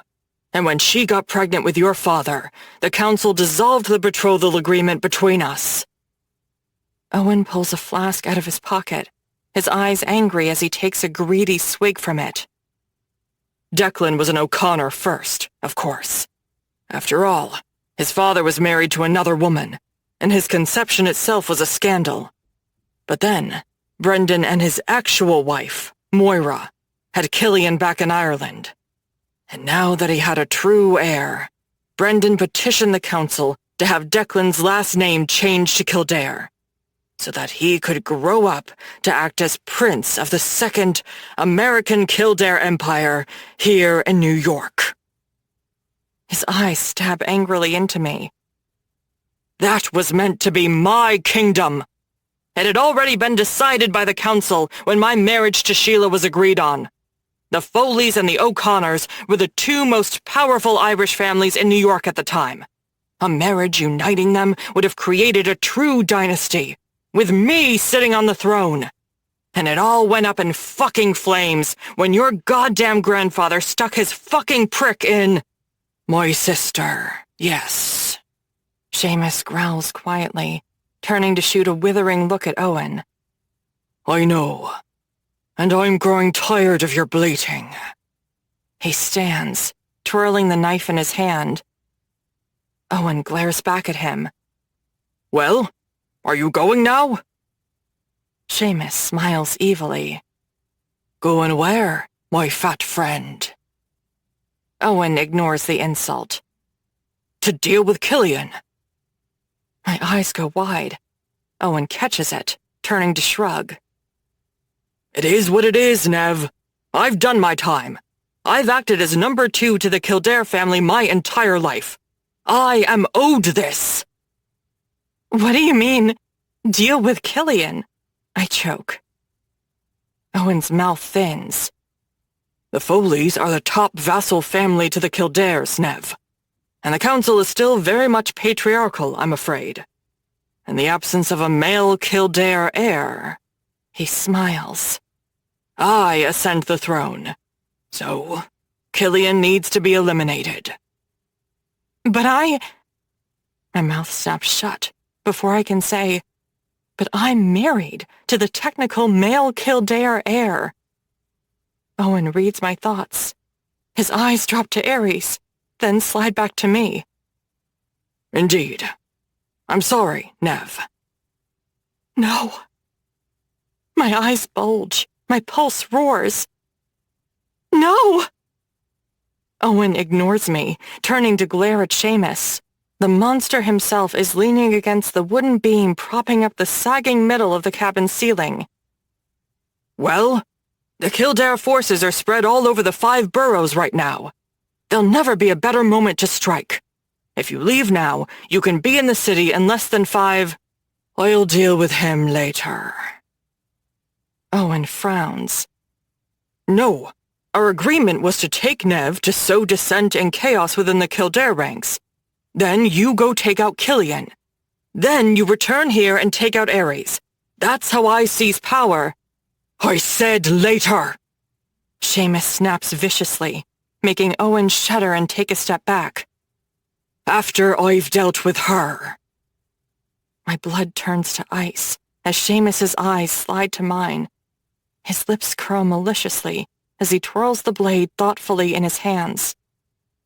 Owen's face goes white. No, he hisses. No, you're not hurting her. That wasn't our plan. Seamus chuckles quietly. That wasn't your plan. Me, I find plans tedious, confining. He starts to push past Owen, moving toward me. The older Irishman moves in front of him, blocking his path and getting in Seamus's face. I freed you, you fucking prick! Seamus smiles coldly. Indeed. Regretting your choices yet? Owen's back is to me, and I watch as his hands creep toward the gun stuffed into the back of his pants. I will be king of this city, you motherfucker! I scream when Seamus's arm flicks out swiftly, and Owen's words turn into a horrifying wet gurgle as the blade slices his neck. I scream again as blood sprays sideways against the door and the wall, before Owen's body collapses to the floor next to Ares. The cabin is silent, except for my thudding heart. Seamus chuckles quietly as he gently wipes the blade off with a handkerchief from his pocket. His gaze drops to Owen's body. Do you feel like a king now? Suddenly, he's surging toward me. I kick and scream as he moves behind me, but he's far stronger than me, and it's no use. I flinch when I feel him cut some of my bounds. Then I'm gasping as he hauls me back to the wall behind me. Then I saw heaven opened, and behold, a white horse. He who sat upon it is called Faithful and True, and in righteousness he judges and makes war. He shoves me against the wall, and suddenly he's shoving one of my arms up and out against it. Rough rope loops around it, and when it pulls tight, I go stiff. Oh God, no! His eyes are like a flame of fire, and on his head are many diadems, and he has a name inscribed which no one knows but himself. Seamus murmurs the words from the Book of Revelation in a reverent whisper, his voice cold and brutal. He is clad in a robe dipped in blood, and the name by which he is called is the Word of God. I am numb, frozen in abject terror as he grabs my other arm and shoves it against the wall too, also extended out away from my body. There's a rope there as well that goes tight before he drops to his knees and starts to bind my ankles to the wood wall at my back. No, not a wall. He's tying me to a fucking crucifix. And the armies of heaven, arrayed in fine linen, white and pure, followed him on white horses. Please. Seamus chuckles, grinning demonically into my frozen, terror-stricken face. I'll enjoy listening to you beg, little bird. He raises his hand, the executioner lifting his axe. The blade glints like death itself as he lowers it slowly to the bare, soft skin of my wrist. From his mouth issues a sharp sword from which to smite the nations, and he will rule them with a rod of iron. He will tread the winepress of the fury of the wrath of God the Almighty. On his robe and on his thigh he has a name inscribed, King of Kings and Lord of Lords. The tip of his knife traces lightly over my skin, turning me to ice as horror explodes through every nerve in my body. This isn't how this ends. This cannot be how this ends. My gaze darts to the door, as if it's going to magically open with help pouring through. But it remains closed, and my eyes fall to the man still out cold on the ground, bleeding slightly from the arm. I never told him I loved him. Seamus steps in front of me, blocking my view of Ares as his eyes meet mine. "The blood of the innocent, little bird," he murmurs, with a deranged look in his eyes. Then he smiles thinly. "Or maybe the not-so-innocent." No. It hurts when the blade cuts into my flesh. I bite down hard, clenching my jaw, refusing to give him the satisfaction of hearing my pain. Seamus grins, his eyes wide with a zealous hunger, as he cuts another line across my wrist. Blood begins to pour in dark ribbons from my veins. Oh, God. Seamus crosses himself before he turns to the other outstretched arm. The blade slices me there, too. Once, twice, opening my soft skin and letting the red weep down my arm and spatter onto the floor. He steps back, grinning, then turns. And I finally break my silence when he kicks Ares hard in the stomach. No! My husband groans, his eyelids flickering. Seamus turns back to me. "A pity. It seems he'd like to sleep in today. I'd hoped he could watch you die before his very... Get the fuck away from her!" Seamus whirls. My eyes snap past him, my heart lurching when I see Ares. He's up on one knee, his eyes bleary and unfocused, and it looks like a strong breeze might knock him over. He's still got one hand tangled up in the ropes that were binding him, but the other is free. And it's holding Owen Foley's gun. "I said, get the fuck away from..." Seamus begins to chuckle. "The little dragon prince is awake." He snickers quietly. "You can't even see straight, can you? Straight enough. Cut her the fuck down, now." Seamus smiles. "Interesting choice of words." Ares grimaces, his eyes half closing before he forces them to open and focus. "I said..." It all happens so fast, I don't even have time to scream. One moment, Seamus is chuckling quietly. The next, he's rushing at Ares like a runaway freight train. I watch my husband's lips curl and his finger pull the trigger of the gun. But Seamus was right. He can barely stand, let alone see straight. The shot sprays into the ceiling as Seamus plows into him. I scream as the older man wrenches the gun from Ares' hand with a demonic howl. He kicks his legs out from under him, and I cry out as Ares crashes to the ground with a groan. Instantly, Seamus has him from behind, dragging him back up to his feet, an arm around Ares' neck. The gun barrel jammed against his neck. "Now, little dragon," Seamus hisses coldly. My vision starts to blur. Swallowing thickly, I turn, my face feeling white and clammy, as I watch the life ebb out of my sliced wrists. "Now, Dracos," Seamus murmurs. "You get to watch the blood of the innocent wash away the sins of the wicked." The room starts to fade to black. "Now, you get to watch her die." Chapter 34. Ares. I wake to blinding, searing pain everywhere.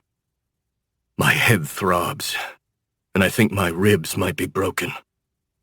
I blink, my vision only half working at best. Blood flows from a long, if shallow, cut on my arm, slowly pooling sticky and warm beneath me. Where the fuck am I? My mind churns in overtime, trying to piece it together.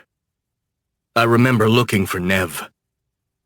I remember finding the men who had been tailing her, dead in their car. I remember the 3 fuckers upstairs in Jack's apartment, also dead. And then suddenly the last piece comes back to me. Owen. I try to move, but I can't. I can't even see more than 3 inches in front of me because my vision is still blurred from whatever that fuckhead jabbed me with. My lips curl. When I find him, my eyes suddenly focus about a foot in front of me. It's Owen. Eyes wide and staring unblinkingly at the ceiling as he lies next to his gun in a puddle of blood, his throat cut open. Someone's talking, reciting, quoting. I frown, trying to place the voice in the words, but I can't. For a second, I get flashbacks of my father dragging us to church, where the hardline Orthodox priest would rain down fire and brimstone on us sinners in both Greek and English. That's what I'm hearing right now. It's revelations. My eyes start to close as the darkness tries to drag me under again. But suddenly something hard slams into my aching ribs, making me grunt and flinch, waking me up a little. The voice is talking again. This time I won't let myself go back to sleep. I force my eyes to remain open. I force them to focus on the 2 shapes across the filthy floor from me. One pacing, the other just standing there with their arms spread out wide. Suddenly everything flickers into focus, and I want to scream. I see Nev, terror on her face, blood pouring down onto the floor from angry-looking gashes in her wrists. My gaze swivels to the man pacing in front of her. Seamus. Everything suddenly becomes clear, and suddenly, with an explosive adrenaline strength I never even imagined a human could possess, I manage to move. I can still feel the rope biting into my wrists, pinning my arms behind my back, but I grit my teeth and yank, ignoring the pain of the rope cutting into me. The blood soaked into the floor underneath me, mine and probably Owen's too, coats the rope in my wrists, turning everything slick and slippery. My muscles bulge, and suddenly I've got one arm free. My hand slides wetly across the pool of blood, my fingers sticky as they curl around the cold metal of Owen's gun. Pain explodes through me as I lurch to one knee, raising the gun and taking aim at the man hurting her. Get the fuck away from her! He turns. So does Nev, her eyes bulging as her gaze locks with mine. I said, get the fuck away from... Seamus starts to laugh quietly. Ah, the little dragon prince is awake. He grunts. You can't even see straight, can you? Straight enough. Cut her the fuck down, now. His brow lifts.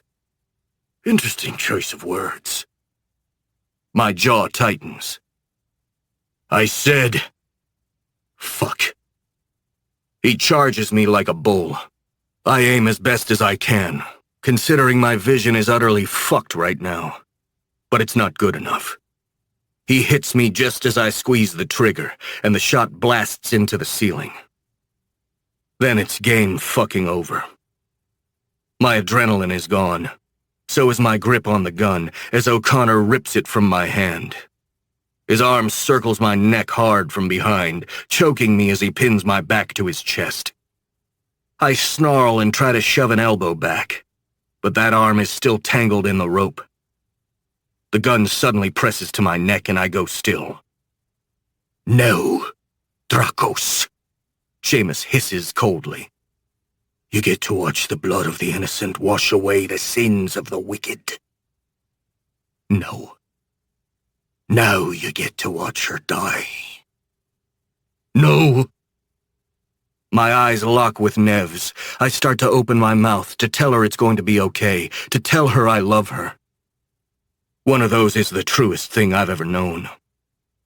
There's a good chance the other is a lie. Nev! The blood is flowing out of her veins way too fast. The cuts are deep, and I'm literally watching the color and life drain out of her before my eyes.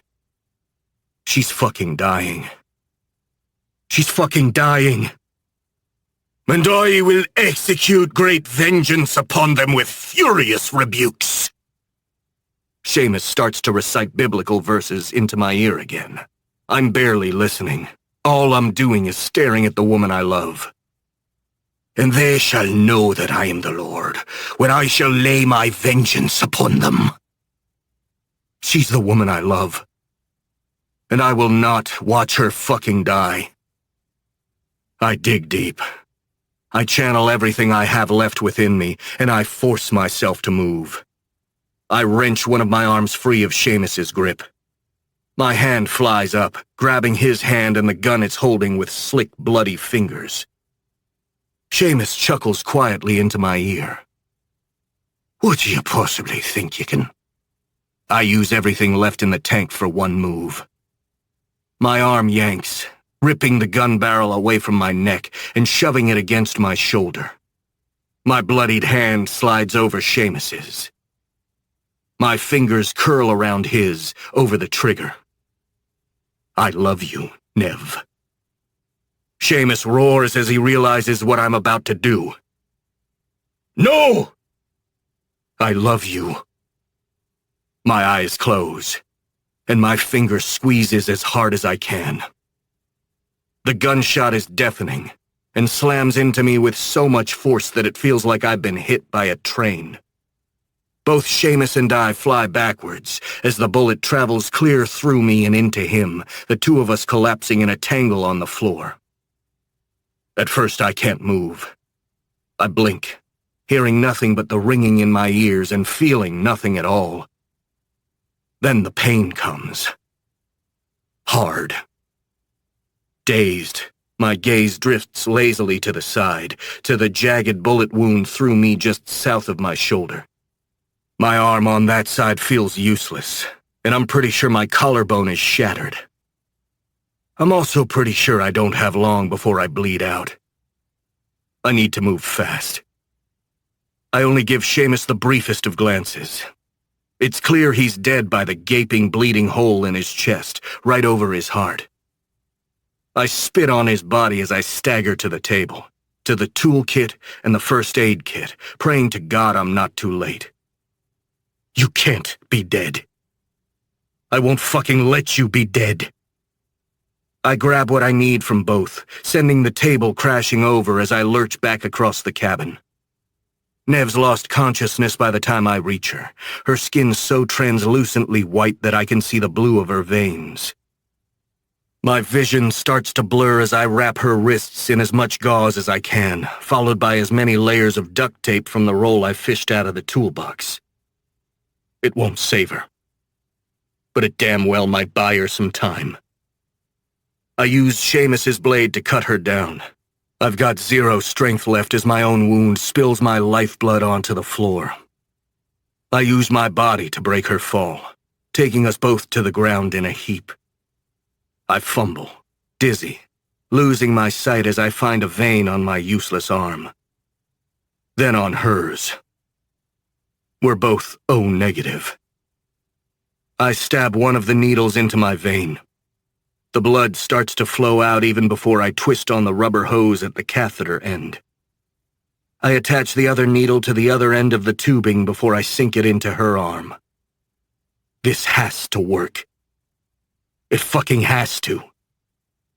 I drag myself next to her, both of us lying on our sides, face to face, surrounded by blood and death. Wake up. You have to fucking wake up. You have to wake up because I love you. Even if I don't wake up myself. When I glance at the gaping wound in my shoulder, I'm fairly sure I won't. But that's okay. It's all okay if she lives. My eyelids start to droop. The room begins to fade around me. I can feel my pulse getting weaker and weaker. Wake up, love. I force my eyes to stay open, gritting my teeth as I keep my gaze trained on her motionless eyes, desperately looking for movement. Anything. A fucking miracle. The air feels cold. My pulse feels like syrup. My vision begins to darken, And then suddenly, Nev's eyelids flicker. They tremble, movement darting under them. And then slowly, her eyes open. Ares. I smile as my vision fades to gray. It's okay. She'll be okay. I love you. The words slip from my parched lips as everything goes black. She's going to be all right. That's all that matters now. Chapter 35. Nev. I can barely move. Barely breathe. The room spins dizzyingly, my vision cutting in and out as I cling to consciousness. But I'm alive. I'm alive. Except right now, I'm not sure I even want to be. Please. The word croaks from my lips, ash from a dying fire. I can feel hot tears beating in my eyes, blurring them as I stare at him. Ares is lying on the floor next to me, facing me. His eyes are closed, and I'm straining as hard as I can to see any possible sign of him breathing at all. Whenever I do catch the faintest movement of his lips, or the tiniest hint of a rise in his chest, my heart lurches. He can't die. He can't fucking die. The room swims in and out again as I wince, using my last energy reserves to push my hand across the bloody floor towards him. Millimeter by millimeter, my fingers crawl sluggishly toward him. Finally, my knuckles brush his. Ares. My body is cold. My gaze drops to the needle in my arm and the tube snaking across to Ares, where another needle is taking his blood and putting it into me.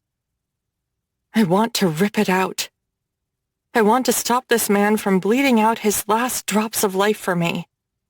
To save me. I don't want to be saved if I leave him behind. I strain. I strain so hard to reach for it with my other hand. But that one is still resting against his, and it just won't move. I'm going cold. I think I might be dying. I think we might be dying. Ares, please. The words are sheets of paper blowing in a gale. Please wake up. His chest goes still. It stays still. Please. I exhale, a tear trickling down my face. Please wake up. I love you. He's not moving. My heart begins to tear in half as my vision fades, then goes out.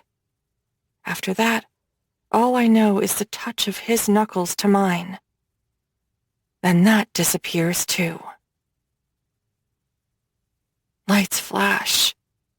Someone's knocking on something. No, breaking. Hammering.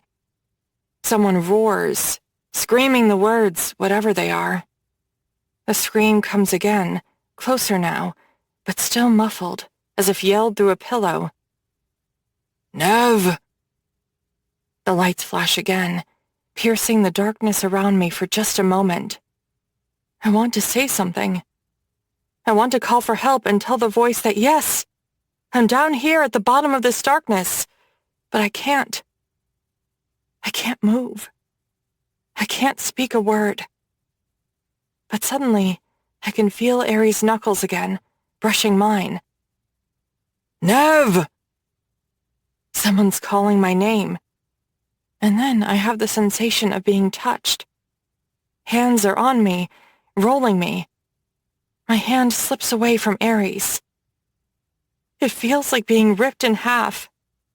I want to scream at the hands to help him. To leave me and help him. But no words come.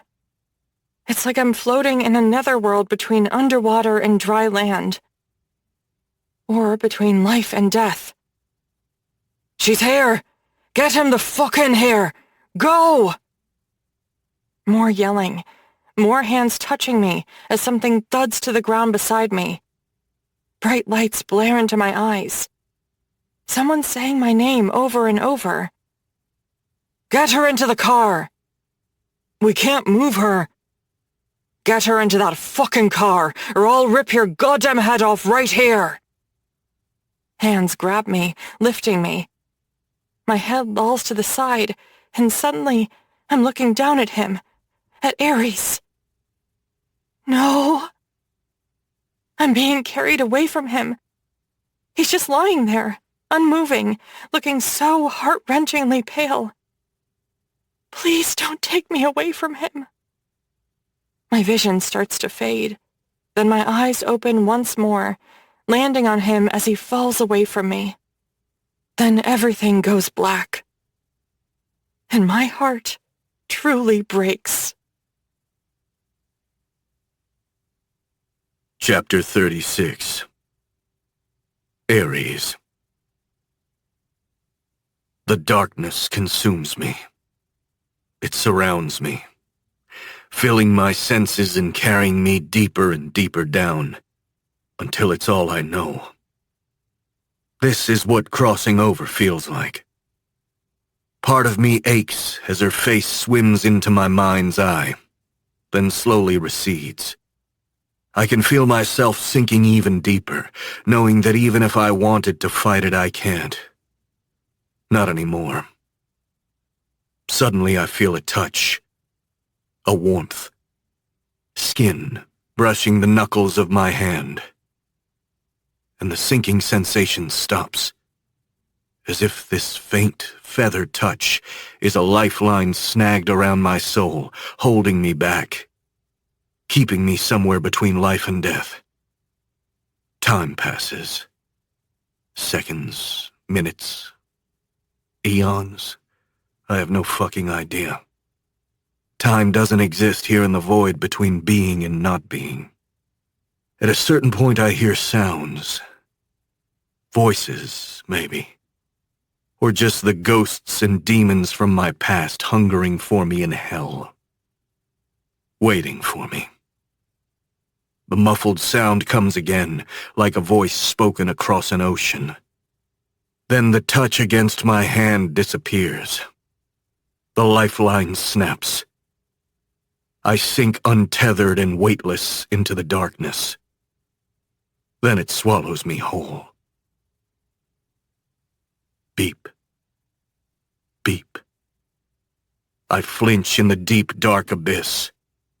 A pinpoint of light pings in the darkness. Not even light.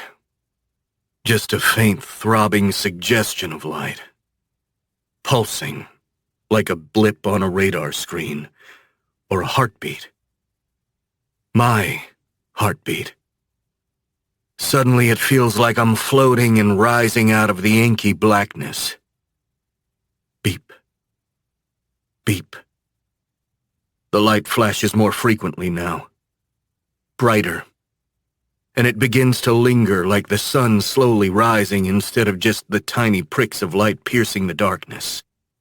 Then all at once it's blindingly bright, making me flinch as air, real air, floods my lungs. I'm fucking awake. Chaos and panic sink their claws into me. I choke, my body going into panic mode when I realize there's something lodged in my throat. Ares! I can hear the voice calling my name. But I can't see shit except the blinding white light shining into my very soul. I snarl, choking as my hands move towards my mouth. Well, one does. The other hurts like a motherfucker, and no matter what my brain tells it to do, it remains motionless.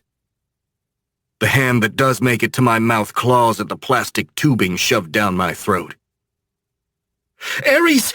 No! Hades! Stop him! No.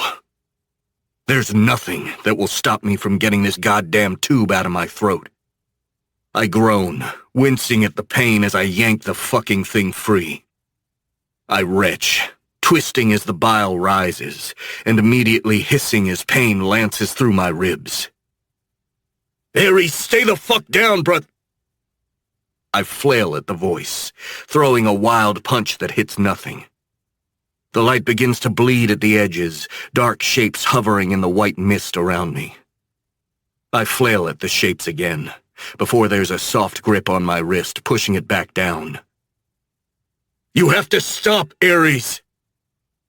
I pause, my pulse racing and the beeps around me shrieking like an alarm. I know that voice. My eyes blink, and my pulse thuds as the mist begins to clear. As the last remnants of purgatory, or limbo, wherever the fuck I just was, slip away from me. Suddenly I'm very much awake. I blink, my breath catching as I look up into two familiar faces lined with concern. Hades, and the soft touch on my arm holding me down belongs to my sister. When I manage to focus on them both, relief floods their faces. Holy fuck, man! Hades chokes. Callie starts to cry, and I don't even mind the pain that stabs into me as she hugs me fiercely. Where? You're in Allegheny General Hospital. Where? Hades frowns like I'm being slow and not getting it. In Pittsburgh, man. The local clinic Killian got you to choppered you over here as soon as... My lips curl as my good hand reaches up and claws at his arm, yanking him closer.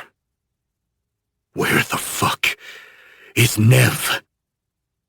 Hades glances at my sister. Where the fuck? She's here, Ares. Callie nods quickly, taking my hand in hers. She's here too. She's recovering. My heart leaps. The machine next to me pings crazily like a fucking Geiger counter at Chernobyl. My eyes dart side to side, and for the first time I see the vast array of tubes, wires, sensors, and other shit connecting me to the stack of machines next to my bed. She was in really bad shape when you were flown in? Callie chokes. You both were. We... She chokes as the tears flood her face. We thought you were dead. Hades murmurs quietly, his face grim as he drops a hand to my good shoulder. My jaw clenches as my eyes lock with his. Where is she? He frowns. Resting. The doctors say she's going to be... Ares! He moves to stop me as I start to sit up in the bed. Fuck. Everything hurts. A lot. My abdomen feels like it got run over by a tank. And my arm. I frown when I turn to really look at it. Fuck, that's not good. I blink, struggling to take in all the bandages, tubes, IV drips, and the cage-like device keeping my left shoulder and arm immobile. I'm clearly on a fuckload of painkillers. Even so, when I try and flex my shoulder, the agony is almost overwhelming. Ares, stop, man! Hades hisses, trying to get me to lie back down. In case you forgot, that fucking maniac shot you. No, he didn't. I shove his hands away, shutting out the searing pain that almost makes me throw up. I swing my legs over the edge of the bed, ignoring my siblings as they scream at me. Fucking stop, man! Hades hisses, trying to uncurl my fingers from the side of the bed. Ares, please! Callie blurts, trying to pull me back. I shake them both off with a fierce snarl. I am going to my fucking wife. I hiss, my gaze stabbing into them both. You can let me crawl there and maybe bleed out on the way, or you can fucking help. Either way, I'm getting out of this goddamn bed. Callie glares at me, her lips tight. Hades sighs heavily. Such a fucking stubborn dickhead. He grunts. Fine. Hades. He glances at our sister. Hey, if you want to physically restrain him, be my guest. She glares at the two of us before finally gritting her teeth. God damn it. They're both clearly not happy about it, but they do help me to stand. The room spins. The machine behind me starts having a shit fit before I grab the tubes, IVs, and sensors attached to my body and stuck into my veins and start to rip them off.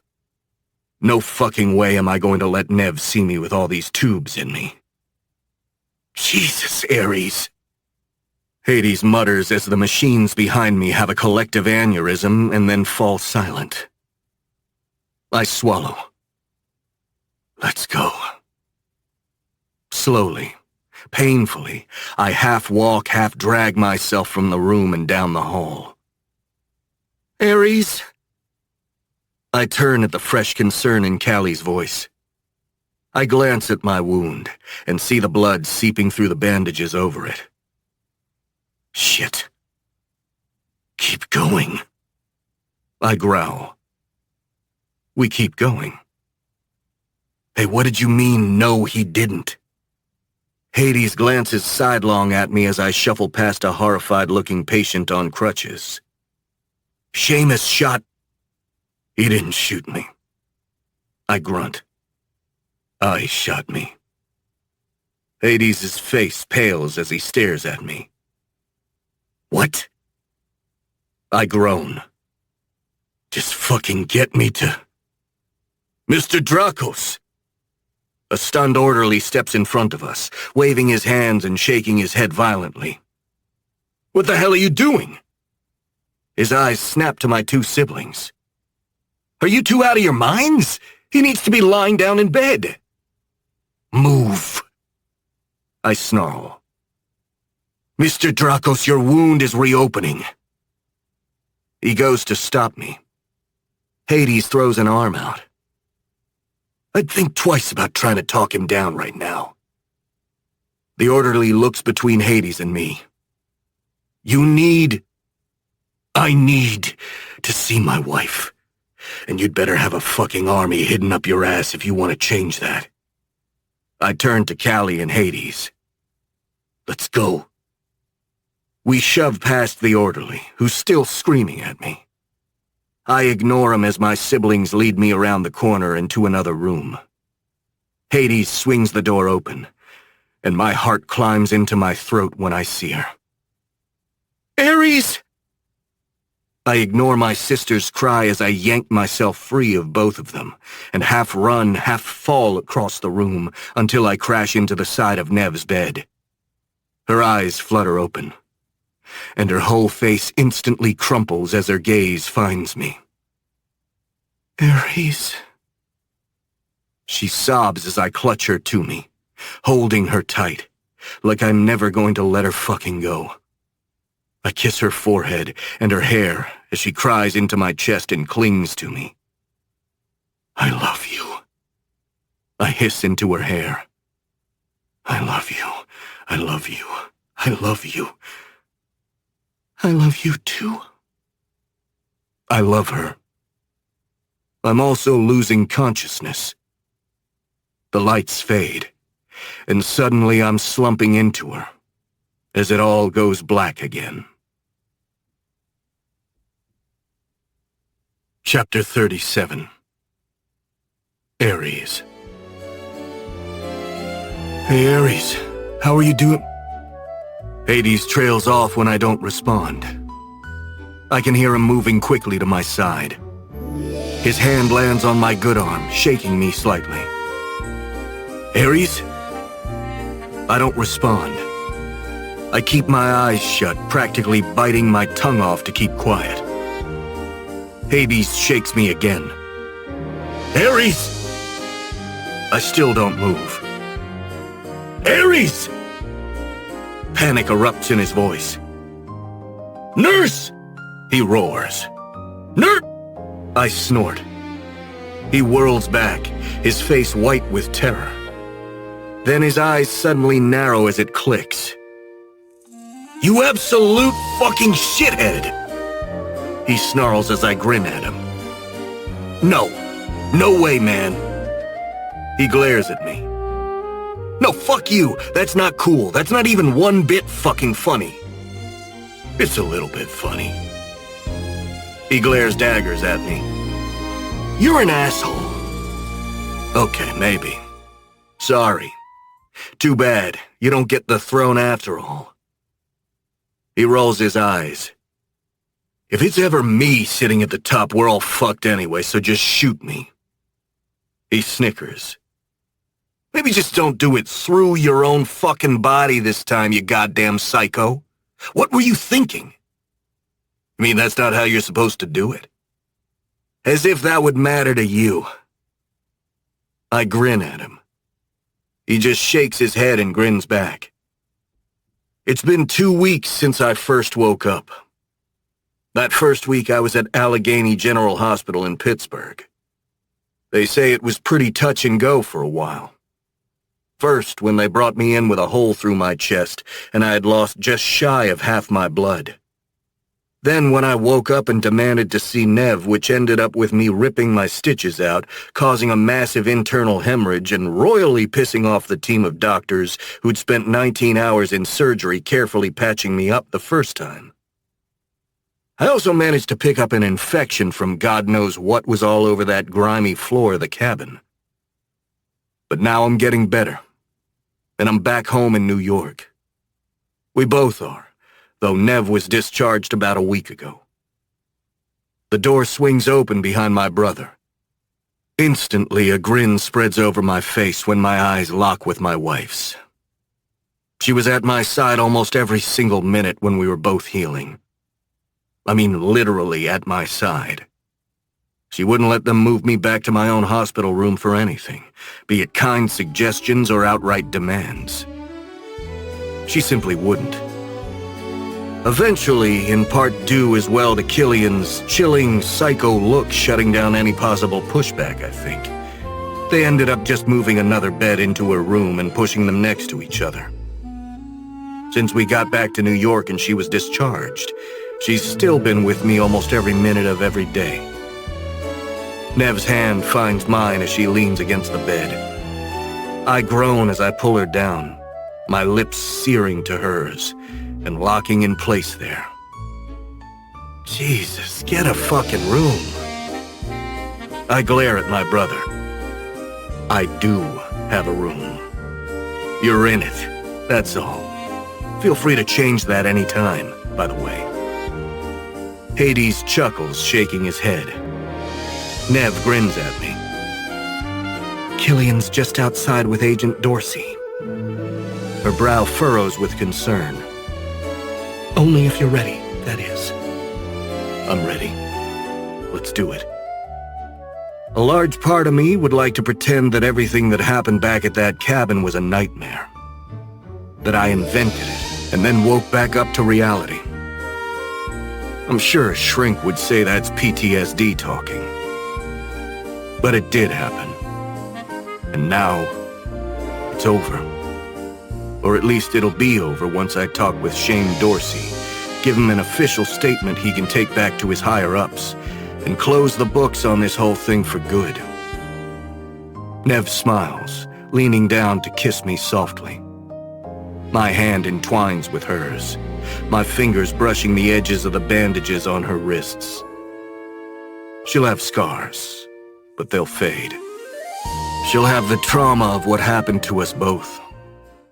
But that will fade too. And I'll be there, every minute of every day, to keep her moving forward. To hold her close if the terror ever grips her. She's going to be okay. We're both going to be okay. They're releasing me today, probably right after I talk with Dorsey, which is one reason I'm eager to get the interview over with. I'll still need plenty of bed rest back home, and the cast and brace on my shoulder will stay there while my broken collarbone and torn ligaments heal. But I'll get there. I mean, I doubt I'll ever become a left-handed star quarterback for the NFL now. But that's their loss. Nev smiles, nuzzling my face and kissing me again before she pulls away. She walks to the door and pokes her head out. A second later, she turns back to me as her uncle, Shane Dorsey, and Castle file in behind her. Killian nods at me. Castle arches a brow. Well, good. You look a little less like shit today. Stop it. You'll make me cry. He grins. Killian's the one who got to us first. Well, him and Castle together. And not a second too soon either. They had a doctor with them who was sure if they moved Nev and I, we'd never make it. But I'm pretty sure the odds were in the toilet whether we stayed in the cabin or risked racing to a local hospital. In the end, it would seem fortune favored the brave. Of course, it's not just luck or fortune I have to thank, or Killian's timing in getting to us. I was very close to dead when they got there. No pulse, blue lips, the whole 9 yards. But luckily, Nev and I aren't the only ones with type O negative blood. Castle has it too. And that's who I really owe my life to. That big asshole carried me out of the cabin, dumped me into the passenger seat of the car, and gave me a transfusion from his own veins while he drove us to the local hospital. That's the only reason I'm still here. When he steps into the room, it's the first time I've seen him since I've woken up. Before I can say anything, he shakes his head. Don't. Why not? Castle shrugs. You don't thank family. Nev squeezes my hand as Killian walks over to me. You ready to do this? Not really. But I'm as ready as I'll ever be. Sure. His eyes hold mine. Despite Castle's poetic words. He growls quietly. Thank you for doing what you did for her. I nod. Same to you. His lips curl into a normalish grin. At least as normal as it gets for Killian. Dorsey clears his throat. Well, should we do this? Let's. Half an hour later, between myself, Killian, Nev, Castle, and Shane, we've hammered out a pretty fantastic official statement. One that leaves in everything it should, but leaves out anything that might hurt us. The part about Nev being blackmailed with those pictures, for instance, is left out. Unfortunately, so is the part where Owen Foley betrayed us all for a shot at power. But that doesn't really matter anymore. Owen's dead, and the only thing leaving that tidbit in would do is shine a light on the Kildare family in ways none of us want or need. So my official statement is that Owen was just another victim of Seamus's random, unhinged violence. As it turns out, the FBI is more than happy to minimize the fallout and public knowledge of any collateral damage from O'Connor's escape. Oh, and the official statement has Dorsey as the shooter who put Seamus down. Dorsey gets a pay and title bump for that. The Dracos and Kildare families get another pass, and probably even better FBI perks with his new position. And the Bureau gets to boast about taking down a crazy serial killer. Nice, neat, and everyone goes home happy. Well, that'll do it then. Dorsey stands and shakes my good hand. Hell of a shot, by the way. He grins at me. When he's gone, Killian shuts the door and turns to me. There's something else you should know. Jesus, really? About how we got to you, I mean. That's certainly something I've been wondering about. But in the chaos of the last 2 weeks, where I've mostly just been focused on Nev, I let it fade. Killian clears his throat. Let's just say that if you're in the habit of passing out Christmas bonuses, you might want to set a big one aside for Mr. Adamos. My brows arch incredulously. Ezio? He nods. Turns out he's been trying to crack the passcode on his son's old phone. He finally succeeded about 2 weeks ago. Found an audio file on it. Killian's eyes narrow. It's a recording of the meeting where my brother Declan and your uncle Vasilis died, as well as Ezio's son. I frown. Nev's fingers lace through mine, squeezing, and she stares at her uncle with a look that says she hasn't heard this yet either. They had a truce on the table. And then Owen walked in, made a bad joke, and shot them all. Declan, his Lieutenant Eamon, Vasilis, and Ezio's son, Jason. Holy shit. Killian shakes his head, his eyes fierce. I knew Owen for damn near my entire life. He was hiding his real self the whole time. He held that fucking grudge about my half-brother being made a Kildare and taking over New York for decades. And that was his plan. Fuck up the truce, create a war, wait for the bodies to drop, maybe help with that, and then take over the throne. The scumbag even had a proposal already drafted and ready to submit to the council. A petition for him to take over as head of Irish operations in New York. My grip tightens on Nev's hand. But when war was avoided by you two marrying, Killian goes on. Owen changed tactics. He used some men he had on the inside of Florence, as well as some paid Russian muscle, to break Seamus out. My eyes narrow. Russian, as in Bratva? Killian's face is grim, but he says nothing. I'm looking into it. Castle growls. If it ends up pointing that way, we'll be paying a little visit to Gavin Zarenko. Fuck. As powerful as the Kildare and Dracos alliance is, the idea of getting into a tussle with the head of the New York operations for the Reznikov Bratva isn't exactly appealing. Well, we'll cross that bridge if and when we have to. Anyway, Killian growls, slipping a cigarette between his lips, but for once not lighting it, as he folds his arms over his chest.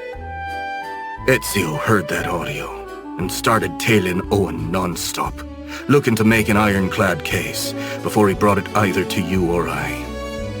When he saw Owen stuff your unconscious ass into the back of a car, he reached out to me. Shit. And I almost threw the guy off a roof. I make a note to call the head of the Atomos family and settle all of this once and for all. Not to mention express my deepest gratitude the minute I get out of here. Well, not the minute. First, broken collarbone and gun wound to the shoulder or not, I'm taking my wife home to our bed, ripping her clothes off, and fucking feasting on her. The doctors come in once more to remind me for the millionth time about taking my meds and doing my PT and all that bullshit. And after all that, I'm gone, walking right out the front door with the help of the woman I love. The one I almost lost. The one I'll never let go of. Outside the hospital, Eilish, Callie, Hades, Kratos, even Deimos, who's flown in from London, are waiting for me alongside Yaya, of course. There are hugs all around, and tears, and laughter. And I watch it all from almost outside my body, like an observer watching the impossible happen. Rivals who turned into allies. Enemies who became family. And there, surrounded by that blended family, I turn to my wife. I grin as her lips curve up at the corners. My good hand cups her face as my eyes lock with hers. I tell her I love her, and it's the truest thing I've ever said. She tells me she loves me too. Our lips come together, and the world melts away. The sun shines down, and it's a brand new day. Epilogue. Nev. 1 month later. I'm sorry. What? Callie sighs into the phone. Why does everyone keep reacting that way? Eilish and Kratos said exactly the same thing when I told them. Sitting in the lounge chair out on the penthouse balcony, I shake my head, looking out over the lights twinkling across the west side. Because it's a little crazy. What? Why? I grin. Callie, you can't even legally drink in a bar yet, and you're talking about buying one? No one in my family can fly a fucking plane either, but we own a private jet. I roll my eyes. Callie. Nev. She mimics my tone. I shake my head, grinning even more widely at her confidence and conviction. You seriously want to buy the Banshee? No, it's all an elaborate and badly thought-out joke. She sighs. Yes, I seriously want to buy the Banshee. Why is that so hard for everyone to come to grips with? I've heard through the grapevine that owners of the Irish bar want to sell. I guess they were already at the end of their rope at the place. And when their head bartender turned up dead after a drug deal gone wrong... Oh, yeah. That's another part of the truth that got swept under the rug a month ago. It would have been easy enough to tell the truth. That Seamus O'Connor murdered Mike Jennings, Councilman Greg Leary, and a bartender named Jack Phillips. But that would have put me at the scene too. And that would have raised questions about why I was there, which would have led to more questions about Ares beating the shit out of 2 of the 3 dead men not so long ago. Not to mention the photographs. In the end, Ares decided no part of that, especially the part where my name and any vicious rumors about me could very well get dragged into the press, ever needed to come to light. So, the crime scene was doctored to make it look like a drug deal gone bad, like Mike and Greg were trying to buy coke from Jack. But then things went south when Jack's business partner decided to take the drugs and the cash for himself, shooting the other 3 in process. That business partner, who obviously doesn't exist, is still at large and a person of extreme interest to the NYPD. I wish them the very best of luck in their search for him. Anyway, yes, the owners of the Banshee are now very keen to sell. And it would seem my sister-in-law is looking to buy. Look, the price is reasonable, and the place needs virtually 0 money put into it. I mean, it's turnkey ready. I laugh quietly. Callie, what do you know about Irish bars? Enough? She mutters. Not as much as you, I'll grant. She clears her throat. Which is why I want you to be my business partner in it.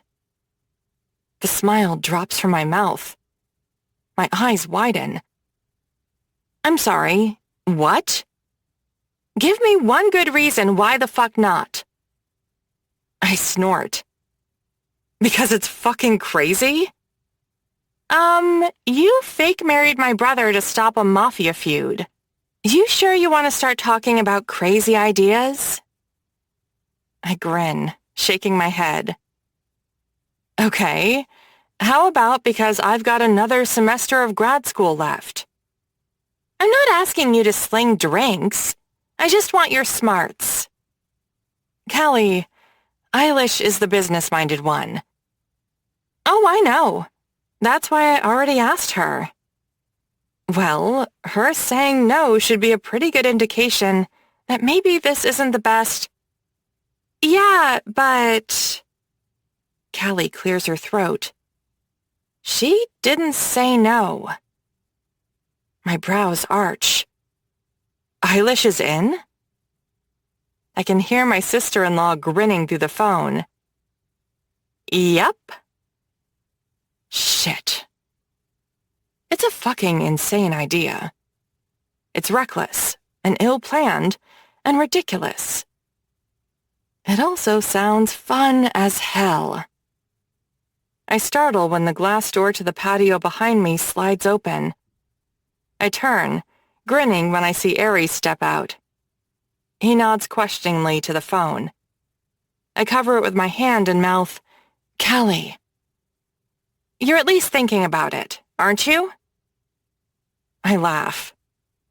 Let's just say it's making the rounds in my head. "What does she want?" Ares murmurs, coming up behind me and kissing my neck. I shiver, melting into him as I always do, feeling my pulse thud before I slip away. I grin at him when he scowls and hold up a finger. "Say yes, please." "Callie." "Come on, Nev. You, me, and Eilish? We'd be amazing at it." "Or a train wreck." "Only one way to find out." I chew on my lip. "Say yes." "Let me think about it. Like, for real think about it. Maybe overnight?" Okay, fine. Lunch tomorrow?" Eilish has a business plan all drafted up that we were going to show you when you inevitably waffled on this. I roll my eyes. I'm not waffling. I just want to think it through. Fine, okay. Lunch at 1 at Maison Premiere tomorrow? Deal. Callie squeals. "You're not going to regret this. I'm so psyched." "Callie, I said I'd think about..." Yeah, of course. Okay, bye." She hangs up. I do too, shaking my head and grinning as I turn back to Ares. "What the heck was that about?" "Callie wants to buy the Banshee with me and Eilish." He just stares at me. Crazy, right? Ares rakes his fingers down his jaw thoughtfully. "I mean..." He shrugs. "It's not the craziest idea in the history of the world." I gape at him curiously. "You actually think it's a smart idea for Eilish, your sister, and me to own a freaking Irish bar?" "I think you've got the know-how and temperament to deal with the liquor board and any other city agencies. I think Eilish has the business mind for handling the back end of things. And I think Callie is a fucking firecracker ready to blow. And this honestly sounds like a weirdly constructive outlet for her. Plus, I think she'd be a great bar owner. Or at least a sassy enough one." He grins at the gobsmacked look on my face. "So yeah, I mean, if the numbers work and the price is right, and of course if it's something you actually want to do, then yeah, I could see it." He moves close to me. His left arm is still in a sling, which he hates. But the doctors and his physical therapist say he's making huge strides in healing, and he's got just about full motion of his shoulder back. Sometimes, the idea that this man shot himself in order to save my life is absolutely bonkers for me to even comprehend. It's also frequently an insane turn-on. My pulse thuds as he steps closer to me, his hand brushing a lock of hair away from my neck before his lips descend to kiss the tender skin there. Yeah, now would be one of those turn-on times. My thighs squeeze together as I grip his shirt and pull him against me, needing more. Needing him. Needing all of him. Ares groans.